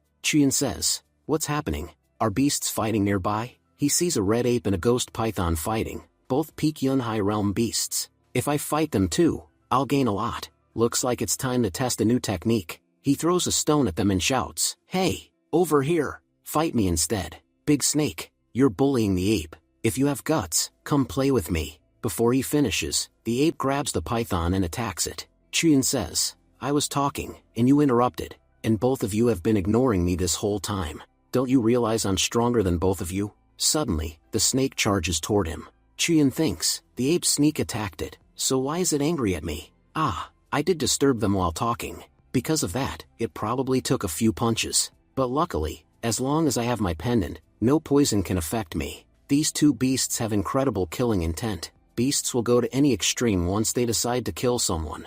I can clearly see the ape is much weaker, yet it isn't afraid of the snake at all. But ignoring me was a huge mistake. I'm joining this fight now. Whoever pays attention to me will survive. Whoever doesn't, will die from my attack. Saying that, Chiyun unleashes Flying Dragon Slash. A huge explosion occurs from the impact. Chiyun smiles. This move is amazing. I've created some incredible combination techniques here, and this is one of them. Using very little energy, I can unleash extremely deadly attacks. It's really helping me in combat. Suddenly, an attack hits him from behind. Shocked, he says, "Who attacked me now? Was that big snake still alive? How is that possible? If it's not dead, how did it hide its presence?" Beasts are never smart enough to hide their aura. From the smoke, the ghost python emerges. Chiyun notices, there's a broken sword in its mouth. I've been searching for this sword since I came here. It must have swallowed it, that's why I couldn't sense it. The snake suddenly starts fleeing. Chiyun shouts, "You're not escaping. You're carrying something extremely valuable, and that will get you killed." He throws his sword aura into the python's body. "Stop right there, or you'll die." But the snake keeps running. Chiyun says, "For such a huge body, your speed is incredible. How can you move this fast?" Meanwhile, outside, the sect master says, "This is bad. The ghost python is leaving our boundary. Chiyun is attached to it. If this continues, he'll be dragged out of our range. If he leaves our territory, returning alive will be almost impossible." An elder says, "What is that child thinking? A python is dragging him away, and he doesn't even realize he's crossing the boundary." Another elder adds, "Still, his cultivation progress is impressive. If he survives, he'll be extremely beneficial to our sect. I suggest we open the ancient Forbidden Land gate immediately. At least he'll have a chance to come back." The sect master nods. "You're right. We have no other option. We send him in to become stronger, not to die." Elders, I apologize for putting you through this trouble. They all use their power to open the Forbidden Land, but suddenly, they are hit with a massive backlash. Shocked, the elders say, "What is happening? We used our full power on the formation. Why can't we open the gate?" The sect master says grimly, "Our connection to the Forbidden Land has been severed. Some unknown force has blocked us. Chiyun's situation has worsened. If we can't open it now, we won't open it a month later either." From this point on, Chiyun's fate is in his own hands. Whether he survives or not depends entirely on him. The scene shifts to Chiyun. He has reached deep into the ghostly forest. Chiyun shouts, "Ghost Python, you can't escape. Stop, give me the sword. I'm not going to kill you. I just want the sword." The python, exhausted, finally stops. Accepting defeat, it hands the broken sword to Chiyun. Chiyun thinks, "My pendant absorbs energy from its surroundings, but it's taking far too long this time. I didn't notice, my barrier has completely faded, and because of that, the poison is starting to spread in my head. I can sense someone in front of me, but I can't see anything. My eyes, they're slowly closing." Chiyun collapses and loses consciousness. A while later, he slowly opens his eyes. "I'm alive?" An old master nearby says, "So, child, you're finally awake? Is this sword yours?" Chiyun recognizes it instantly. "That's the broken sword." The old master nods. "Yes. You chased that ghost python just to retrieve it, didn't you?" Chiyun asks, "Can I ask, who exactly are you?" The old master replies, "I'm just an old man. It has been ages since I last saw a human." Chiyun looks down. Where are my clothes?" The old man answers casually, "They smelled terrible, so I threw them away. Now tell me, how did you end up here?" "No human has entered the ghostly forest for at least 100 years. Chiyun says, "I'm a disciple of the Beast Control sect. I came to train inside the ancient Forbidden Land, but after I entered, the entrance collapsed. Since you've been living here for so long, do you know any other way out?" The old master replies, "Oh, you want to leave?" Chiyun says eagerly, "Yes. You must know something, right?" The old master says, "First, attack me. Then I'll tell you whether there's a way out." Chiyun thinks, "Let me check his fate first, only then can I decide. If he's dangerous, I need to be cautious." He checks the old man's destiny. Name, Night Chin Kong.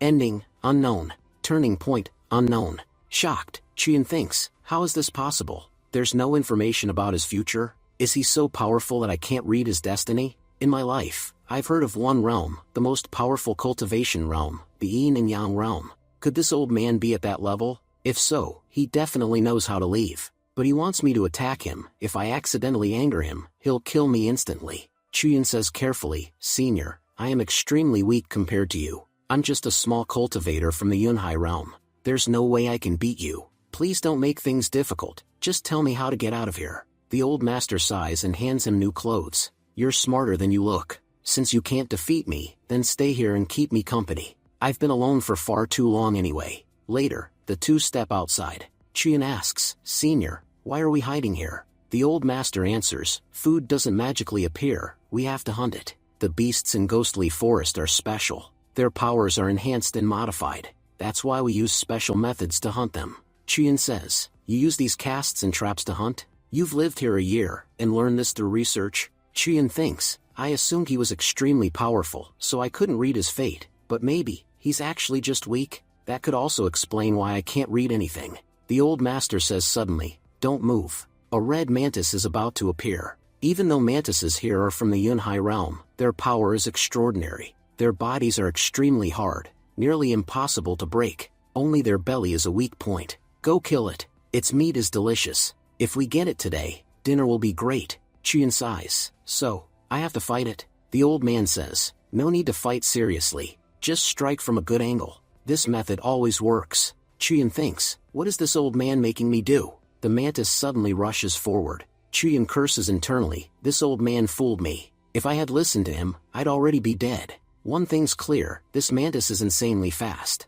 Even with my techniques, I can barely keep up. Chuyin unleashes several attacks, but none of them affect the mantis. Chuyin realizes, its lower body is extremely powerful. Its only weak spot is its belly. I need a single precise strike, it won't give me many chances. He attacks again, but the mantis narrowly dodges. The old master advises, mantises can't fully close their legs. Pull your sword back, aim beneath it, one clean cut should be enough. Chuyin follows the old master's advice, and strikes perfectly. The mantis collapses, dead. Breathing heavily, Chuyin says, killing this thing was really difficult. The old master smiles, for a first attempt, you did very well. It seems you will go far in the future. A few days later, the scene shifts. We see Chuyin fighting mantises, and now, killing them doesn't trouble him at all. Chuyin thinks, these last 5 days have been extremely tough. I've been training non-stop, pushing myself to the limit, but, all that training is paying off. Now I can kill these mantises easily, even taking down several at once.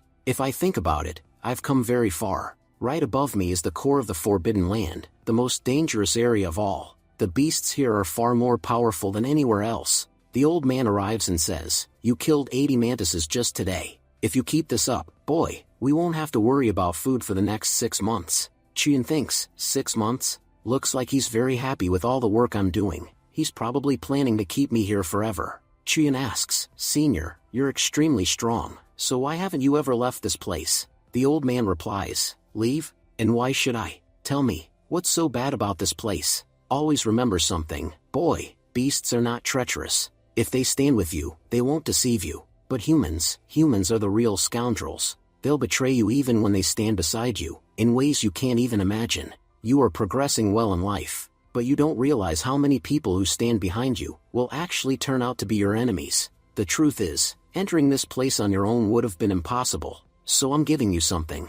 He hands Chuyin an artifact. Chuyin thinks, it's incredibly heavy. The old man explains, this artifact was refined using divine methods. You can say it's something that fell from the heavens. It can boost your cultivation drastically, a true lifesaver. If you use it, your power will improve quickly. And about leaving this place, as I already said, just land a single hit on me, and you can leave anytime. This artifact comes as a pair, I have one, and the other, I still haven't found. When I do, I'll give it to you. Half a month later, while cultivating, Chuyin thinks, my sword embryo has reached the 3rd level, and I've cultivated my other techniques to a high level too. My power is far greater than before. By practicing all techniques together, I've even created a unique fusion technique of my own. But even after all this progress, I still can't land even a single hit on the old man. Hitting him is an impossible task. Chuyin looks at the old man sleeping. Right now he's sleeping, maybe this is my chance to attack him. Chuyin tries to launch a surprise attack, but the old man effortlessly dodges it. The old man said, Kid, you're terrible at sneak attacks. I gave you that wrist guard, your speed has increased a lot, but you still aren't strong enough to touch me. You've been attacking for a long time, and none of it is enough. Chuyin said, my speed has increased greatly, Because I made a breakthrough in my movement technique. Old man, you won't be able to touch me either. He dodges the old man's attacks smoothly. The old man said, what was that? I know for sure that technique isn't from the beast-controlling sect. Appearing behind him, Chien said, now it's my turn. He unleashed a fierce attack, but the old man managed to block it just in time. The old man said, I'll admit, your movement technique is incredible. I have never seen anything like it. Chien replied, thank you, senior. Because of your guidance, I've become much stronger over the past few days. I've achieved breakthroughs in almost all my techniques. The old man nodded and said, your footwork, combat skill, and willpower, all of them are far stronger than most people. But even now, I still can't guarantee that you will be safe when you leave this place. Chien said, there's less than half a month left before the competition begins. If I leave here after the competition, it will be pointless. To get out on time, I must escape before the competition starts. Scene shifted, Chien arrives at the Forbidden Land. Looking at a gate, he reads, anyone who enters will die. Chien thought, it feels like something dangerous is sealed inside. Whoever sealed this place clearly didn't want it to escape, but I still need to check what's inside. What if I get something valuable out of it? Inside, he sees a huge statue. Chien thought, I feel like something is suppressing me. This statue is definitely not ordinary. Suddenly monsters attacked him and shouted, who is this fool who dared step into the forbidden area? Chien thought, the barrier at the entrance was very weak. I broke it easily. It must have been intentionally weakened, so anyone who enters gets killed by these monsters afterward. For others, this test would be extremely difficult, but not for me. He then destroys all the monsters easily. Chien said, I am a disciple of the beast control sect. While training, I ended up trapped here. God of the Tower, do you know how I can get out? The God of the Tower replied, there is a way, but to reach it, you must defeat these ones. Immediately, huge statues came to life and attacked. Chien thought, their attack speed has increased a lot, and their force is terrifying. If I'm honest, one single hit from them could kill me. No matter what, I must keep dodging. If even one of their attacks touches me, it's over. When he looked to the side, two statues were already swinging at him. Chien thought, dodging such close-range attacks is almost impossible. Using his movement technique, he quickly retreated far away. He observed, these statues are slow, and it feels like they have no mind of their own. Their attacks are repetitive and uniform. I think the giant statue is controlling all of them. He noticed more and more statues appearing. Chien thought, there are too many. I can't kill them alone. I need to make them kill each other. He climbed on top of one statue. The other statue swung and destroyed its own ally. Chien thought proudly, just as I guessed, I've found their weakness. They really have no mind. They can't even recognize friend from enemy. Within a short time, Chien used them against one another, until all the statues were destroyed. Chien said, God of the Tower, I've won. I should have passed your test as well. So, can I leave now? The God of the Tower replied, boy, I must admit, you're very smart. Intelligent people rarely come here. Chien asked in shock, wait, the statue is alive? Laughing, the God of the Tower said, you passed the test, so you can leave. And you don't need to fear me. I won't attack you. Chien said, I can't believe I'm actually able to leave so easily. I always heard the Forbidden Land was an extremely dangerous place. If I can walk out just like this, then why does everyone call this place so deadly? Chien was thinking, I know things won't be easy. A month ago, I checked my fate. It clearly said that today, in this place, a beast named Erzu will kill me. But until now, I haven't encountered any beast named Erzu. It seems Erzu must be waiting behind that door, and these guardians are hiding this from me. The God Tower Spirit said, child, don't be happy yet. You may say you have passed the 11th floor, but the danger ahead is far greater, more difficult and much more deadly. But I will help you pass this hardship. I possess a very special technique, one I give only to those who complete my trial. Since you have passed, I will give it to you. You don't need to do anything. I will transfer the technique directly into your mind. Don't panic, the transfer process is going to be painful. While receiving the technique, Chien thought, why do I feel something is wrong? If this master were giving me a technique for real, I wouldn't feel this much pain. It feels like something is trying to erase me from my own body, or something is trying to possess me. System, open my panel. I want to see how my ending happens. The system said, in your ending, Erzu will possess you. A major turning point is about to occur. For a short time, you will lose consciousness. Chien shouted, what do you mean, possess my body? Right then, Chien fainted. When he opened his eyes, he was no longer himself. Erzu had completely taken over his body. Touching the body, Erzu said, "Finally, I'm out. I don't know how many years I've been trapped here, but now I finally have a strong, healthy body again.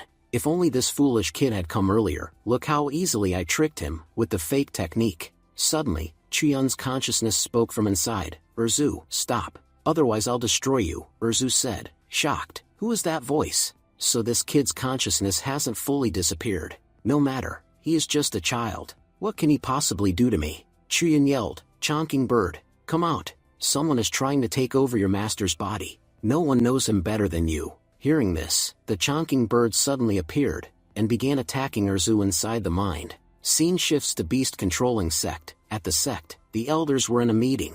One elder said, "Sect leader, there is something I wish to request. The spirit realm competition is near. Thinking about that child at such a time is foolish. Forget about him." Another elder said, "Yes, sect master. That child has been missing for a long time. By now, he must already be dead.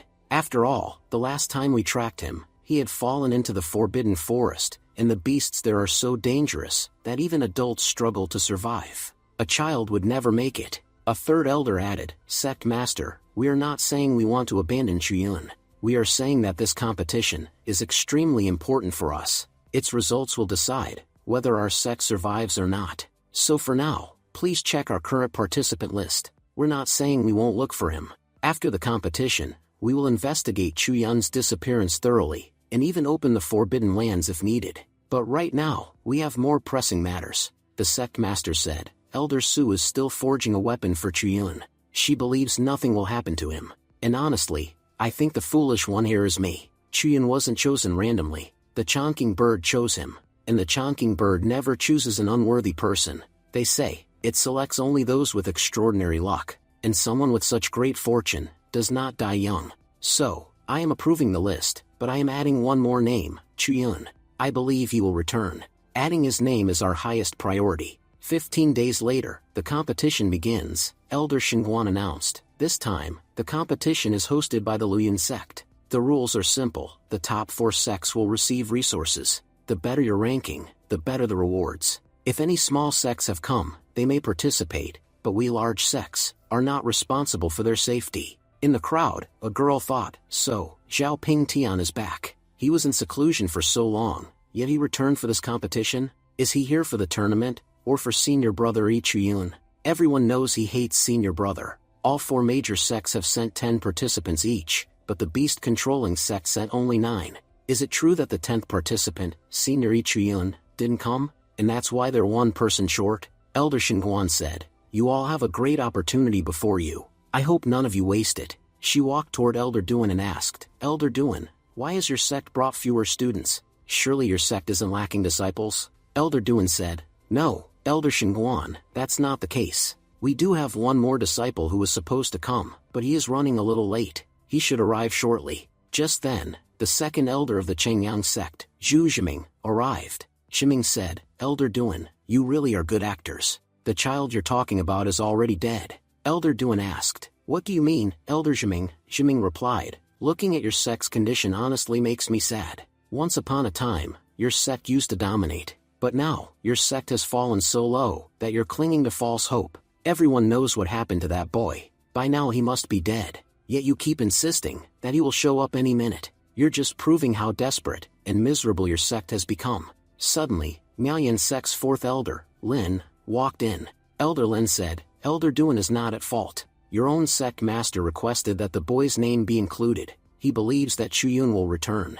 Honestly, I can't believe the kind of drama happening in your sect." Elder Duan responded sharply, "As far as I remember, none of you belong to our sect, so why are you standing here and meddling in our internal matters? Please mind your own business." Zhiming smirked and said, "Sometimes I feel your own sect doesn't even like you. Whenever humiliation is guaranteed, they always send you to face it. They knew bringing only 9 disciples would invite mockery, and yet, who did they send to deal with it? Elder Duan, I actually feel bad for you." Elder Duan shot back, "Zhiming, stop talking nonsense. I am proud of my disciples. At least we are not dogs serving the Luoyuan sect like your sect. Qingyang sect and Miaoyan sect licked the Luoyuan sect's feet, and now you dare speak proudly to me? At least I still have my dignity. What do you have? You're nothing but dogs serving dogs." Zhiming laughed. "That would have been an insult if it were spoken 100 years ago. but your sect is not what it used to be, so keep your voice down. We tolerated your arrogance in the past, but not anymore. Elder Lin added, your sect has become trash. Watch how we force your sect out of the 4 great sects. This year, you won't even rank. Let's see how proudly you talk then. At that moment, Elder Xinguan stepped forward. Elders, enough. We are supposed to work together, not fight meaninglessly. We represent the 4 great sects here. If we disgrace each other, we disgrace our sects as well. So control your tongues, Ximing replied. I'm only saying one thing. I'm not as pathetic as Elder Duan. I have my own reputation. Elder Xinguan thought to herself, when they made me leader of the elders team, I refused. But the moment I heard the boy Chuyun would compete, I agreed. I know the other sects will target beast-controlling sect and create trouble. I need to protect that child, but he hasn't even shown up yet. Everything is getting too confusing. Just then, a disciple behind Ping Tian shouted, Senior brother, don't worry. Our 3 sects always support the Luyan sect. Even if Chuyun is alive, he won't dare show up. We'll force beast-controlling sect out of here anyway. Ping Tian asked, before anything else, who are you? The disciple replied, did you forget me? I'm Lian Chao, a disciple of Chengyang sect. Jian said angrily, all these major sects uniting against one boy, there's a limit to shamelessness. And Chengyang sect crossed it long ago. Ping Tian warned her, Junior Aunt, you belong to our sect. Don't speak against us. No matter how dirty our actions are, you are part of us as well. You must participate in our bad deeds too.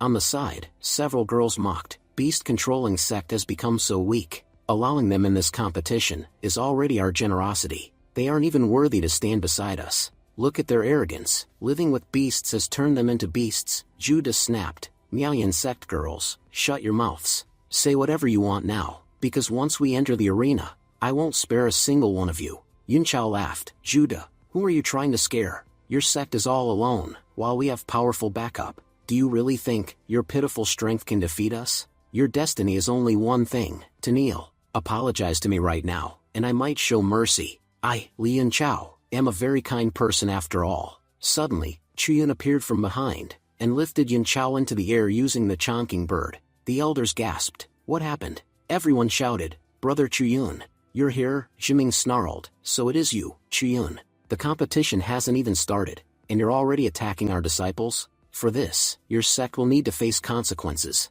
We will not let you get away with this. Chuyun said, Elder, it seems your eyes aren't working properly, because this is clearly not an attack. As you can see, the beast I'm sitting on is the chonking bird. A bird of this size needs space to land. One of your disciples was standing in the way, and got so caught up in his own talking, that he didn't even notice when I signaled him to move. And another thing, your sect's disciples are extremely weak. If they're this fragile, why are they participating in a competition like this? My bird merely brushed him lightly, and he fainted instantly. I'm warning you, there's still time to leave. This competition is not meant for weaklings like you. If you enter, you'll just end up dying without purpose, Ximing snapped. Kid, don't you think you're talking too much? But Elder Duan said, no, our child is right. Everyone knows beast-controlling sect disciples use beast companions. And as you can see, Chuyun's bird is huge. Of course it needed landing space. If your disciple fainted from a small bump, that's his own weakness, not our fault.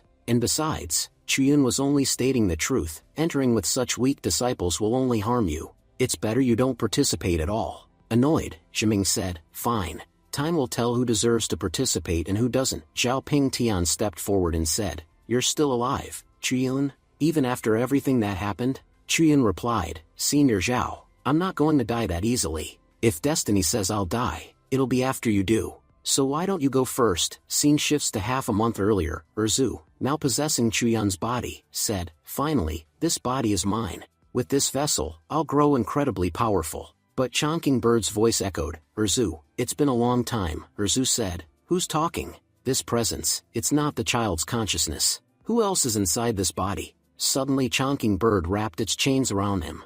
Erzu roared, how dare you restrain me? You're absorbing my power? Chonking Bird emerged and said, you should have realized, no child could possess this much power. It's me, Chonking Bird, your old friend. Erzu growled, I can't believe a mere human child can command you. Chonking Bird replied, he doesn't command me. I chose him. Erzu scoffed, so you've fallen so low, that you chose a child as your host? Chuyun said, Chonking Bird, thank you. If you didn't intervene, I would have needed to use some very dangerous techniques. Chonking Bird answered, I'll seal Erzu, and place him inside your body. Killing him here is pointless. Listen carefully, Erzu's power is nearly equal to mine. I'll help you control it. If you succeed, you'll become immensely powerful. Chuyin asked, what if he tries to take over again? Chongqing Bird said, as long as I'm with you, he won't be able to harm you. Keeping him is all benefit and no risk. Chuyin said, if you say so, I'll trust you. They say you know everything about this world, so tell me, how do we leave this forbidden land? Chongqing Bird replied, it's difficult, but not impossible. Get on my back. I know the way out. The bird took flight with him. Chuyin said, you're incredibly fast. Chongqing Bird warned, hold my feathers gently. Break even one, and I'll throw you off. Scene shifts again in present. Ping Tian said, Chuyin, your luck is unbelievable. Surviving all this and reaching here, but this is where your fortune ends. You won't leave the realm alive. Chuyin replied, stop talking nonsense. You claim I'll die in the realm, but tell me, who will kill me? You? You're not strong enough to even scratch me. Back when I was weak, you couldn't beat me. Now I'm far stronger than before, you won't even touch a hair on my head. Chuyin thought, Ping Tian's luck is strange, interesting. I need to check his panel. Inside the realm, he might gain something valuable. The panel showed, Ping Tian would soon enter the soul-snatching valley, accidentally unlock an ancient seal, absorb a powerful soul, and instantly break through to the myriad realm. Chuyin thought, he's going to break through? I must reach soul-snatching valley first, or he might become too strong to defeat. The realm gate opened. Elder Duan said, children, the realm has opened. It will open again only after 1 month. We face many difficulties. 3 major sects are now our enemies and may try anything to destroy us. I can only say this, do 2 things well. First, protect yourselves. Our sect's future depends on you. Second, no matter what, stay in the top 4. If we drop out of the top ranks, our sect will not survive. Give your absolute best. The disciples replied, yes, Elder, we understand. Elder Duan said, all right, children, you may go. Chuyin, here, take this. It is for you. Chuyin asked, a storage ring? Elder Duan, what's inside? Elder Duan replied, it contains a Godslayer weapon, personally forged by Master Su. You remember, you asked her to make a weapon for you before you left. This is that very weapon. She also told me that this weapon can level up together with you. So try your best to find good items in this spiritual realm. Using those items, your weapon will grow even more powerful. Chuyin said, thank you very much, Elder Duan. Please thank Senior Sister Su on my behalf as well. Elder Duan added, take care of yourself, and look after the team too. Chuyin replied, yes, Elder, I will. Then Chuyin entered the spiritual realm. Shocked, he said, what is this place? I've never seen spiritual beasts this huge before. Judah asked, Junior Uncle, what do you plan to do in this competition? Elder Duan suggested you might join our team. What do you want to do? Chuyin answered, joining your team is impossible for me. Everyone knows Xiao Pingtian hates me deeply. He'll do anything to kill me. If I stay with you all, you'll also become targets for no reason. It's better if I go alone. I'm sure once he sees I'm isolated, he'll come after me, and his attention won't turn toward you. This gives us 2 advantages. If something happens, only I will suffer. And if nothing happens to me, we all benefit. Judah said, what you're saying makes sense, but it's very risky. Chuyin smiled, it's fine. I'm used to taking risks by now. Remember a few days ago, I got trapped in the Forbidden Land, and even then, I saved myself and escaped alive. Compared to that place, this realm is far less dangerous. Surviving here will be much easier. Just then, another disciple spoke up, Senior Brother Zhu. I agree with Junior Uncle. This Chuyin, he's not even truly part of our sect. If he doesn't want to work with us, let him go alone. His presence or absence doesn't matter to me, and it shouldn't matter to you either. Judah scolded him, Junior Brother Yumming, shut your mouth. Remember, this is your junior uncle. You can't speak disrespectfully in front of him. Chuyin said, there's no point in arguing among yourselves. I'll leave first. Judah, before I go, take one important piece of advice. No matter what happens, don't fight Xiao Pingtian. He's extremely powerful. Even if he provokes you, avoid him. Judah nodded, Junior Uncle, please take care. You have more enemies here than anyone. Your danger is the greatest. We are together as a team, we'll manage. But you, Chuyin, moved deeper into the realm. They have a map, but I don't. Traveling here will be difficult. I've been searching everywhere, but I still can't find the soul-snatching valley. If this continues, Xiao Pingtian will reach it before me, and if he does, he'll become incredibly powerful. If only I had a map. Just then, a voice called out nearby. A girl appeared and said, Senior Brother Yin Chao, are you really going to help Xiao Pingtian? I overheard you all saying that you want to kill Chuyin together. But let me warn you, he's an extremely difficult target. A few days ago he entered the ancient Forbidden Land alone, and he still came out alive. Imagine how strong he must be. And you know how powerful disciples from the beast-controlling sect are. If we didn't have support from the Luyan sect cultivators, we wouldn't stand a chance. Yun Chao replied, Junior sister, you're misunderstanding. Look at beast-controlling sect, they lose many disciples every competition. And this Chuyin you keep praising? He's nothing. He's just a low-level cultivator from the Yunhai realm. I could kill someone like him in my sleep. Honestly, we don't even need to fight the beast-controlling sect. They'll die before they ever reach us. The girl said, I don't care who's with us and who isn't. All I want to know is, can we win? Yun Chao replied, of course we can. Our victory is guaranteed. Don't stress over useless things. Suddenly, Chuyin stepped out of the shadows and said, so according to you, Yun Chao, killing me is very easy? Yun Chao said proudly, yes. If he shows up in front of me, I'll tear him apart. But then he turned, and froze instantly. Right behind him stood Chuyin. Yun Chao trembled. He shouted, brothers, move forward. This bastard Chuyin is the enemy of all of us. But then he noticed, all of his men were already dead. Terrified, he said, Junior sister, Chuyin is already here. Why didn't you tell me earlier? She replied, how could I? He ordered me to stay quiet. And as you can see, he's already beaten everyone here. If I didn't listen to him, he would have killed me too. Chuyin says, Yun Chao, just a moment ago you were acting all bold, saying you could easily destroy me. Well, I'm standing right in front of you now. If you have the courage, say something. Falling to his knees, Yun Chao says, Senior Chuyin, please forgive me. I was just joking in front of the junior sister, nothing else. The junior sister thinks, I've heard so much about Chuyin. He's known as a dangerous young master, who kills without hesitation. But today I've seen it myself, he defeated the entire Chengyang sect alone. Chuyin says, I'll spare your life, but in exchange, I want the map. Yun Chao begs, please don't kill me. I'll give you anything you want. Later, Chuyin thinks, getting the map was easy, but according to the markings, soul-searching valley is extremely dangerous. They say countless powerful expert souls are trapped inside, and no one, no matter how strong, has ever returned alive. For a child to go in and come back alive, would be almost impossible. We then see Chuyin walking, observed by a spirit. The spirit thinks, he looks kind of dumb, but his body contains extraordinary yang energy. Because of that, I'll choose him. Besides, he looks innocent enough, doesn't seem like someone who's done anything bad. The spirit says, Mister, entering this place is extremely dangerous. Are you sure you want to go inside? Chuyin says, who said that? He swings his blade toward the sound, cutting a few strands of the spirit's hair. Chuyin says, oh, you're just a small spirit. Sorry, I got startled and attacked. If I'd known you were just a little spirit, I wouldn't have done it. The spirit says, I was lonely. I only wanted someone to talk to, so I spoke from behind you. But you're horrible, you attacked me. Chuyin replies, I said it already, it was an accident. Forgive me. The spirit thinks, accident? If I hadn't dodged, he would have sliced my neck off. Chuyin thinks, this little ghost has incredibly strong energy. At first, I thought it was a powerful demon.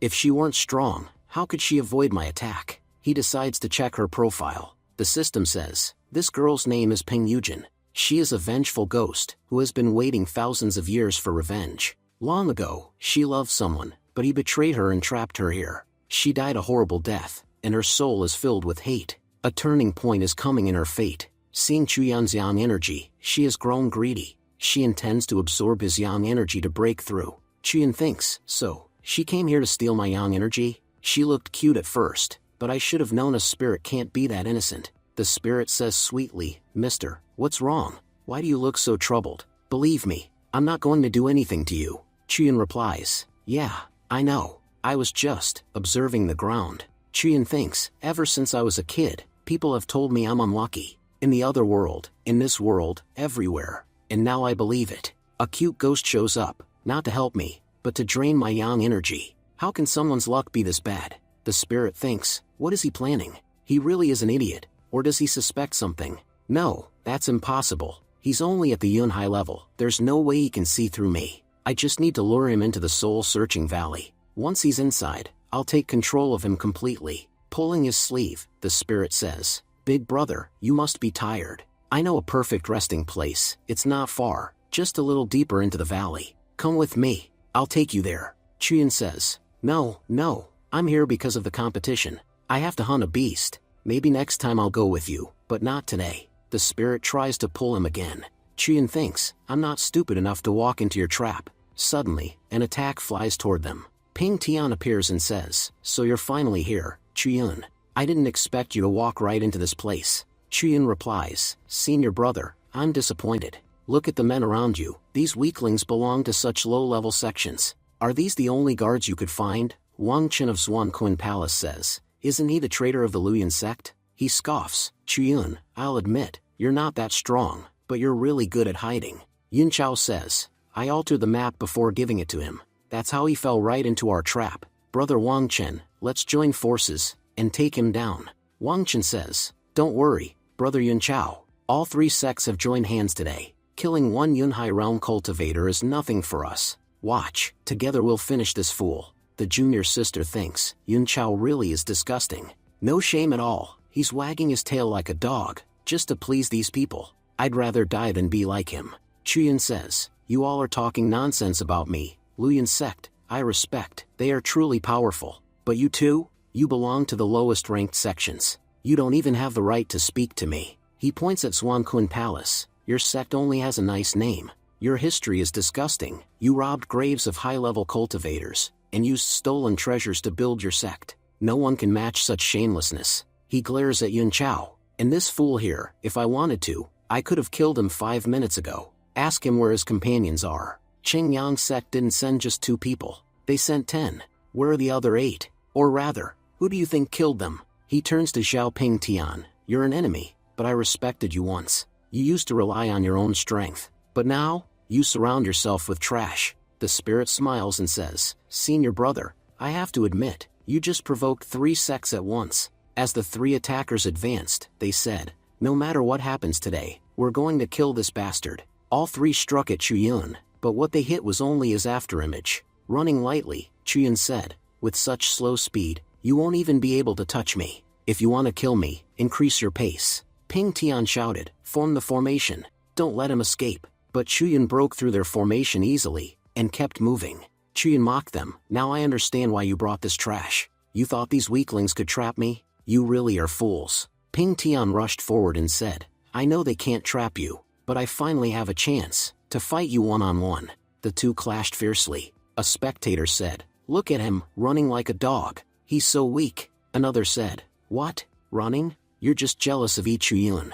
Can't you see how strong he is? He's fighting 3 powerful opponents alone, and even with their teamwork, they still can't defeat him. If you pay attention, Chuyun's cultivation is only at the Yunhai realm, while Wang Chen and Yun Chao are at the Sky Control realm, and one of them is even at peak of Nether realm. For him to still stand against them is incredible. Then Chuyun suddenly kicked Ping Tian away. Everyone gasped. Did he just beat our brother Ping Tian? Chuyun said, I was dodging an attack, and ended up kicking this trash by accident. After leaving here, I'll need new boots. I don't want anything that's touched you. Enraged, Ping Tian shouted, how dare you touch me, Chuyun? You're dead. He launched a barrage of attacks, but Chuyun used his movement technique to dodge everything with ease. Yun Chao whispered to Wang Chen, Brother Wang, I must admit, this Chuyun fights extremely well. If this continues, I don't know when their fight will end. Wang Chen said, tired, to be honest, I'm exhausted. Fighting Chuyun is unbelievably difficult. Do you see how incredible his movement skills are? Now I understand how he survived the Forbidden Lands. Meanwhile, in the valley, the demons of Soul-Searching Valley grew furious, because of Ping Tian and Chuyun's battle. A demon voice echoed, stop causing trouble here. Leave immediately. Ping Tian muttered, this energy, is it from a martial realm expert? Could there really be a powerful soul here? Chuyun thought, this must be the same spirit Ping Tian wanted to absorb. But why is it appearing now? The spirit demon roared, leave, or I will destroy you all. Ping Tian shouted back, you dare provoke me? I don't care what your realm is. In front of me, you have no right to speak. Chuyun thought, no, if Ping Tian succeeds in breaking through here, he'll become unstoppable. I must stop him. The ghost girl tugged Chuyun's arm and said, big brother, hurry, come with me. This illusion will end soon, and they'll attack you again. Before they realize it's an illusion, we must escape. Ping Tian suddenly attacked the spirit, but she vanished. He shouted, "Where's that spirit? Why can't I see her?" Yun Chao whispered, "Brother, the spirit was fake. And Chuyun, he must have run deeper into the valley." Ping Tian grinned, "So he ran into the valley? Good. My master gave me a mission inside the valley anyway. I'll complete that task and kill Chuyun along the way. Two birds with one stone." Just then, Jian arrived and demanded, "Zhao Ping Tian, where is senior brother Yi Chuyun?" Yun Chao quickly said, "Senior brother Ping Tian, she's your martial junior aunt." Ping Tian scowled, "If she weren't the disciple of my sect's ancestor, I would have killed her first." The junior sister said, "Yi Chuyun, he ran into Soul Searching Valley, just a little while ago." Jian gasped, "Soul Searching Valley?" Another girl added nervously, "Senior sister, you know that valley is extremely dangerous. No one who has entered has ever returned alive." Jian said firmly, "You're right, it is deadly, but if I want to save senior brother Yi Chuyun, I must go." And with that, Jian ran into the valley. Meanwhile, Chuyun and the spirit arrived deeper inside. The spirit said, "Big brother, we're almost there." Chuyun said, "Before we go any further, answer me honestly, why did you bring me here? I never asked for your help. Why are you helping me?" The spirit smirked, "What do you mean? Aren't I protecting you?" Chuyun replied, "Listen, I know your intentions. Tell me clearly, why are you helping me? No one helps anyone for free." The spirit said, annoyed, "You're not as stupid as you look. Fine, I'm not helping you for free. I brought you here, because I want you, alone." As she spoke, the spirit transformed into her alluring human form. She smiled and said, "Little brother, do you like my appearance? Do I look pretty to you? Ever since I first saw you, my eyes haven't left you. When I first saw you outside, I liked you immediately, that's why I brought you here." Chuyun said calmly, "Oh, I see. By the way, your fingernails, why are they so black? Did you paint them?" The spirit snapped, "Yes, it's paint. Girls paint their nails. Don't you know anything? Stop asking stupid questions." Chuyun replied, "Miss, I know you're a respectable woman, so please show some respect toward me as well. Whatever you're planning, I didn't come to this valley for that. I came only to protect myself. After some time, I will leave. And for our safety, please stay a little farther away from me. If you cling to me, and we get attacked suddenly, neither of us will survive." Chuyun thought to himself, "I have come here to steal the Ping Tian's luck, and I'm definitely not here to be used by a soul." The spirit said, "You're quite something, you know. You have 2 girlfriends, and even though they know how dangerous this place is, both girls are coming all this way just to save you, but they keep going in circles, and getting stuck in the same spot." Chuyun asked, "How can you see them? They aren't anywhere near us. Do you have some special power?" The spirit smiled, "Little brother, you're very naive. Soul Searching Valley and I are one. Nothing that happens here can be hidden from me. You can say the valley has eyes and ears everywhere. I can see and hear everything that happens. By the way, are you afraid of that man, Ping Tian? As long as you are in Soul Searching Valley, I can protect you. Even if a martial realm cultivator comes to kill you, I only need a few seconds to eliminate him." Chuyun said, "You're helping me a lot here, but I still don't understand why. What do you want from me?" The spirit replied, "Did you forget? I told you, I like you. How did you forget that so quickly?" Chuyun said, "But I'm not even that handsome, why would you like me?" He thought inwardly, "This girl is clearly a cunning spirit. She thinks she can trick me easily. She wants me to believe she likes me, so that once I trust her, she'll absorb my yang energy. No matter what, I'm not falling into her trap." Just then, the system explained, a major turning point is approaching in the ghost's life. Because she sees a trace of her former lover in Yi Chuyun, she will not kill him for now. But once she fully regains her memories, the first thing she will do is absorb his power. Chuyun wondered, who is the system talking about? Who did I meet that resembles her past lover? The spirit, Peng Yujin, said, "Little brother, we're almost there. Just follow me. There's no point staying out here." Chuyun thought, "I did come here because of her. I've now met the spirit soul, so half my mission is complete. The full moon will rise in about 10 days. That will be the best time to absorb her power." A little further in, Yujin said, "For now, you can rest here." Chuyun was surprised. "I can't believe there's such a beautiful place inside Soul Searching Valley." Yujin giggled, "It's actually an illusion. You know how ugly and hollow the real valley is. Watching that dull scenery all day would bore you to death. So I changed it. I didn't want you to feel unhappy here. I want you to feel comfortable." Chuyun replied, "Yes, I know exactly what you want to do, after making me comfortable." Yujin said, "And I know you've been thinking about those girls since you got here. Honestly, they're exhausted from running around outside. So because of you, I've brought them inside the valley. Chuyun said, oh, you're bringing them here? Fine. But let me make one thing clear, there's nothing between the three of us, so please don't say anything weird in front of them. Yujin snapped her fingers, and the gate to the inner area opened. Jian ran in and said, Senior brother, we finally found you. Are you okay? And, who is this girl? I've never seen her before. Chuyun said casually, Jian, you can say she's unimportant. Anyway, why are you here? Don't you know how dangerous this place is? Didn't Ancestor Hongshu warn everyone never to come here under any circumstances? Jian said, yes, Master warned me, but I felt your life was in danger. And honestly, things in the sect have gotten terrible. While everything was happening to you, I was away for training. When I returned, Master told me that you betrayed the sect and joined the enemy's side, but I refused to believe it. I knew Luyan's sect must have done something terrible to you. Then I heard you were participating in the competition, so I begged Master to let me come find you. Before leaving, I received a secret letter saying that Zhao Ping Tian planned to kill you, and that you'd be leaving the sect soon. That means, there's still a traitor inside our sect, leaking information, Chuyun said. So that's the message you received. It even said when I would leave the sect. Yes, someone inside is definitely a traitor. At least now I know why you're here, Jian. But, young Miss Chen, why did you come? Miss Chen said coldly, why? Am I not allowed to follow you? Chuyun replied, no, that's not the point. We've only known each other for a short time.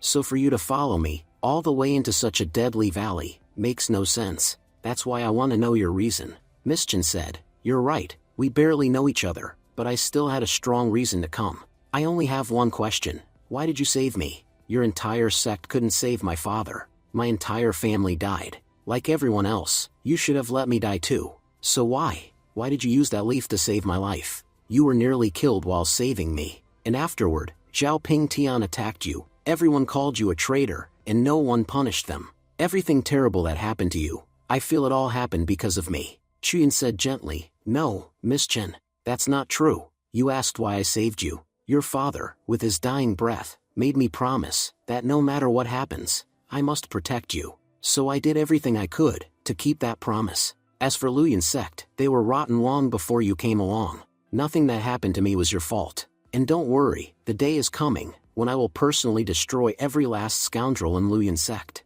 Ping Yujin was thinking, at first, I thought this guy was stupid, but after hearing his story, he actually seems amazing. Just for the sake of one promise, he risked his life. Not everyone has that kind of courage. Suddenly, she remembered something from her past. In her flashback, Yujin said, that bracelet was cheap, why did you jump into the water for it? The man replied, I made a promise, and I never break my promises. Yujin thought, someone once said the same words to me, but the betrayal that followed was the worst I ever experienced. Back in the present, she said, it's good to know that even in this world, there are still men who value loyalty. But I want to see how powerful a man can become, just because he made a promise. She added, Chuyun promised that girl's father, he would protect her. But protecting someone doesn't mean saving them once. It means protecting them for a lifetime. And expecting that from Chuyun is impossible. Miss Chen said, Senior sister, why are you speaking nonsense about senior brother? He has already done so much for me.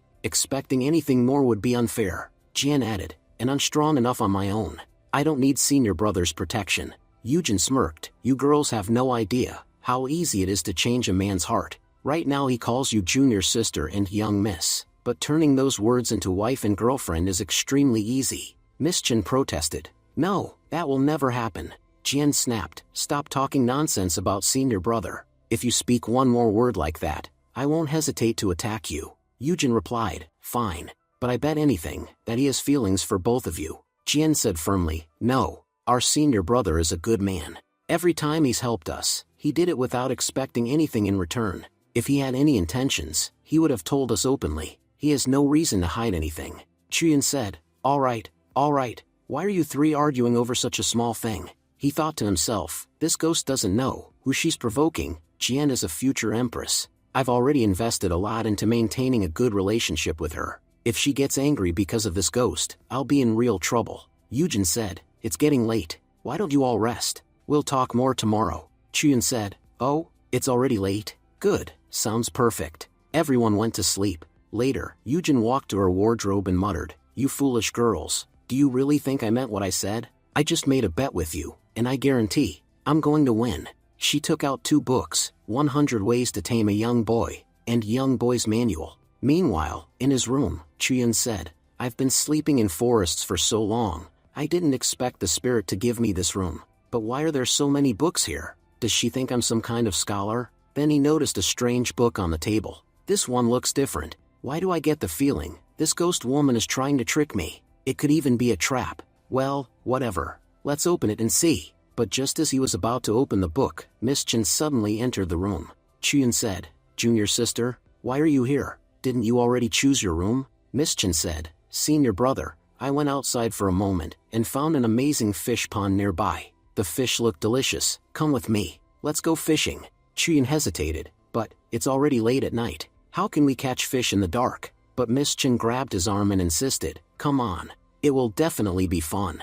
Chuyun sighed, Junior sister, why are you acting so strange? Soon, Chuyun reached the pond, and Miss Chen was already catching fish in the water. Chuyun said, you're surprisingly good at catching fish. Coming out of the water, Miss Chen said, with these many fish, we can cook enough food for everyone for days. Chuyun said, you're right, this is more than enough for 2 days. Then Miss Chen said shyly, my clothes are soaked, and the worst part is, I didn't bring a spare set. Senior brother, can I ask you a question? Chuyun asked, what is it? Miss Chen looked into his eyes and asked, do you like me? Chuyun was startled. Miss Chen, what kind of question is that? Miss Chen said, I made a bet, and if I want to win, I need to find out the answer. So tell me quickly, do you like me or not? Chuyun thought to himself, I've only met Miss Chen 3 times in my entire life. How can I like someone I barely know? Miss Chen began undressing and said, Brother Chuyun, you have to accept my feelings. Before she could finish, Chuyun suddenly said, you're not Miss Chen.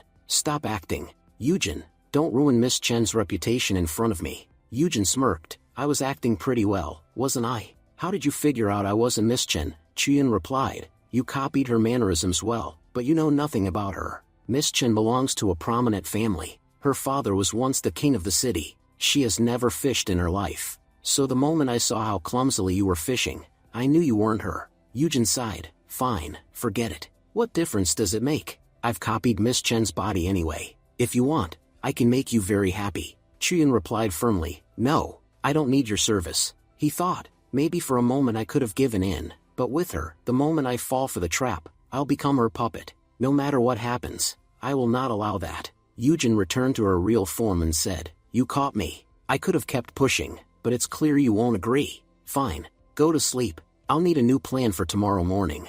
As she left, she muttered to herself, if this keeps going, I'll definitely lose the bet. Chuyun sighed with relief. Finally she left. It's impossible to cultivate properly with her around. She has become a real danger to me. Well, at least breakfast for tomorrow is already prepared.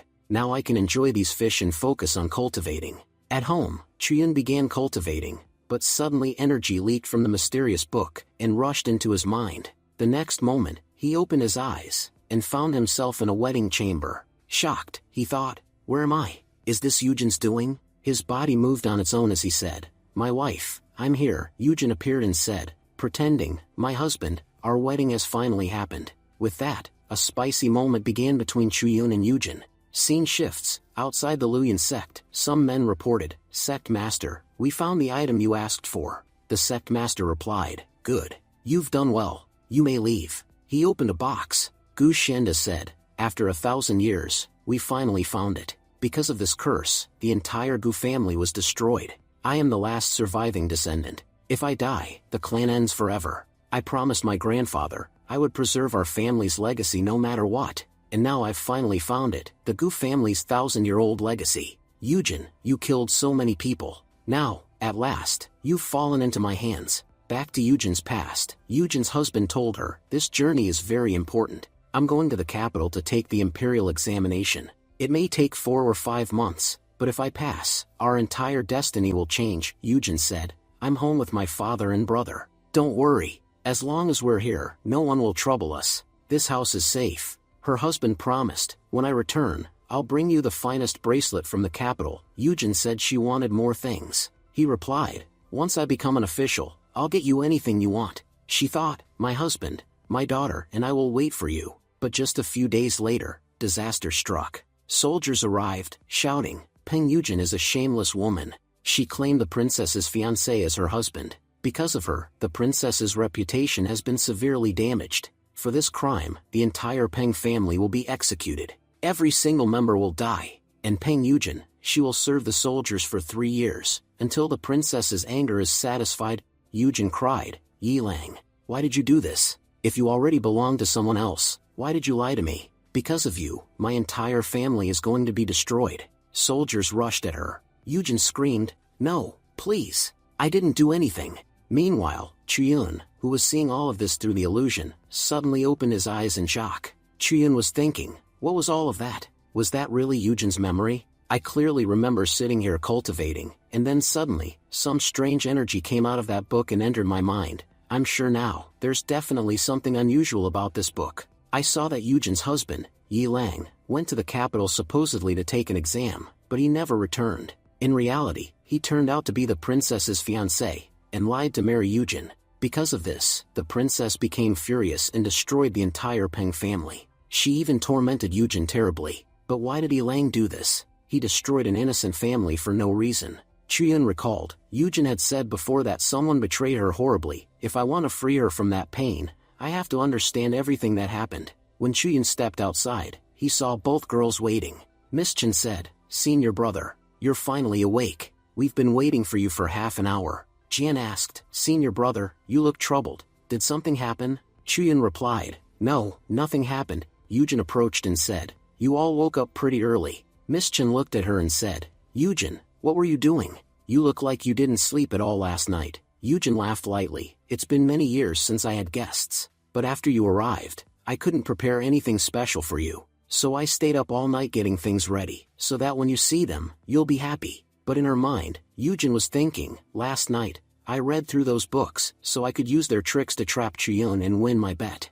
I played such a clever trick on him yesterday. I expected he'd be angry this morning. But looking at his expression now, he doesn't seem angry at all. In fact, he's looking at me with sympathy, like he feels sorry for me. That must mean my trick worked. Chuyun definitely likes me more than before. If that's the case, I should try to get these 2 girls away from him. Once they're gone, I'll drain Chuyun's energy for myself. Yujin then said aloud, girls, could you do me a favor? In the soul-searching valley, some fruits grow on the cliffside. Could you please pick some for me? Jian said, why should we do that? Chuyun stepped in, Yujin, I'll go with you instead. These girls don't know anything about the valley. We can go pick the fruits together. Jian asked in shock, Senior brother, you're going with her? Miss Chen warned softly, just be careful. This girl's intentions toward you are not good. Don't fall for any of her tricks. Yujin, however, was confused inside. Why is he behaving so differently today? Yesterday he acted like I was his enemy, but today he's acting strangely gentle.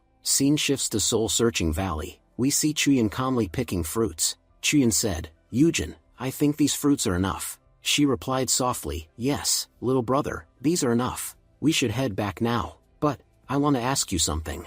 Until yesterday, you kept avoiding me. No matter what I did, you wouldn't come near me. But since this morning, your behavior has completely changed. It feels like you're willingly staying close to me. Yesterday you rejected me, and today you came with me to pick fruits. Nothing makes sense. So please tell me clearly, what exactly do you want from me? Chuyun replied, Miss, you're misunderstanding my intentions. Actually, I wanted to ask you something. What is the origin of this soul-searching valley? You've lived here for a long time, right? Don't you get bored? I want to know more about you because your story is actually very interesting. Yujin smiled slightly and said, you want to know the origin of this place? You could have asked me earlier. I know everything about it. Let me tell you something interesting. Originally, this place didn't belong to the spiritual realm. It used to be a kingdom, but after the realm formed, the kingdom was destroyed. I was once a girl living in that kingdom. After that, my story becomes very tragic. A horrible man betrayed me. Because of him, I couldn't reincarnate, and ended up trapped here as a ghost. But, I was lucky in one way. After being trapped, I met a fairy. She taught me how to cultivate, even as a ghost. By the time I became powerful, all the people responsible for my suffering were already dead. And even with all my power, I couldn't find the one answer I needed, because he had already died. I tried to leave this place many times, but I couldn't. The cultivators who came here before you, they all thought I was evil, and tried to kill me immediately. Because of that, I had no choice but to fight back. And in most battles, the intruders died. It happened so many times that people began saying, whoever enters this place never returns. And that's how this place got its name, Soul Searching Valley. Chuyin said, so all of that really happened, then, in your story, do you still remember the names of the people you mentioned? Especially the man who betrayed you? Yujin said, if I'm being honest, it's been a very long time since I remembered that man. But little brother, today you seem very concerned about me. It looks like you really want to understand me deeply. To be honest, you resemble the man I'm talking about quite a lot. I don't know why, but the more I look at you, the more he comes to my mind. Chuyin replied, oh, is that so? Yujin smiled slightly, you get scared just by hearing a few of my words. But one good thing is that you're not like him. Your heart is clean. When I heard yesterday that you didn't betray your people, I truly felt relieved. Never betray anyone in your life, because the feeling of being betrayed is one of the most painful things in this world. Chuyin thought to himself, she isn't describing him as badly, as what I saw in the dream. If someone hurt you that deeply, no one forgets it so easily. So either Yujin is hiding something, or she has already forgiven everyone involved. Looks like I need to enter the dream world again. Only then will I know what truly happened to Yujin. And the answer lies in that book. Later, when Chuyin returned home, he began cultivating again.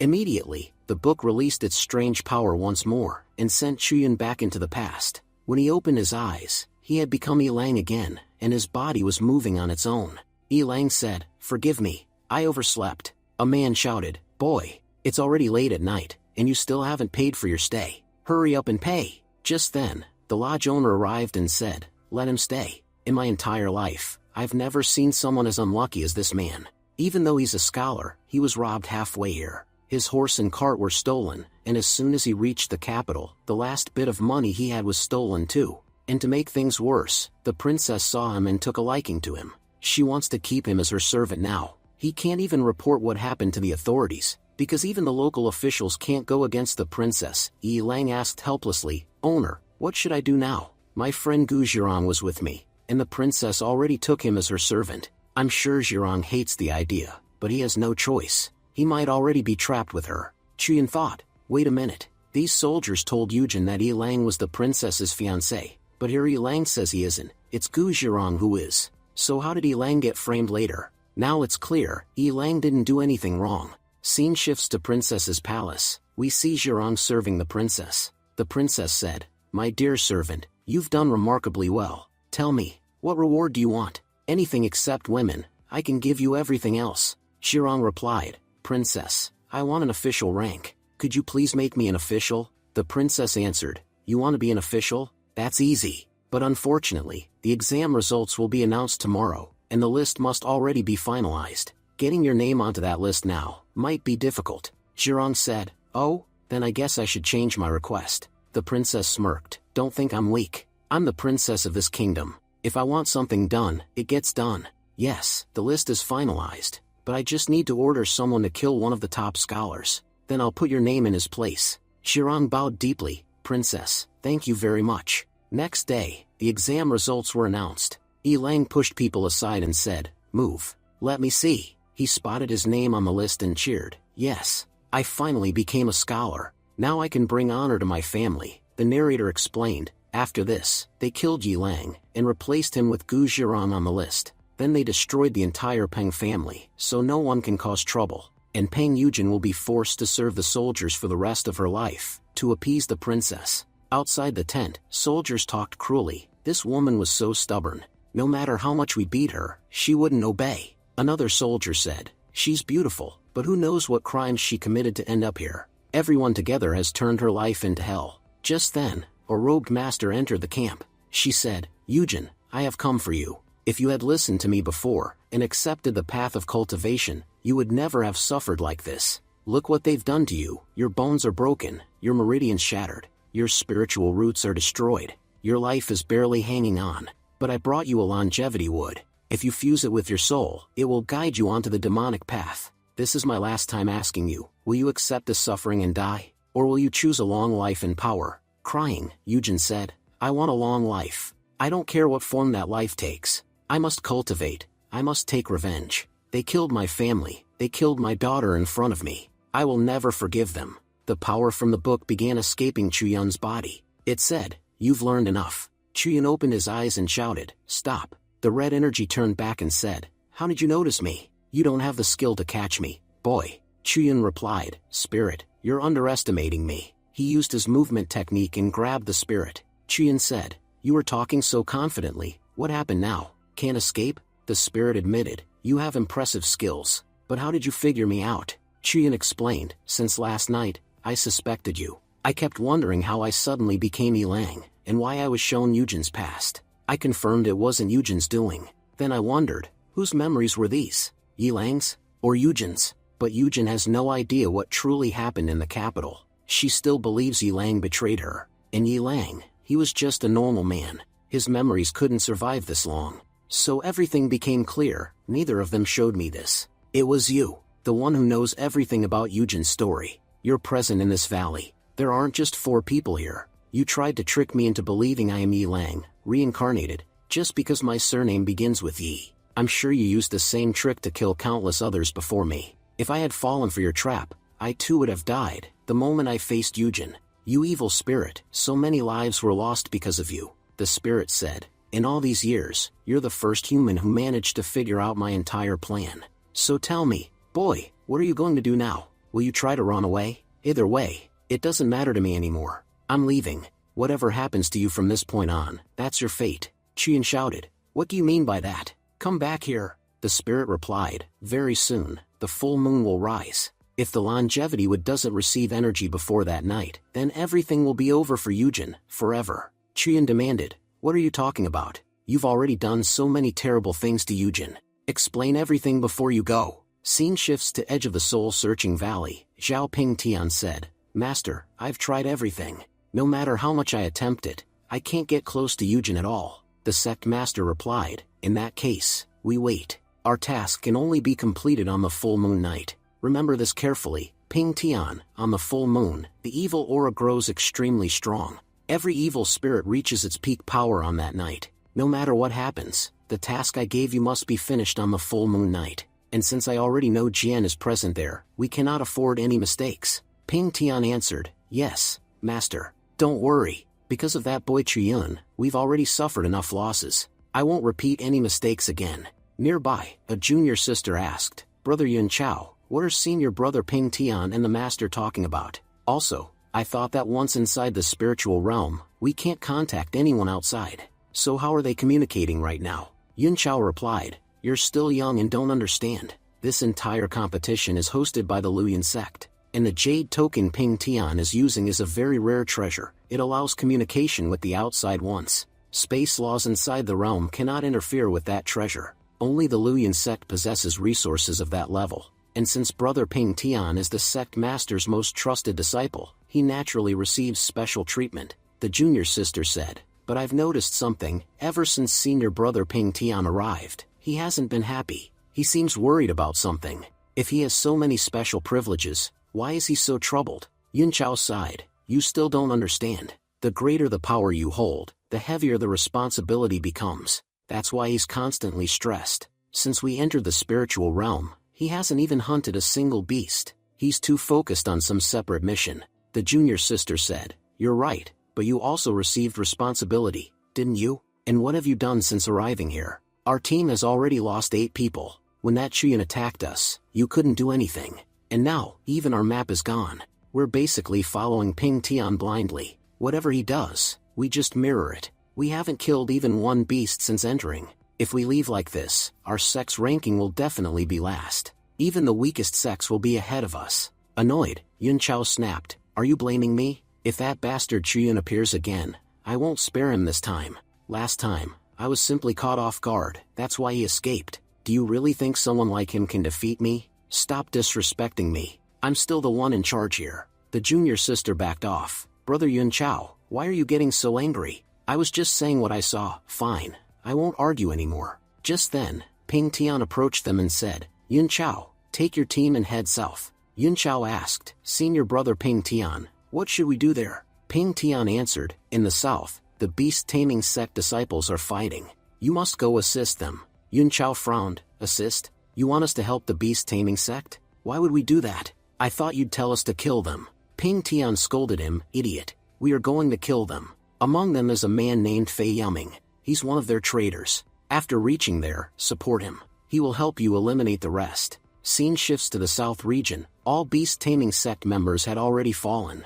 Fei Yuming said, Judah, it's over for you. If you kneel now, at least you won't suffer. Judah glared and shouted, Fei Yuming, you traitor. You poisoned our drinking water. That's the only reason we lost without even fighting. Fei Yuming smirked, well, at least you're alive. My poison won't kill you, it will only make you lose the competition. If I killed you, your sect master would kill my master in retaliation, and I'm not stupid enough to cause my own master's death. Judah asked angrily, why betray us? Our sect gave you everything. What were you lacking that you had to stoop this low? Fei Yuming replied, Senior brother, either you truly don't understand, or you're pretending not to. Our sect leader has lost his mind. He's obsessed with that brat Chuyun. He's willing to sacrifice anything for him. You're loyal to the sect master, yet he didn't even consider you as his successor. Instead, he chose Chuyun, the same boy many of us are trying to get rid of. Everything that should have been yours has already been taken by him. Honestly, I pity you. You trust Chuyun so much, yet look what he's done. You've already lost everything without knowing it.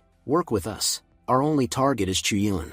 Once he's dead, everything will belong to you. Judah suddenly laughed. Fei Yuming snapped, why are you laughing?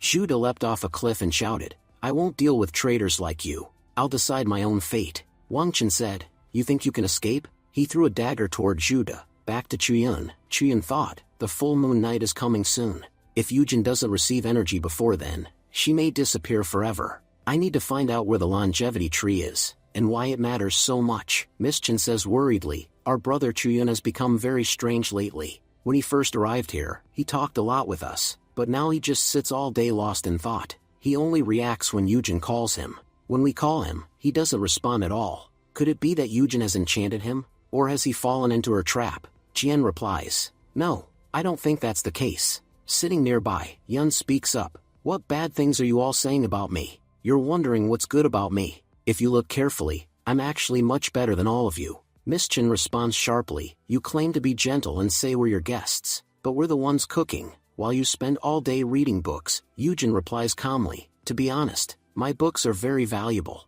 If you want them, I can give them to you. Miss Chen scoffs, we're cultivators. We don't need useless books like those. Yujin retorts, if you don't need them, then why are you wasting time talking to me? Meanwhile, Chuyun sits quietly, thinking, where could the roots of the longevity tree be? I haven't seen any strange trees in this area. Wait, there might be one in the east. I should check that out. At that moment, Jian walks over to Chuyun. She says gently, Senior brother, for the past few days you've seemed very distracted. Is it because of Yujin, or are you worried about your sect? Chuyun replies honestly, yes, it's true. Beast Control sect is in serious danger. Almost all other sects are against us now. Xiao Ping Tian and the others can't touch me directly right now, but in my absence, they definitely won't spare the Beast Control sect. And that Fei Yuming, he's very suspicious. He's the disciple of the fourth elder, but he clearly hates me. If he hates me, it means he's likely planning to betray us. I already suspected him before. That's why I asked Brother Zhu to keep an eye on him.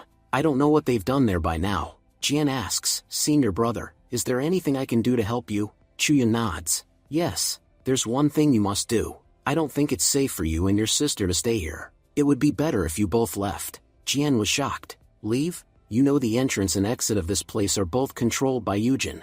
And if we leave, what about you? Are you planning to stay here? Chuyun answers seriously, to be honest, there's a huge mystery here. Yujin isn't as simple as she appears. I want to stay and uncover the truth. If you leave, please warn the people of Beast Control sect. They're in great danger. Jian says firmly, Senior brother, I came here specifically to help you. I won't do anything that causes trouble for you. But please, after we leave, take good care of yourself. Chuyun replies, I promise I'll do my best. Later, Chuyun arrives at Yujin's gate and knocks. Yujin, I need to talk to you. She opens the gate and says, Little brother, you've lived in my valley for quite a while now, but this is the first time you've come to my gate. Tell me, what do you want to talk about? Chuyun says directly, I want you to send Miss Chen and Jian out of this valley. If you do that, I'll help you. Otherwise, I can't help you at all. Yujin frowns and replies, You say you'll help me? You should know that living here alone makes me feel very lonely. I was happy having so many people around.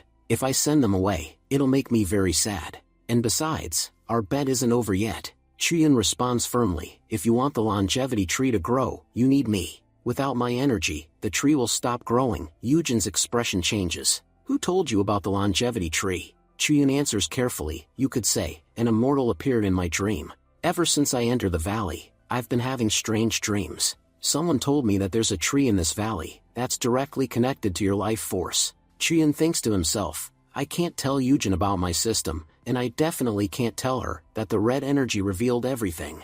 Yujin murmurs, an immortal? She recalls the robed master from the past. Then she says mockingly, little brother, you really know how to fool people. How could an immortal appear in your dreams? If this is a joke, it's not funny at all. You want me to send those two out? Fine. No problem.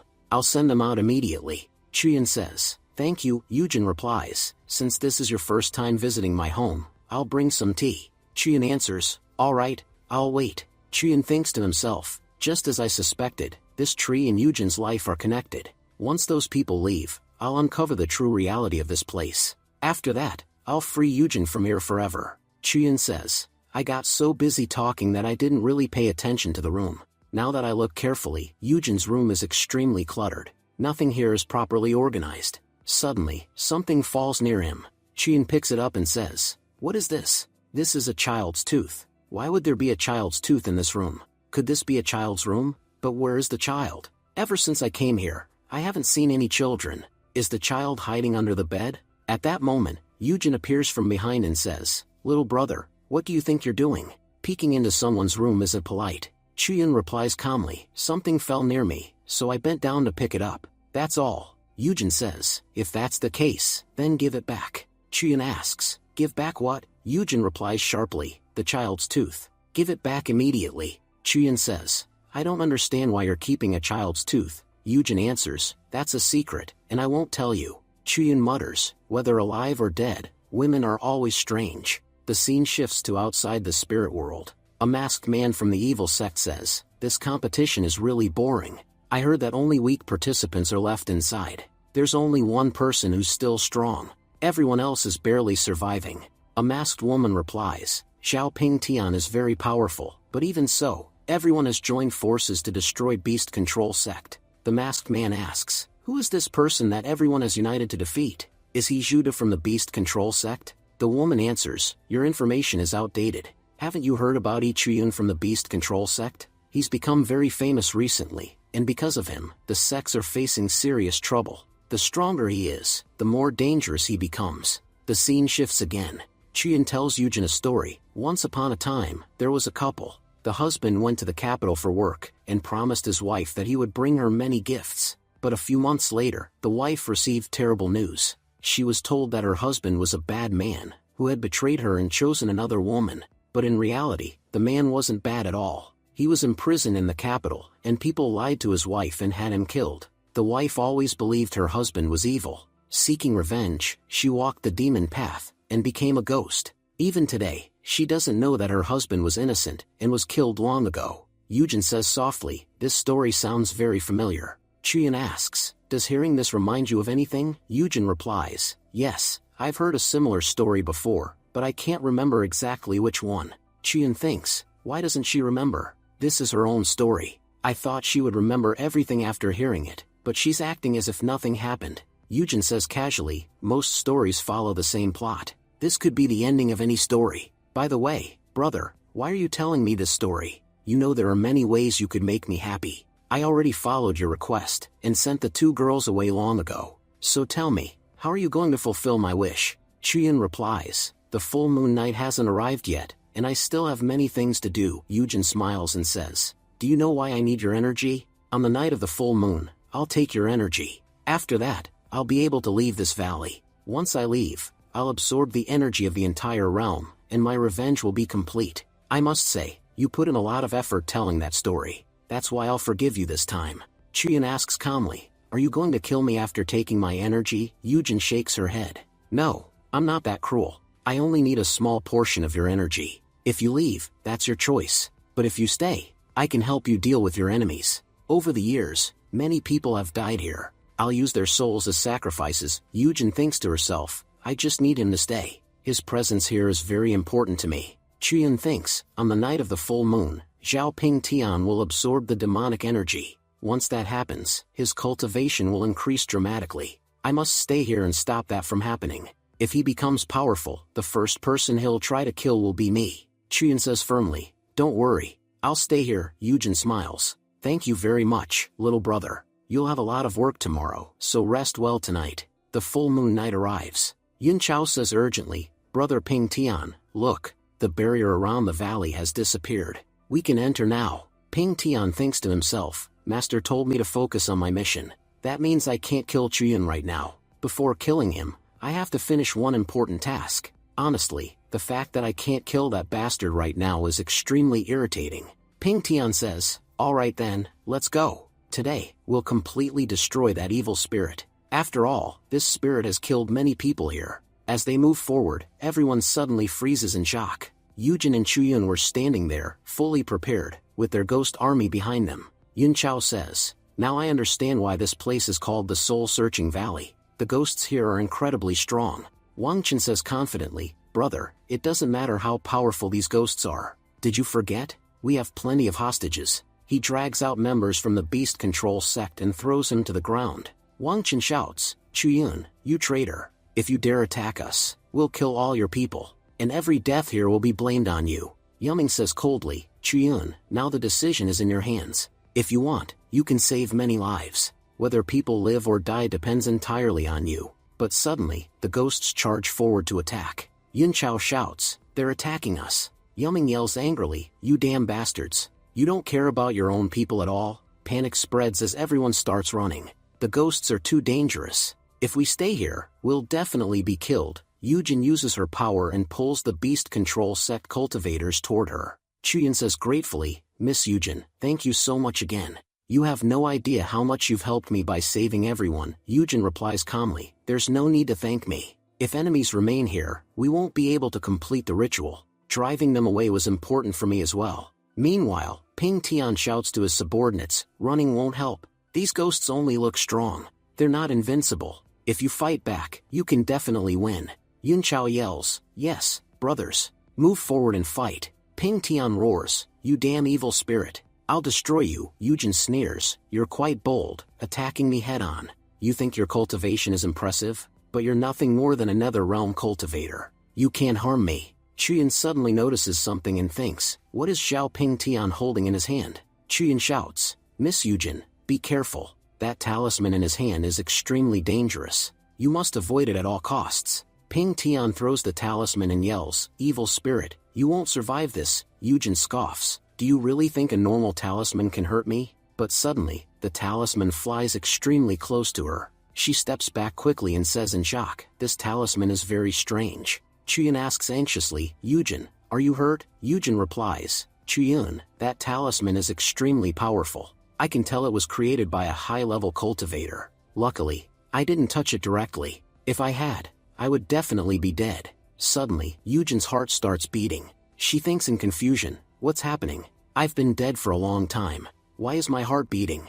Outside the spiritual realm, Gu Xianda prepares to attack Yujin's body. Gu Xianda shouts, Yujin, you cursed my entire family. Today, that curse will finally end. He stabs Yujin's body. Because of the stab, Yujin's hand was badly damaged. Chuyun shouts in panic, Miss Yujin, what's happening to you? Suddenly, Yujin's projection starts fading in front of Chuyun. Chuyun says anxiously, I can't read this clearly, but it says heavenly suppressing talisman, it will destroy her. Then another Yujin emerges from within her body. Chuyun shouts in shock, what is happening here? Chuyun realizes, so that's it, Yujin had merged her soul with a child's soul. That's why she appeared gentle and harmless. But now it's clear, her true spirit is extremely dangerous. I can't read everything on this panel, but from what I understand, something outside is also interfering. That's why Yujin is being affected so severely. The child's spirit cries out, Mom, it hurts so much. Please come help me. Chuyun thinks, as long as their souls were together, they were weak, but now that they're separated, their power is terrifying. With both sides acting at once, it's becoming extremely difficult for me to even stand. While fighting, Wang Chen shouts, these soldiers are insanely powerful. This female ghost has built a terrifying army. The junior sister cries, please, someone help me. Yun Chao rushes in and starts fighting fiercely. Yun Chao says, don't worry, sister. Yun Chao is here to protect you. As long as I'm standing here, no one can hurt you. Suddenly, Yun Chao notices something strange. All the ghosts stop moving. The little sister says, it feels like they're losing their abilities. But why is this happening? Why are they acting so strangely? Yun Chao replies, our brother Ping Tian is dealing with the main ghost. You know how incredible he is. The little sister responds seriously, senior brother, something is wrong. I feel like the real problem hasn't ended, it's only just beginning. Suddenly, the ghosts in the sky start becoming even stronger. Yun Chao shouts, a terrifying energy is spreading everywhere. It's becoming harder and harder for us to move. The ghosts begin slaughtering their people. Wang Chen thinks bitterly, if I had known this place was so dangerous, I would never have followed that bastard Ping Tian here. The little ghost cries, Mother, I feel terrible. I think something very bad is about to happen to us. Yujin says gently, my child, don't worry at all. Your problem will be solved very soon. Right now, many bad people have come here. Once I kill all of them, everything will be fine. The little ghost pleads, Mom, that little brother is a very good person. Please don't hurt him. Yujin replies coldly, it doesn't matter who is good and who is bad. Everyone standing here will die. Moving forward, Ping Tian shouts, you'll only be able to kill us if you can hide. After this attack, you won't survive. At that moment, Chiyun rushes in and says, if you want to kill her, you'll have to kill me first. Ping Tian yells angrily, Chiyun, have you gone crazy? You're protecting an evil spirit. Yes, we have our personal grudges, but killing this spirit is the right thing to do. If I don't kill her now, everyone here, including you, will die. You should be cooperating with me, not fighting against me. Chiyun snaps back, shut up and focus on fighting.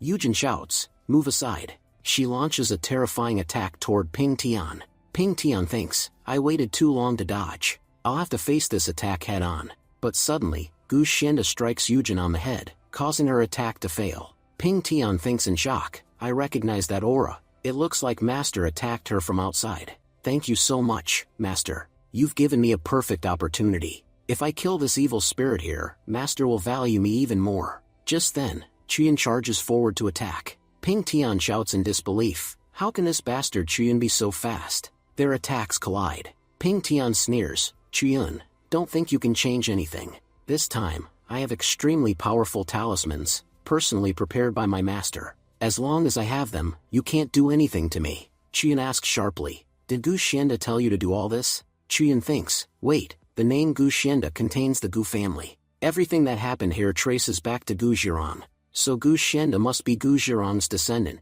Chiyun says with excitement, now I understand. Today's battle has been brewing for years. This fight is going to be truly thrilling. Yujin suddenly charges at Ping Tian again. Ping Tian shouts, this evil spirit is extremely dangerous. Even Master attacked her earlier, yet she recovered so quickly. Yujin's attack severely injures Ping Tian. She says coldly, you blocked my attack. I thought that strike would kill you. Tell me immediately, what did you use to hurt me? If you don't tell me, I'll finish you with my next strike. Suddenly, Yujin's neck was severed mid-attack. Chiyun shouts in shock, what just happened? Yujin, are you okay? To everyone's disbelief, Yujin lifts her head and reattaches it. Furious, she roars, which bastard keeps attacking me from behind? Do you really think attacking my real body can destroy me? If you have the courage, come out and face me. Outside, Gu Xianda sets Yujin's physical body on fire. Gu Xianda shouts, damn cursed spirit, disappear. But suddenly, Yujin's body stands up and launches a terrifying counterattack at him. Gu Xianda thinks in panic, if I don't do something now, I'll die at her hands. He cuts off Yujin's arms and retreats. Gu Xianda shouts, her real body is being destroyed. She's truly trapped now. Even if she wants to act, she can't do anything anymore. Scene shifted. Miss Chen and Jian have escaped from the soul-searching valley. Miss Chen asks anxiously, Jian, that girl gave us a treasure. Can we really trust it? Is this really how we escape? I feel like a battle is still raging inside.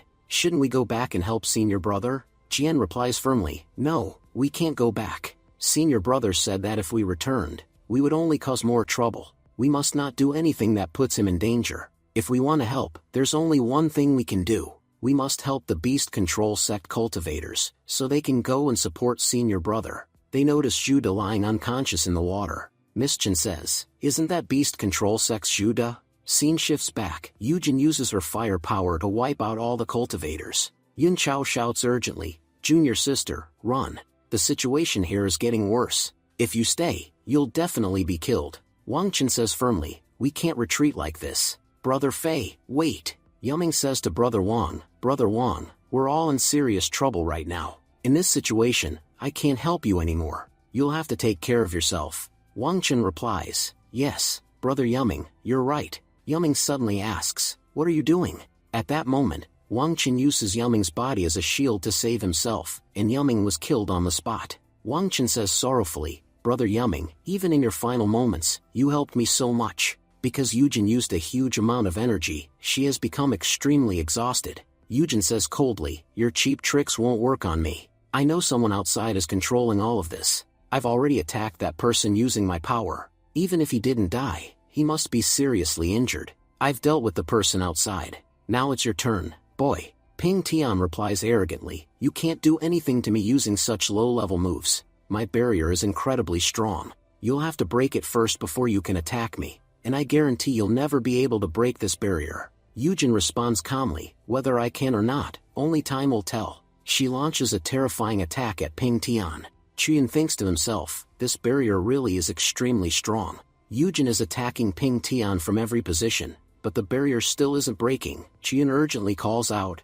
Chan King Bird, can you help me? We must save Yujin no matter what. To do that, we have to defeat Ping Tian. Chan King Bird replies lazily, you only remember me when you're in trouble. I'll give you some advice. Whether you follow it or not is up to you. Chan King Bird activates his power and begins analyzing Ping Tian's barrier. He explains, Ping Tian is fooling everyone. He's pretending that his barrier is incredibly strong and impossible to break, but in reality, his barrier is very weak. If you were a bit stronger and I could fully manifest, I'd shatter it with a single flap of my wings. But for now, you can still do one thing. Focus all your energy into a single point and attack the barrier. I guarantee it will break. Qian thinks, I have a powerful needle. When I defeated the men from the Qinsheng sect, I took it as loot. With this needle, I can concentrate all my energy into one strike. Qian declares firmly, Ping Tian, today is the day you die. He throws the needle. The impact shatters Ping Tian's barrier.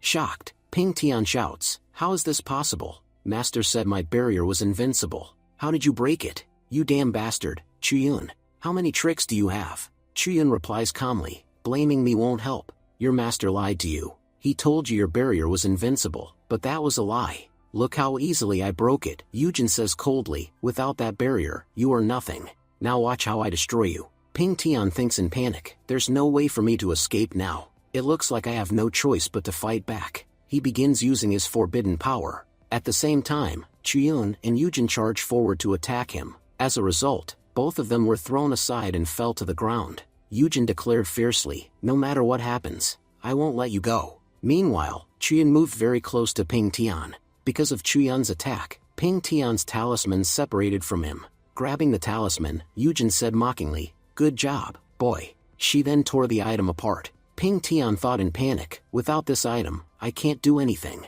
Qian stepped forward and said angrily, you bastard, Ping Tian. You've done countless terrible things to me. Now it's time for me to finish you. He pressed his sword against Ping Tian's neck. Ping Tian sneered, you think I've already lost? If I'm being honest, I haven't lost yet. I guarantee that I'll destroy you along with that evil spirit. Neither of you will survive. Yujin stepped forward and said arrogantly, you think you can kill me? In this entire valley, there's no one who can match me. Suddenly, Wang Chen appeared behind her and said, you've become far too confident. You don't realize that a Tomb Raider is standing right here. In the next instant, he launched a deadly attack on Yujin, and pulled out the longevity wood from her body. Wang Chen said coldly, that wood is the reason you were so powerful. No matter how many attacks you endured, your body wouldn't be destroyed. Qian shouted angrily, you bastard, Wang Chen, you're using a sneak attack. Wang Chen replied proudly, you know I'm a disciple of the Wan Kun sect. You were right earlier, by digging graves, our sect has come this far. But you missed one thing. When we open graves, we have to fight fast. That means we excel in spirit-based combat. Normally, we aren't that good against regular cultivators, but ghost cultivators are extremely weak against us. I've been standing here patiently, waiting to get close to this ghost, and my patience paid off. I obtained a truly valuable item. At that moment, Qian rushed forward to attack Wang Chen. Dodging the attack, Wang Chen thought, this guy's movement speed is incredible. If I had been even a second late, I would have died. Qian shouted, Yujin, don't worry. As long as I'm here, nothing will happen to you. Yujin replied softly, Qian, there's nothing we can do anymore. I told you from the beginning, you remind me of someone. Do you want to know who? That man was Yilang, my former husband. Chuyan roared angrily, "You bastard, Wang Chen. I'll kill you." Wang Chen laughed. "I have to admit, your killing intent is impressive. I never thought you'd get caught up in spirit like this. But you should know something, with this level of power, you can't kill me." As he spoke, Wang Chen launched another terrifying attack. Chuyan said seriously, "Your power clearly shows that you're a nether-realm cultivator." Wang Chen turned toward Ping Tian and said, "Brother Ping Tian, my job is done.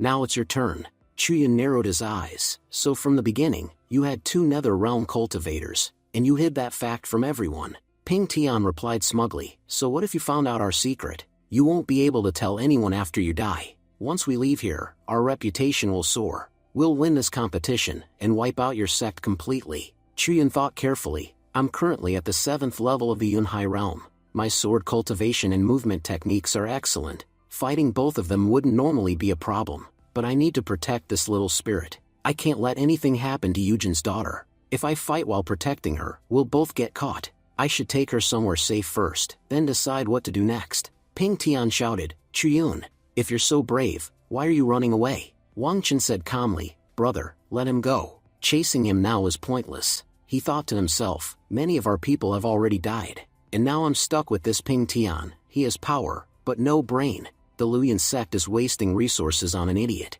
I guarantee they'll suffer massive losses in the future." Scene shifted. Chuyan brings Yujin's daughter to a safe place. He says gently, "You stay here and wait. I'll lure those bastards Wang Chen and Ping Tian away. If they chase me, they won't attack you." Yujin's daughter pleads, "Brother, please don't go." Chuyan sighs, "Alright, then I'll stay here." She says softly, "Brother, you're a very good person. To be honest, my mother and I don't have much time left. There are still many things we don't understand. My mother told me to stop you from leaving, but I don't understand. How did you know my mother's name?" Chuyan said apologetically, "Please forgive me. If I hadn't come here, none of this would have happened to you." The little ghost replied softly, "Brother, I don't even know why Mom brought you here. She just kept saying that when she looked at you, you reminded her of Dad." At that moment, Yujin appeared. She said calmly, "Yes, Chuyun. From your face to your actions, everything about you is exactly like Yi Lang. But do you know what happened in the past? Yi Lang betrayed me.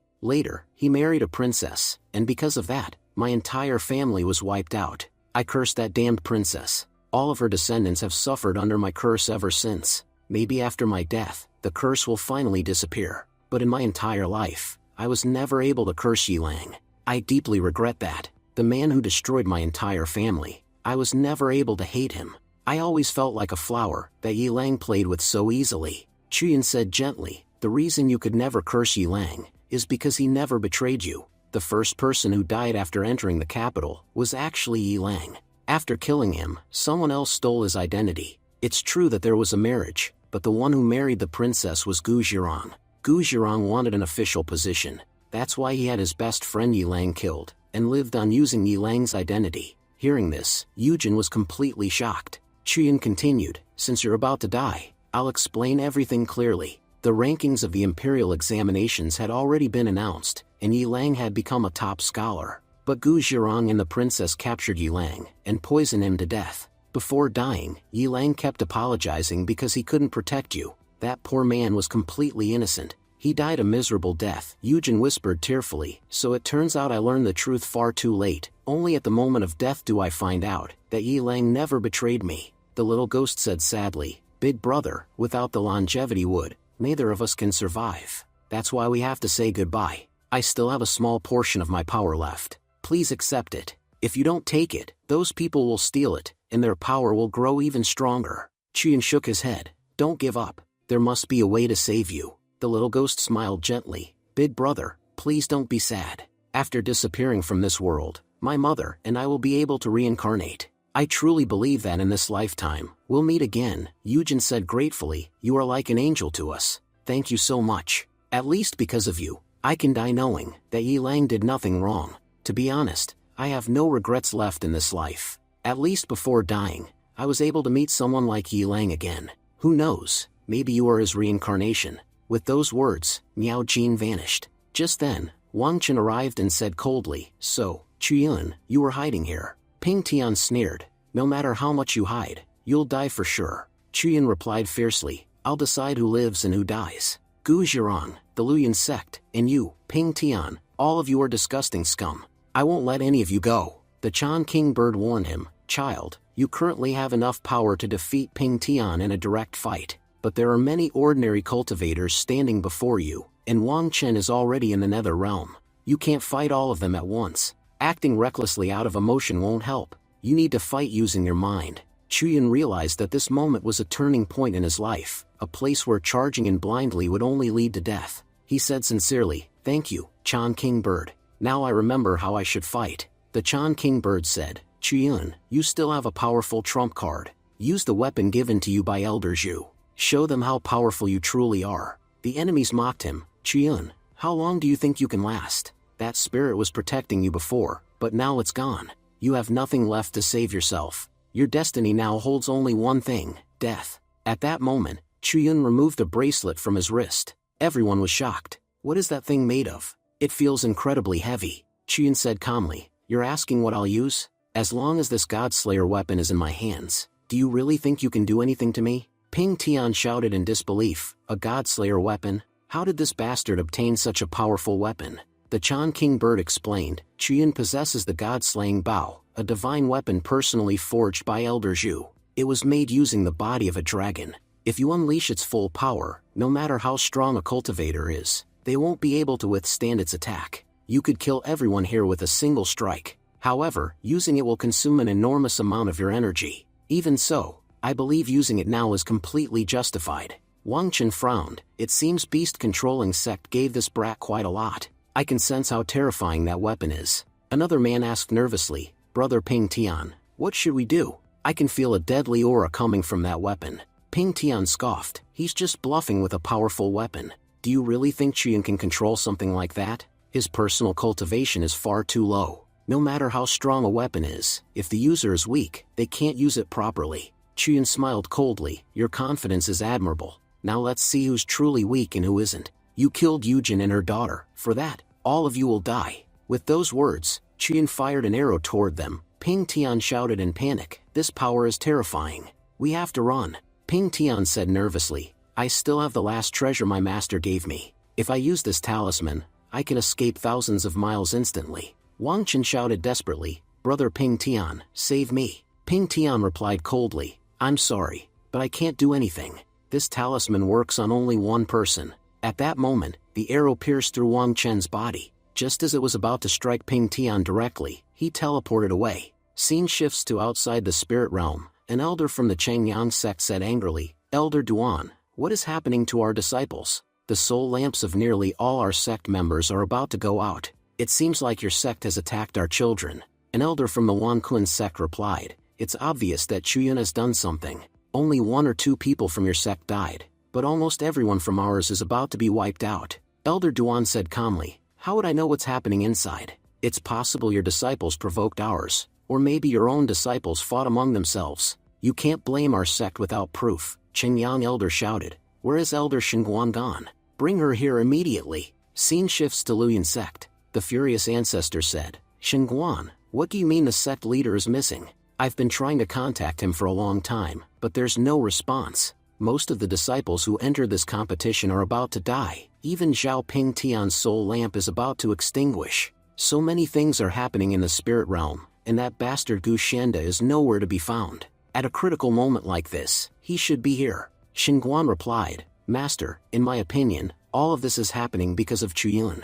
If that child was from our sect, things would have been much easier. The ancestor sighed, there's no point discussing that now. All 3 sects are losing their minds. And why wouldn't they? Most of their disciples are dying. This competition was hosted by us, so the responsibility also falls on our shoulders. And yet Gu Shenda has disappeared. Shenguan, form an investigation team immediately. Tomorrow, you will enter the spirit realm as well. The most important thing right now is saving our disciples' lives. Shenguan said anxiously, but Master, we can't interfere directly. Until the leaders arrive, there's nothing we can do. Scene shifts back to the valley. Wang Chen, severely injured, muttered bitterly, damn Chuyun, my entire body has been destroyed. It looks like I'll be crippled for the rest of my life. But it's fine.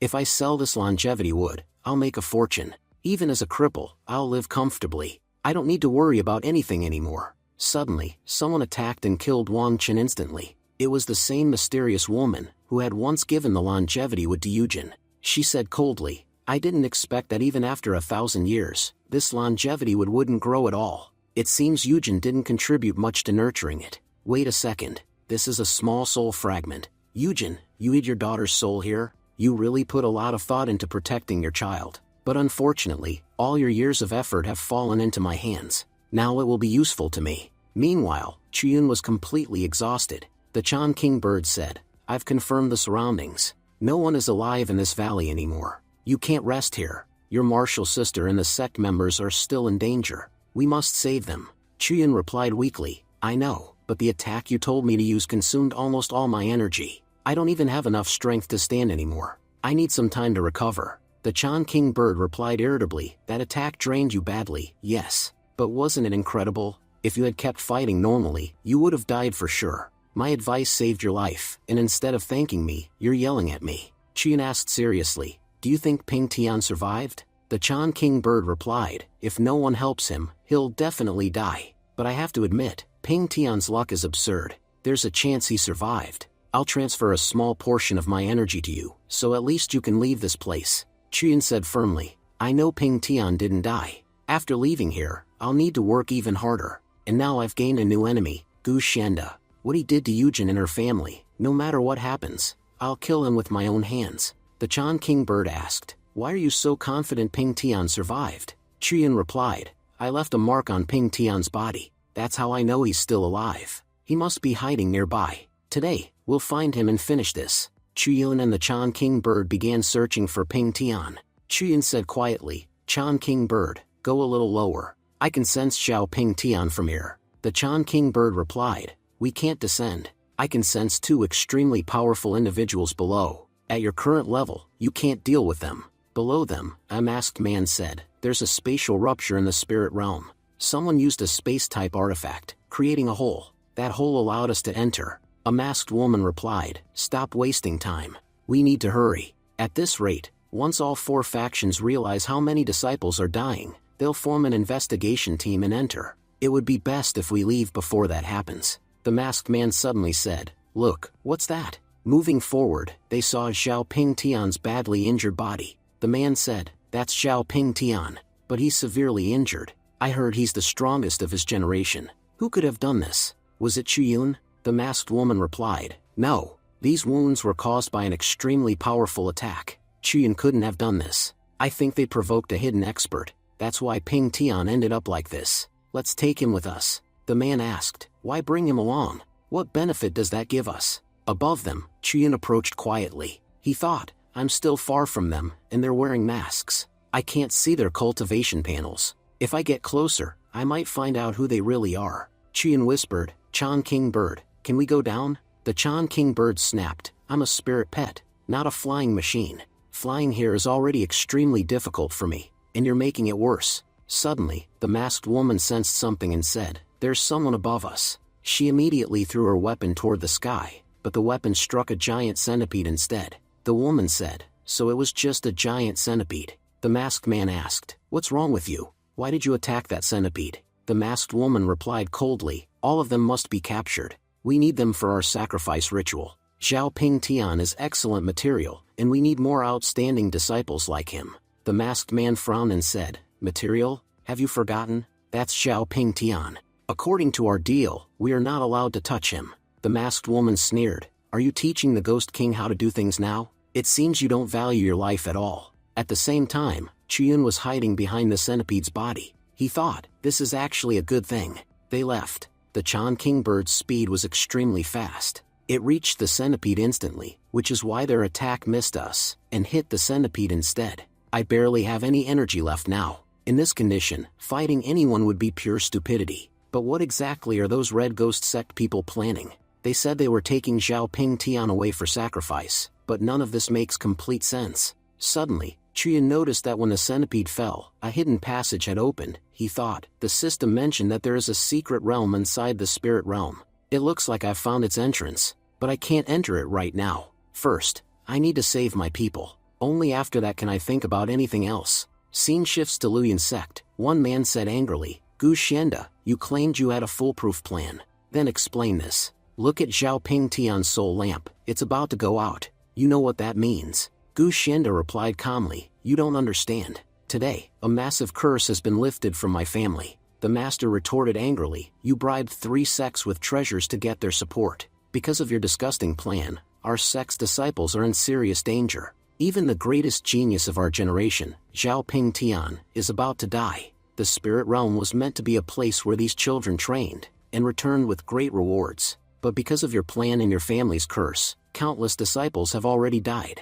They entered to learn something, but instead they're trapped inside, and no one knows what will happen to them. As a sect leader, you disappeared at the most critical moment. Did you forget that Luyan sect is hosting this competition? As a sect master, you should have been present. You've shocked all of us. If anything goes wrong, I won't forgive you. Gu Xianda replied confidently, don't worry, Zhao Ping Tian will be fine. The spirit realm is under our control. No one can touch him in there, the masked master warned coldly. It would be best for you if nothing happens to Zhao Ping Tian. If even a single scratch appears on his body, I will not spare you. Gu Xianda nodded, I understand. There will be no mistakes on my end. As the master left, he said, I know Luyan sect's current situation is because of Chuyun, and if this time a single boy manages to defeat your entire Luyan sect again, then there's no point in you being a sect leader at all. Despite possessing such power, you still can't control one child. First, you expelled a prodigy like Chuyun from our sect, and now that very prodigy is standing right in front of you, you can't even stop him. Gu Xianda, if you lose to Chuyun again, you will lose your position as sect leader. Gu Xianda clenched his fists and thought, Chuyun has truly become a curse on my life. I'm praying that he dies inside the spirit realm, because if he comes out alive, I will never let him go. The scene shifts to spirit realm. We see Chuyun, who is searching for his friends. Chuyun says, both sisters and Jude are together. That's good, at least I've found them. As he comes down, Chuyun asks, Judah, I warned you earlier that one of you was a traitor. So how did you survive alone? Where are the others? Judah replies, Senior brother, you know it's a long story. You know that Fei Yuming used poison and knocked all of us unconscious. When we woke up, everyone was completely confused. No one knew clearly who had betrayed us. Some people suspected Yuming, but there was no solid proof. Then someone from our team, Chen Shiming, stood up and suddenly blamed you. He confidently claimed that he saw you poisoning us, and said that you were the one who betrayed the team. When he was accusing you, the 3 of us defended you, but then Shiming revealed that both sisters belonged to the Luyan sect. After hearing that, everyone became convinced that you were the traitor. No matter how much I tried to explain, they wouldn't listen, so I separated from them. When the 3 of us were leaving, we noticed that Red Ghost sect had already attacked them. At that moment, we felt it was best to leave the area. Chuyun replies, it seems their luck is really bad. They keep getting trapped every time. Judah then says seriously, brother, I have one request. I know you don't trust those disciples anymore, but could you save them one last time? Chuyun replies calmly, don't worry, they've been misled. I'll save them, but you need to know something important. The spirit realm has been sealed. No one inside can leave, and no outsider can enter. The Red Ghost sect controls the exits. We can only leave when they allow it. They've occupied the entrance. Both of them are extremely strong, and I can't fight them alone. That's why we'll need everyone to fight together. Miss Chen says in shock, the Red Ghost sect? Is that the same sect that destroyed our Chen family fort? Are they going to cause the same destruction here? Jian asks, Senior brother, what should we do now? Do you have a plan? Chuyun replies, there is one option. We can use the secret realm itself. Jian asks in confusion, the secret realm? What kind of place is that? The scene shifts again. We see a masked man, who has tied up all the members of the Beast Control sect. The masked man says, Chen Shiming, I have to admit, you're a real bastard. To prove your loyalty, you even killed someone from your own sect. Shiming replies nervously, Senior brother, can we talk privately? The masked man snaps, I don't have time to waste on you. If you have something to say it right here. Shiming asks, Senior brother, do you know Chuyun? The masked man replies, yes. He caused us a lot of trouble at the Chen family fort. Because of that bastard, our plan failed. Shiming says, yes, that's exactly who I'm talking about. I hate him too. If you give me a chance, I can help you trap Chuyun.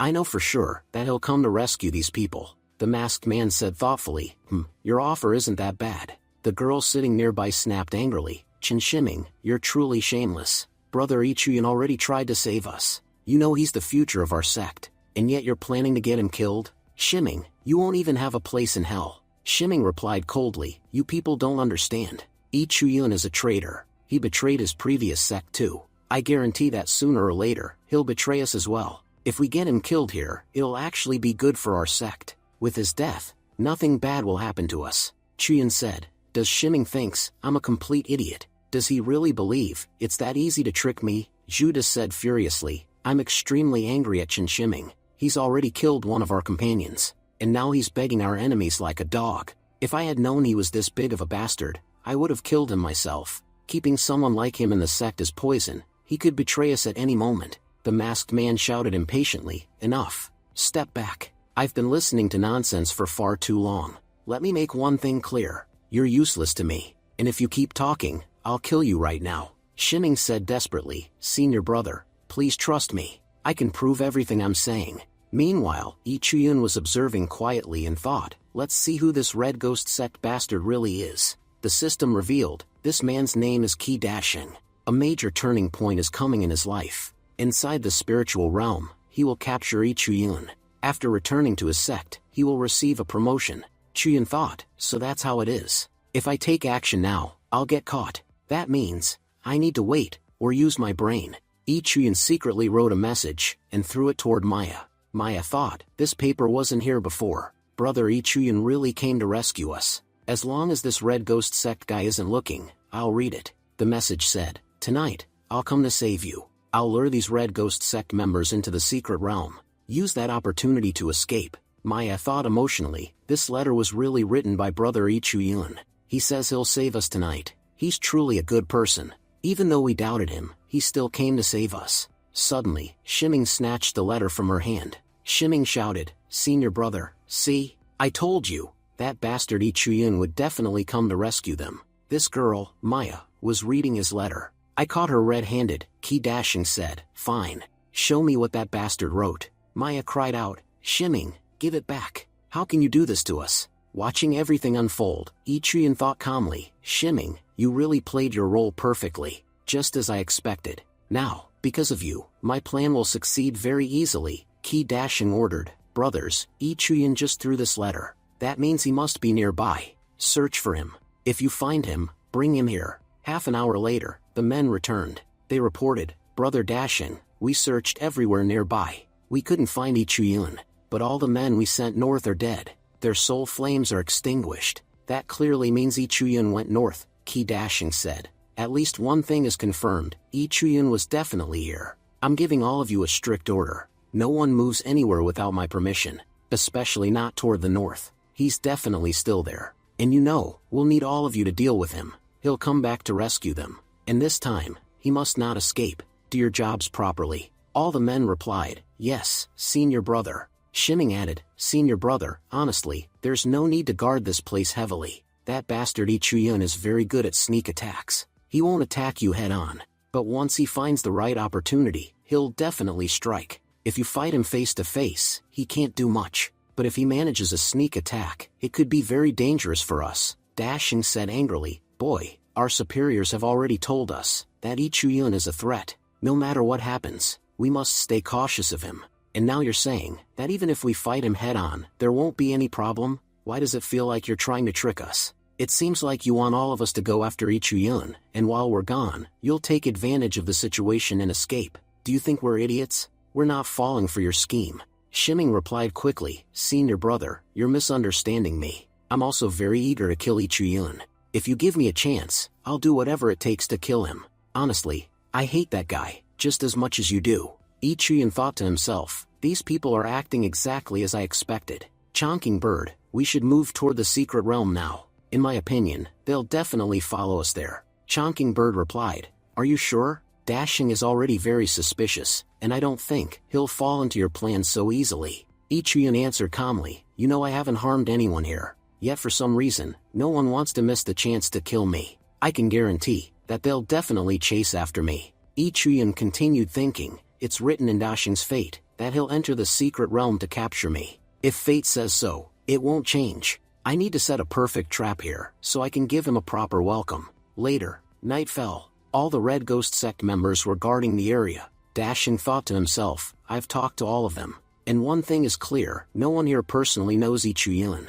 You could even say They've never truly spoken to him before. Maybe Lee Chuyun isn't interested in them at all, or perhaps he already gave up on saving them. If he doesn't even know them, why would he come here to help? Besides, Lee Chuyun's cultivation grows at an incredible speed. It doesn't look like he has time to waste on meaningless things. He's probably sitting somewhere right now, focusing on improving his cultivation. Yes, he definitely tried to save them earlier, but when he realized they weren't worth saving, he probably gave up and left. One thing is certain, Lee Chuyun is a dangerous bastard. He could become a serious threat to our sect. Last time, he completely ruined our plan. We did everything for the Chen family's treasure, but that bastard escaped with the treasure, and despite all our efforts, we couldn't stop him. What if he pulls the same trick again? Suddenly, Dashin looked up at the sky and said, "What's happening here? The secret realm is about to open."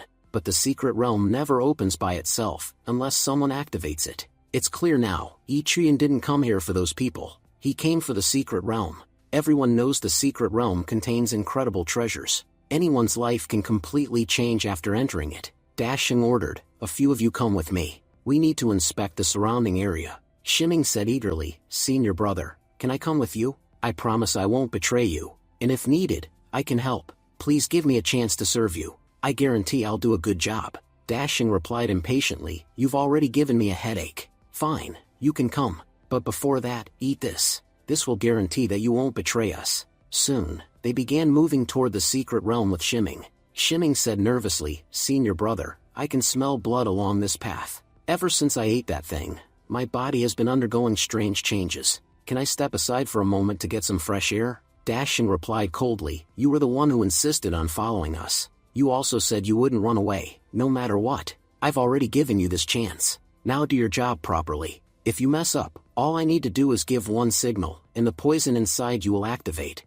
You'll die a very painful death. So listen carefully, and do exactly as I say." Shiming thought fearfully, "I really made a huge mistake. Talking too much got me trapped." Suddenly, Shiming stepped on something and screamed, "There's a ghost here." Dashing asked sharply, "What happened? Is there danger?" A red ghost sect member checked and said, "Brother Dashing, it's just a monster corpse. This idiot stepped on it and panicked." Dashing scoffed, "I've never seen someone this cowardly. Why is someone like him even trying to become a warrior? There's no benefit in training a coward like this." Another ghost sect member said angrily, "Damn it, your screaming scared me too. Do you know that shouting like that can attract monsters? If monsters show up, we'll throw you to them and escape. If you want to travel with us, behave properly. Otherwise, we'll leave you here to die." Shiming begged, "Brothers, please forgive me. I won't do it again. It was an accident." Dashing waved his hand, "Enough. Scolding him won't help. Everything is fine for now, but there is something important.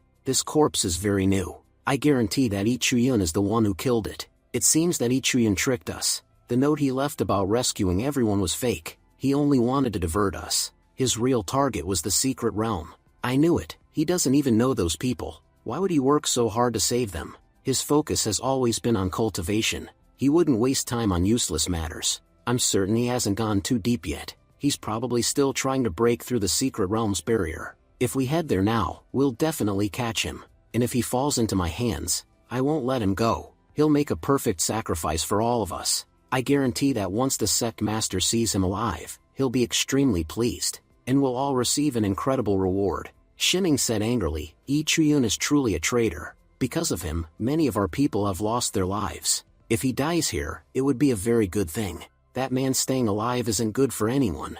Lee Chuyun thought to himself, "These people arrived much faster than I expected. Because of them, I didn't even have to wait." Putting on an act, Lee Chuyun said loudly, "What? The Red Ghost sect is already here? And Shiming, what are you doing with them? Don't tell me you've betrayed us." Shiming shouted back, "You damn traitor. You've finally shown yourself. Now that you're here, we'll kill you." Lee Chuyun replied calmly, "The entire treasure of the secret realm belongs to me, and I won't let anyone here take it." Shiming roared, "You bastard. I won't let you escape." The ghost sect members shouted, Shiming, don't run. This could be his trap." Lee Chuyun thought, "Run, run. Follow me, all of you. Ahead lies the place where all of you will die." Lee Chuyun kept running deeper into the secret realm.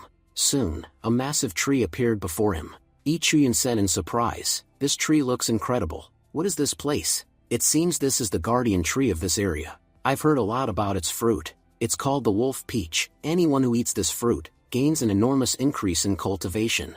They say the last person who ate it became a sword god. Shimming's eyes lit up as he shouted, "What? Wolf Peach? And the one who eats it becomes a sword god? Since I'm already here, this belongs to me. After eating it, I'll become extremely powerful. One by one, I'll obtain all the treasures here." Dashing shouted angrily, "Shimming, what are you doing, you idiot? This is a trap. Come back immediately." Shimming sneered, "You fools, go back yourselves. I'm not your dog, who follows orders. I was just waiting for an opportunity, and now I have it. Once I eat this fruit, I'll become incredibly powerful. Then I'll do whatever I want. Just watch. When I gain power, whether it's Ichiyun or any of you, no one will survive." Suddenly, a snake entered Shimming's body. Dashing said furiously, "I'm so angry at this bastard, that I want to kill him right now." Another man said nervously, "Wait, something's wrong. It looks like Shimming's body is changing rapidly." In the next moment, Shimming transformed into a monster. Dashing shouted, "Chin Shimming is mutating. Move quickly and kill him. He's already become a monster anyway." Shimming charged at them and screamed, "I'll kill everyone here." He bit a ghost sect member. The others shouted, "This is our only chance. We must kill both of them together." From above, Ichiyun watched everything calmly. Ichiyun thought, "Chin Shimming, I might have forgiven you, but you killed one of our people for no reason. You're a despicable human being. Someone no one can ever trust. You weren't destined to die today, but because of your own actions, you're dying here." After Shimming died, his blood began to flow rapidly. Chiyun thought, now the formation is about to activate. Their troubles are about to increase. Suddenly, the gate slammed shut. The ghost sect members shouted, "What's happening? We're sealed inside, and something is advancing toward us." Graves began opening all around them. Countless zombies emerged and attacked. The ghost sect members screamed in panic, "What is this thing? We've never seen anything like this before." While fighting, they shouted, "It doesn't feel pain. Kill them all." Suddenly, a zombie bit one of the men. He screamed, "Brother Dashing, save me, or this zombie will kill me." Dashing shouted, "Everyone, gather around me." He activated his artifact and captured the zombie instantly. A ghost sect member exclaimed, "Brother Dashing, you're incredible." Dashing said angrily, "Damn you, Ichiyun. You tricked us, and got some of our people killed. But fine, all the zombies are dead now, and now, it's your turn to die. Once I kill you, the power of my banner will increase tremendously." Ichiyun thought carefully, his magical weapon is extremely dangerous. These zombies were very powerful, yet he captured them easily. "I must be cautious of that weapon." Chonking Bird warned, "Kid, stay behind me." Until now, we were only facing normal soldiers, but now, the Tomb Master is about to awaken, and his power is something none of you can handle. Suddenly, the ground cracked open.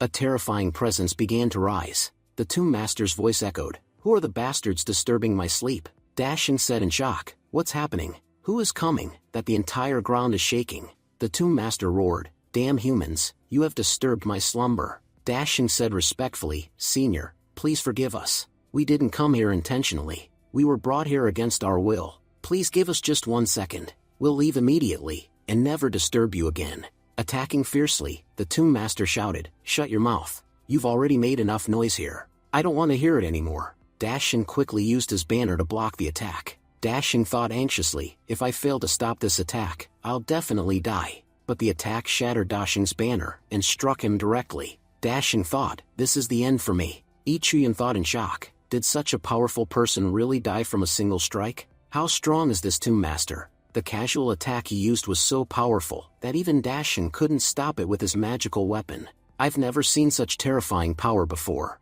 Wait, what's that behind the Tomb Master? It looks like a sword. Angrily, the Tomb Master said, "There's still one left alive. Boy, you're the one who lured all of them here. I've been watching your actions closely. Now, it's time for you to die." Chiyun thought, "I must dodge his attacks no matter what." He dodged the attack narrowly. Ichiyun shouted, "Chonking Bird, help me. Is there any way to defeat this monster?" Chonking Bird replied, "Don't even think about fighting head-on. You're not qualified to face him directly. This Tomb Master is far too powerful." Ichiyun asked, "If I can't fight, then what do we do? Are we just going to die here?" Chonking Bird answered, "There's no clear plan. You must find his weakness. That's our only hope of survival." The Tomb Master sneered, "You rat, you're quite fast. You dodged my first attack. It seems I need to get serious now. I'm surprised that someone so weak can resist this much. But I won't play with you any longer. I'll end you quickly." If you've come before me to die, then I'll grant your wish. Chuyin said firmly. I'm not so weak that you can kill me easily.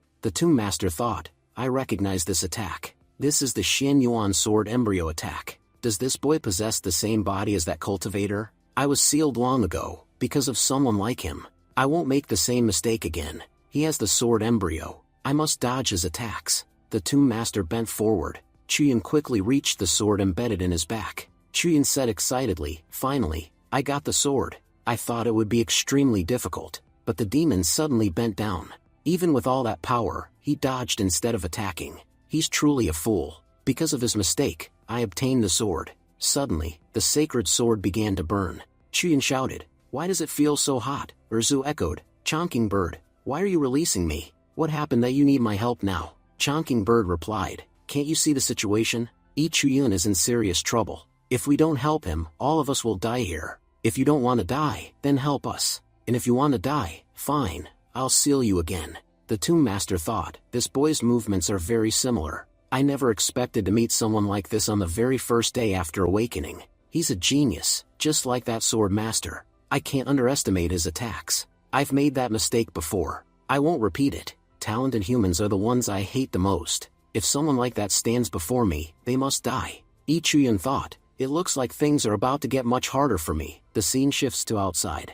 A girl says, Senior Judah, thank you so much. You could have left me behind, but instead you saved everyone. Judah replies, we all belong to the same sect, so I had no reason to abandon you. Jian says urgently, we shouldn't waste time talking here. The people from the Red Ghost sect could arrive at any moment. It would be better for us to leave quickly. Suddenly, Judah points ahead and says, look, a huge amount of energy is coming out of the ground. At that moment, Chuyin emerges from underground. Jian says happily, Senior brother, we were waiting for you. Chuyin replies, wait for 2 seconds. I'll be right back. Chonking Bird says, Chuyin, don't worry. A sealing technique was used underground, so Tomb's master won't be able to come out for a while. Jian looks worried and asks, Senior brother Chuyin, what happened? How did you get so badly injured? Chuyin explains, because of Chinshiming, a powerful master awakened inside the secret realm. Defeating him has become extremely difficult for us. His strength is even higher than the yin and yang level.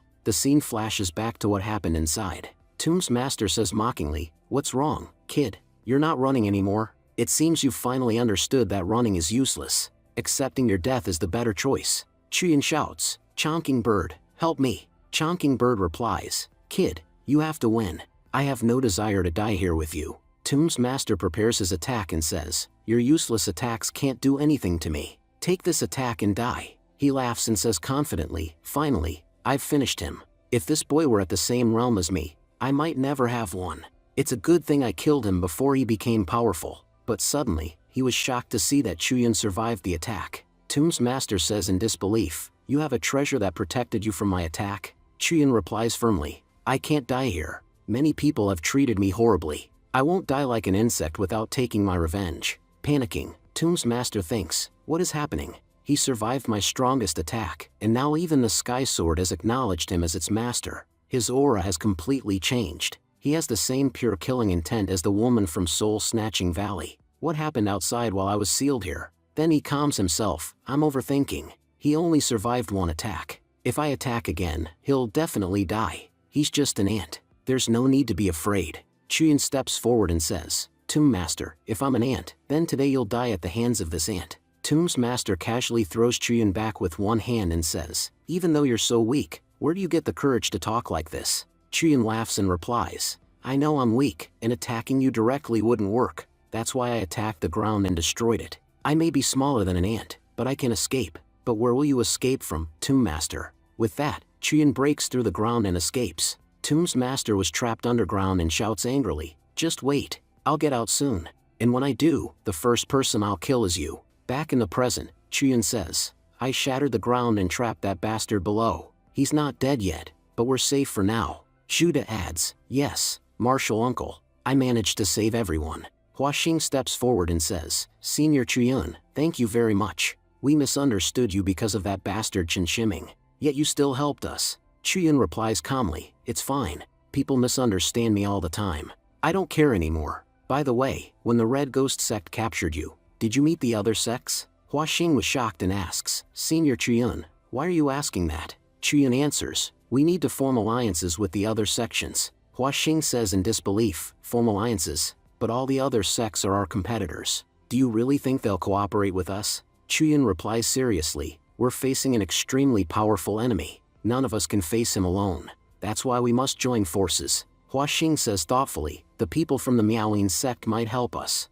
They've never bullied us along with the major sections. Chuyun thinks to himself, so the people from the Miaoyin sect survived. To be honest, I thought they were all killed in Soul-Snatching Valley. They still have their senior disciple, and as far as I know, her strength is exceptional. If she cooperates, it will greatly help in the battle. As he leaves, Chuyun says, I'll go look for the others. If they refuse to cooperate, that's fine. But if they agree, I'll bring them back. Juda, it's your responsibility to keep everyone safe. Juda replies confidently, don't worry, Martial Uncle. I'll take good care of everyone. The scene shifted. We are shown the senior disciple Jia Fei. The man sitting in front of her says, finally, you're awake. I'm giving you a chance. Kneel before our 7-demon sect. If you do, it will be much better for you. But if you refuse, I won't hesitate even for a second before killing you. Jia Fei replies coldly, never, you people are unbelievable. First you captured us, and now you're telling us to kneel and surrender.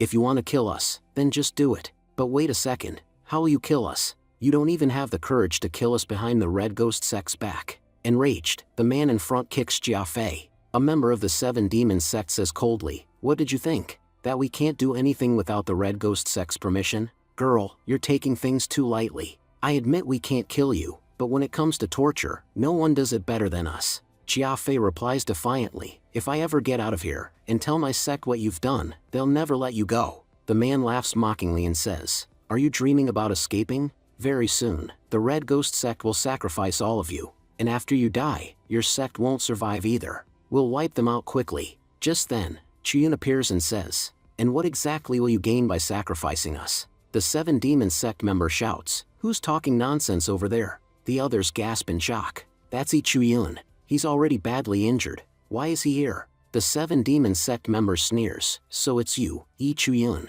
I've heard a lot about you. I must say, you're brave to walk straight into your own death. Since you're here, tell me, why did you come? Chuyun answers calmly, I came here to save everyone. The demon sect member laughs, to save everyone? Have you even thought about how you'll do that alone? Chuyun says firmly, enough talking. Let's start the fight. Preparing his attack, the demon sect member says, don't regret this. Fighting me is the biggest mistake of your life. Jia Fei shouts urgently, Brother Chuyun, be careful. He's using the 71 fists, a very dangerous technique. The man charges forward and says, it's too late now. When my fists strike, people don't get back up. But Chuyun blocks the attack. The demon sect member was shocked and says, oh, you blocked my punch? Let's see if you can block the next one. He throws an even more powerful punch at Chuyun.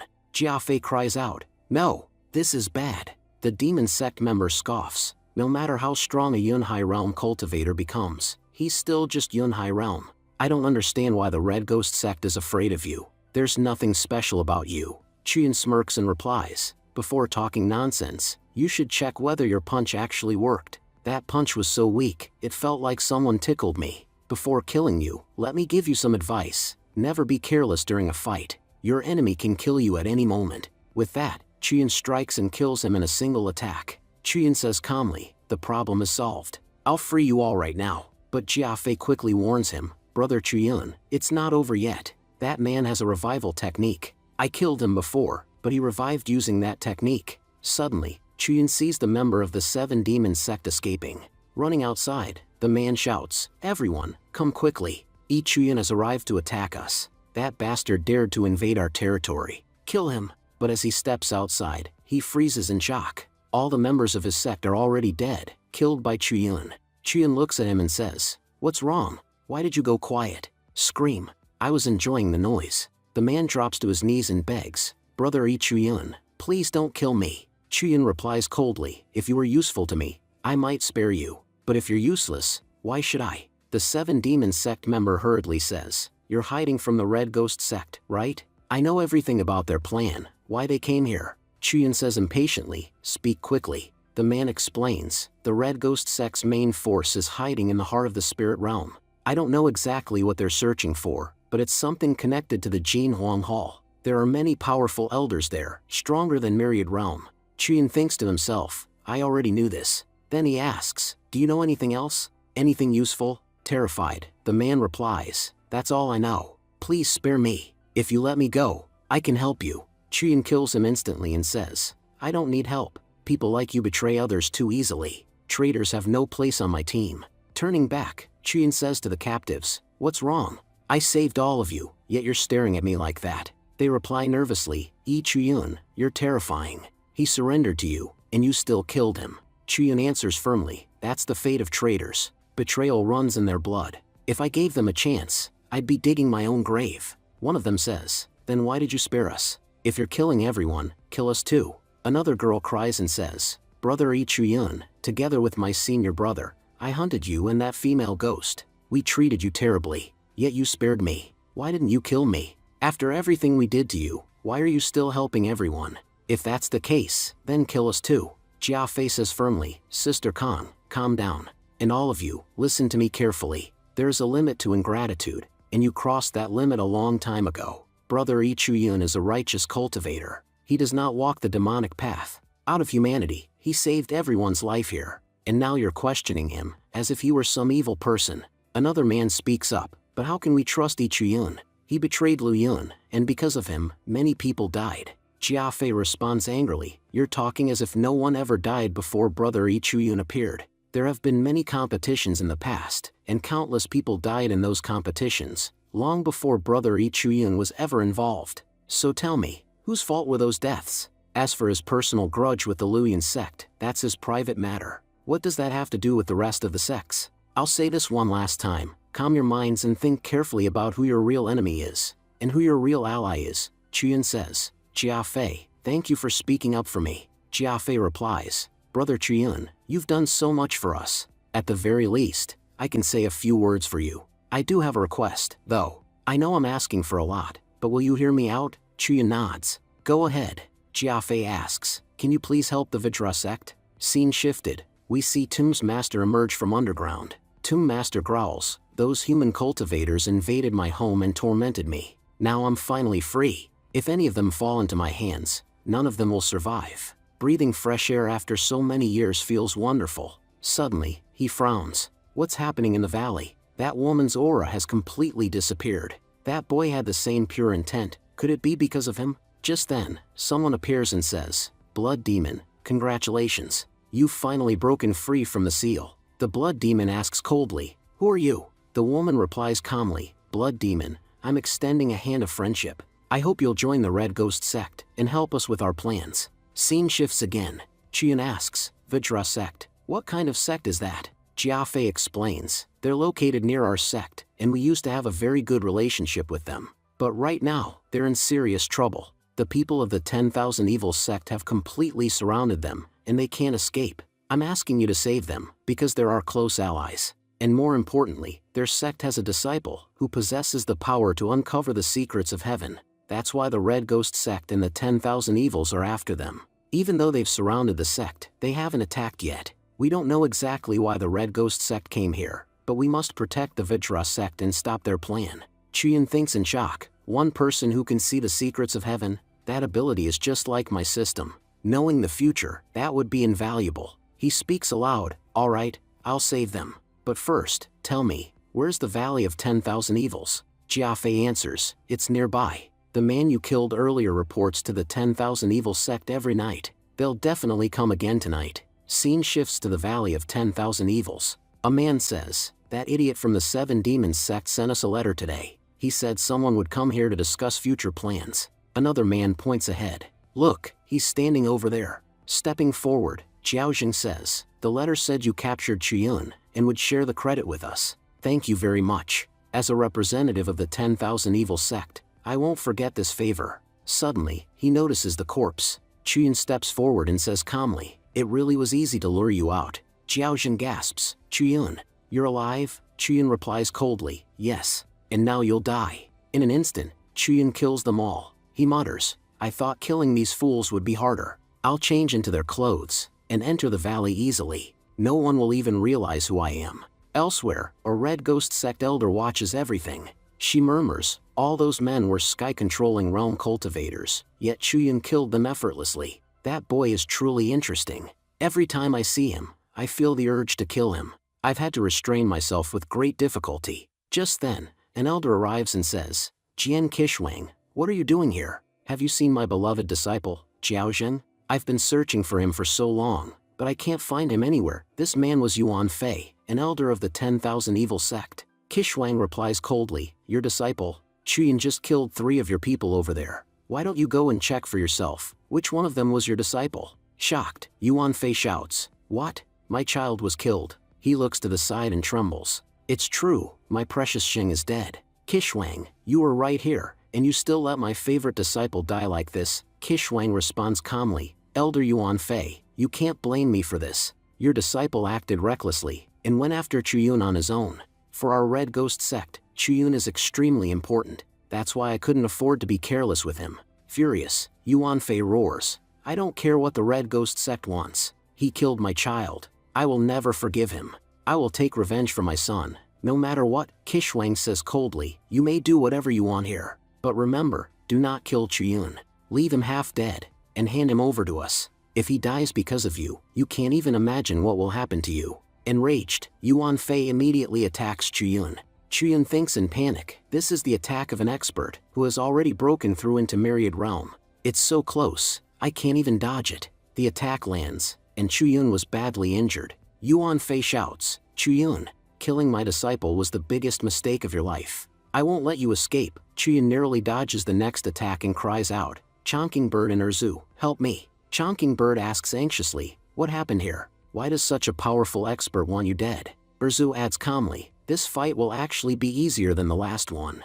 I don't mind joining. Chuyun launches a counterattack at the elder. Dodging it, Yuan Fei sneers, what did you think? That a child like you could injure me? He attacks again. Chonkingbird shouts, Chuyun, be careful. If his attack hits you, you're finished. Suddenly, Chuyun's body stiffens, and with a single punch, the elder sends him flying. Chuyun thinks bitterly, I'm about to break through, and that's why my body isn't responding properly. Why do good things always turn bad for me? Erzu sighs, seriously, Chuyun, your luck is terrible. It always betrays you at the worst possible moment. Chonkingbird says urgently, but we still have one chance. His cultivation is unstable. It hasn't been long since he broke through. If we use the god-slaying weapon against him now, we might be able to drive him away. Advancing forward, Yuan Fei roars, with this attack, I'll crush every bone in your body. I'll make you feel the same pain my disciple felt because of you. Chuyun shouts as he attacks back, my life isn't so cheap that a bastard like you can just kill me and walk away.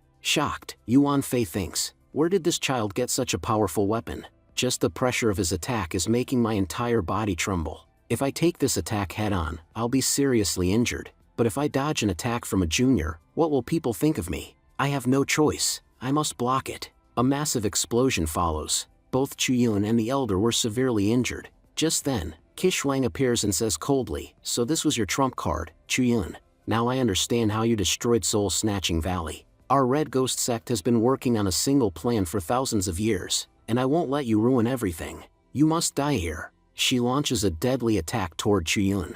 Chuyun thinks desperately, I don't have enough strength left to defend myself. At that moment, someone suddenly appears to save him. Shocked, Jian Qishuang said, who has come now? At that moment, a monk stepped forward and said, Benefactor, he is very important to us. Please don't kill him. If you kill him here, the future will be ruined. Evil will win, and goodness will lose. That's why you should spare him. Hearing this, Jian Qishuang said in disbelief, what? A mere monk stopped my attack? Judging by your appearance, you belong to the Vajra sect. But as far as I know, the Vajra sect has nothing to do with Ichuyun. You two shouldn't even have met before. So how do you know Ichuyun? And why did you come all this way to save him? You even spoke about the future just now. It seems you are that monk from the Vajra sect, who possesses the power to glimpse heaven's secrets. The monk replied calmly, yes, that's me. That's why I came to save Benefactor Ichuyun. Jiang Qishuang said, I must say, monks like you are truly strange. Earlier, to force you out, we killed many monks from your sect. Every time we killed them, we warned you to come out. You could have saved them back then, but you never showed yourself even once. And now, when I'm about to kill Ichuyun, someone you've never met before, you rushed out immediately. You even revealed your identity. Seeing your actions, I'm now certain, this boy is extremely important to you. And if he's important to you, then killing him becomes even more necessary. Yi Chuyun will die here today, and you'll be trapped along with him.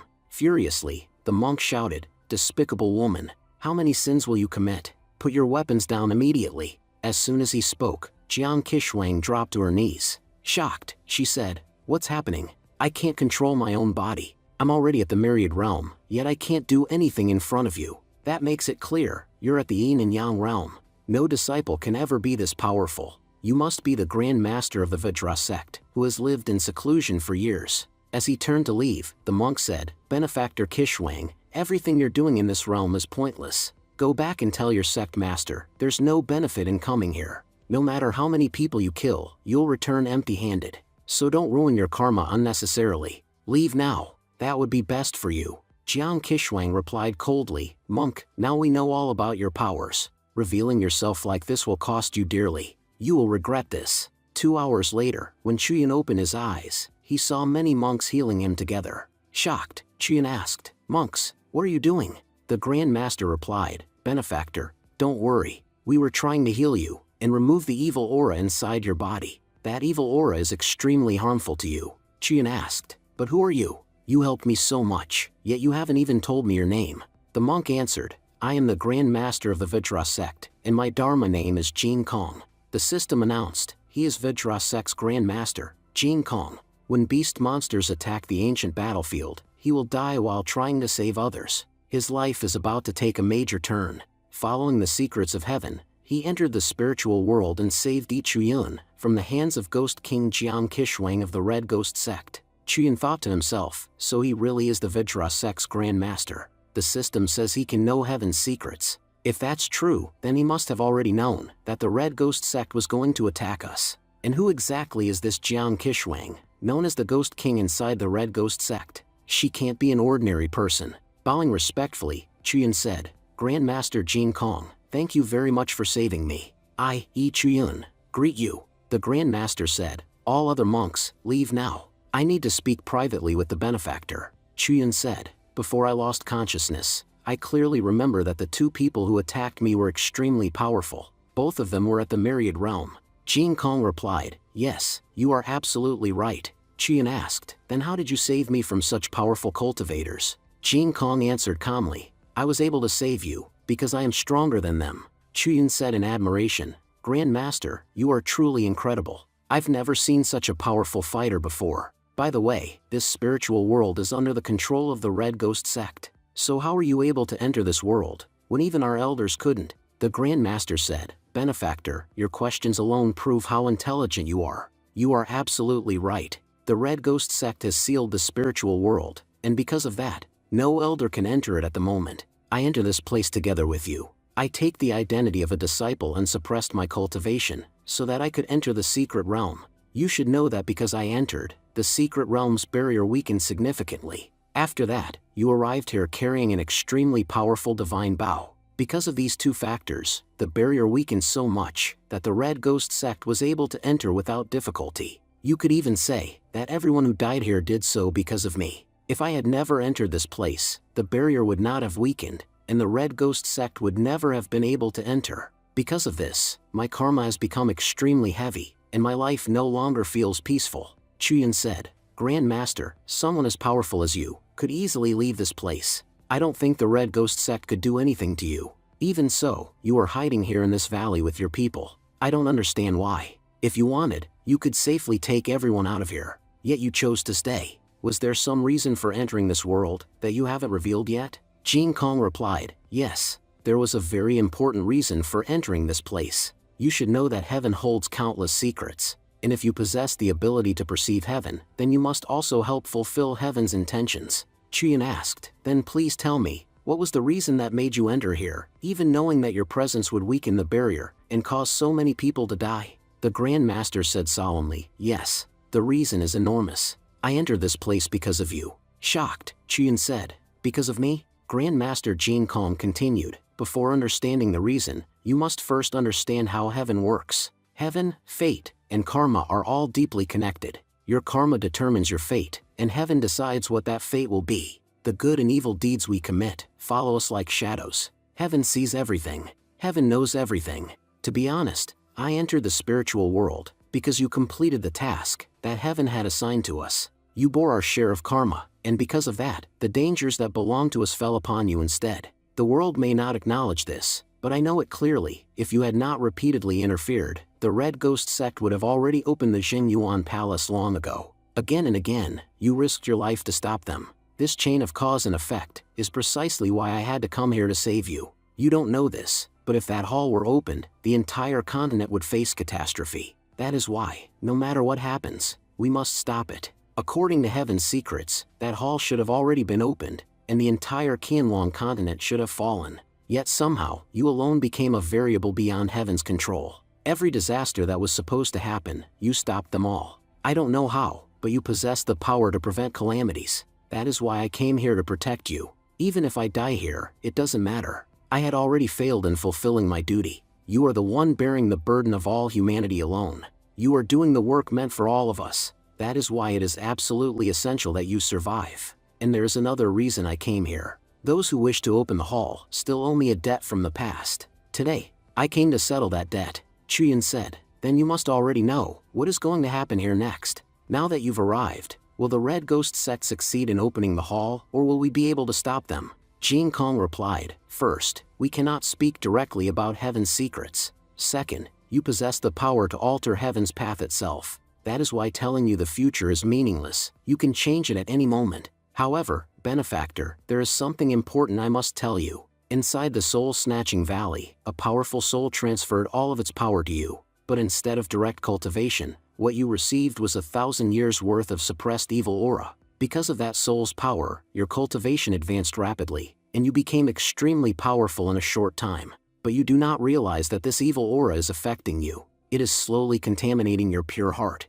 If this evil aura is not eliminated soon, it is possible that the very person trying to stop disaster will become the next Xiao Pingtian. That evil aura was what destroyed him in the future, and now it resides within you. That is why it is absolutely crucial to remove it from your body. Shocked, Chuyin said, if that evil aura remains inside me, will I really become the next Xiao Pingtian? At that moment, Chuyin recalled Xiao Pingtian's ending, how he strayed from the righteous path, and became a demonic cultivator consumed by darkness. Everything that happened to Pingtian occurred because he absorbed that soul and failed to suppress its evil power. Grandmaster Jin Kong said calmly, benefactor, there is no need to panic. While you were unconscious, my disciples didn't just heal you, they also removed a large portion of the evil aura within you. You could say that nearly half of it has already been eliminated. From today onward, you must be extremely careful. During cultivation, you must suppress this aura. If you refine it properly, your cultivation will improve rapidly, and your heart will remain pure. Chuyin said, Grandmaster, thank you so much for helping me. You truly saved me from becoming Xiao Pingtian.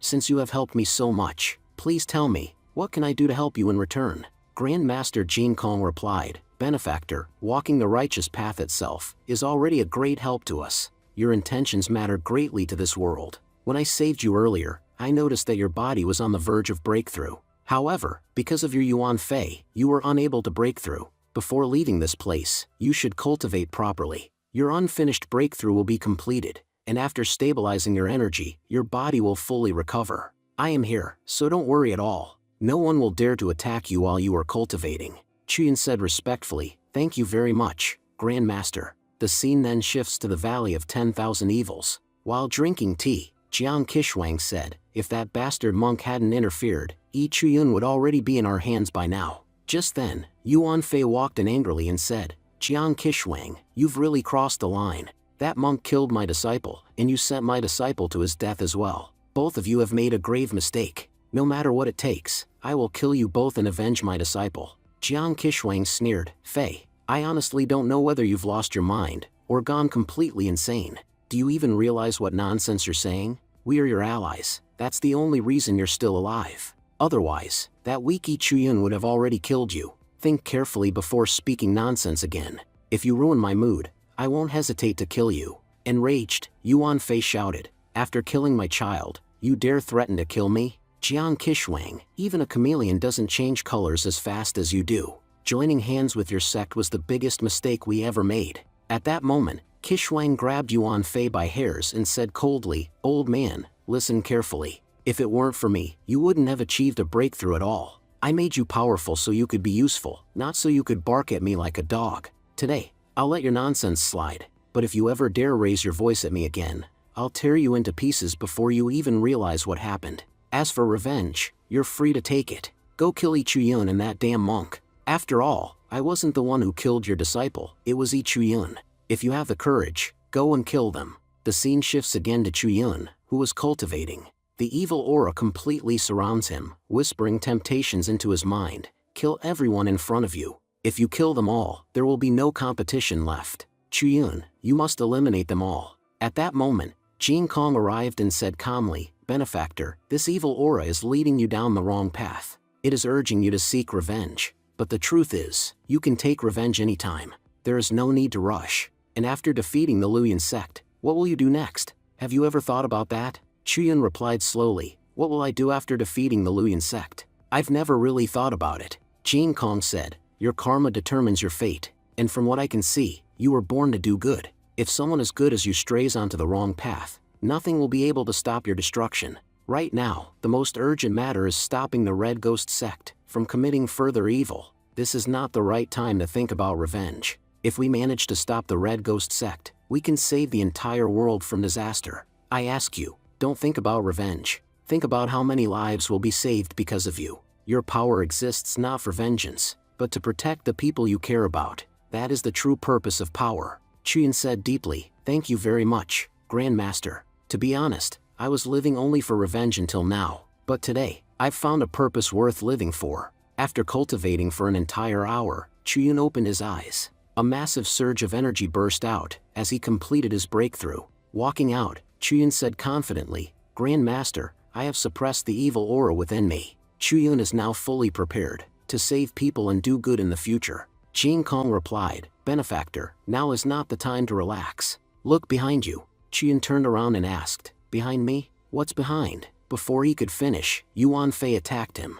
Yuan Fei roared, Chuyun, you will die by my hands. You killed my child, you won't escape. Chuyun frowned and said, what? This old man again? Activating his King Yuan technique, Chuyun blocked the attack effortlessly. Jin Kong thought to himself, this child has already mastered the King Yuan sword technique, and he has perfected them completely. Junior brother, you truly chose the right person. He is the perfect successor for your technique. Snarling angrily, Yuan Fei said, you damn bastard. Last time, you defeated me by using an artifact. That's why this time I came fully prepared. I've brought my own powerful artifact with me, just to show you what happens when a truly powerful cultivator attacks with a top-tier artifact. You insects won't even know what hit you. This time, even that powerful weapon of yours won't be able to save you, because I won't give you any chance to use it. Just then, Grandmaster Jin Kong stepped in front of Chuyun. Jin Kong said calmly, Benefactor, stay behind me. He then took out a set of glowing beads, which instantly bound Yuan Fei completely. Shocked, Yuan Fei shouted, what is this thing? Why can't I use my power anymore? It feels like my cultivation has been completely suppressed. Damn bald monk, let me go. How dare you interfere in my fight with him? If I break free, I won't spare you either. Grandmaster Jin Kong replied calmly, Yuan Fei, your mind is clouded right now. You've gone mad in the storm of revenge. I am just a humble monk, trying to remove the veil that covers your mind. Fighting the benefactor will gain you nothing. Both of you will only suffer. That's why, as long as the benefactor remains here, I will not release you. You'll have to stay like this. Chuyun thought to himself, how powerful is the Grandmaster really? He stopped such a powerful cultivator so easily. Truly incredible, both the Grandmaster and his methods. Then Jin Kong spoke loudly, Benefactor Jiang, how long do you plan to keep hiding? My fellow monks have done nothing wrong.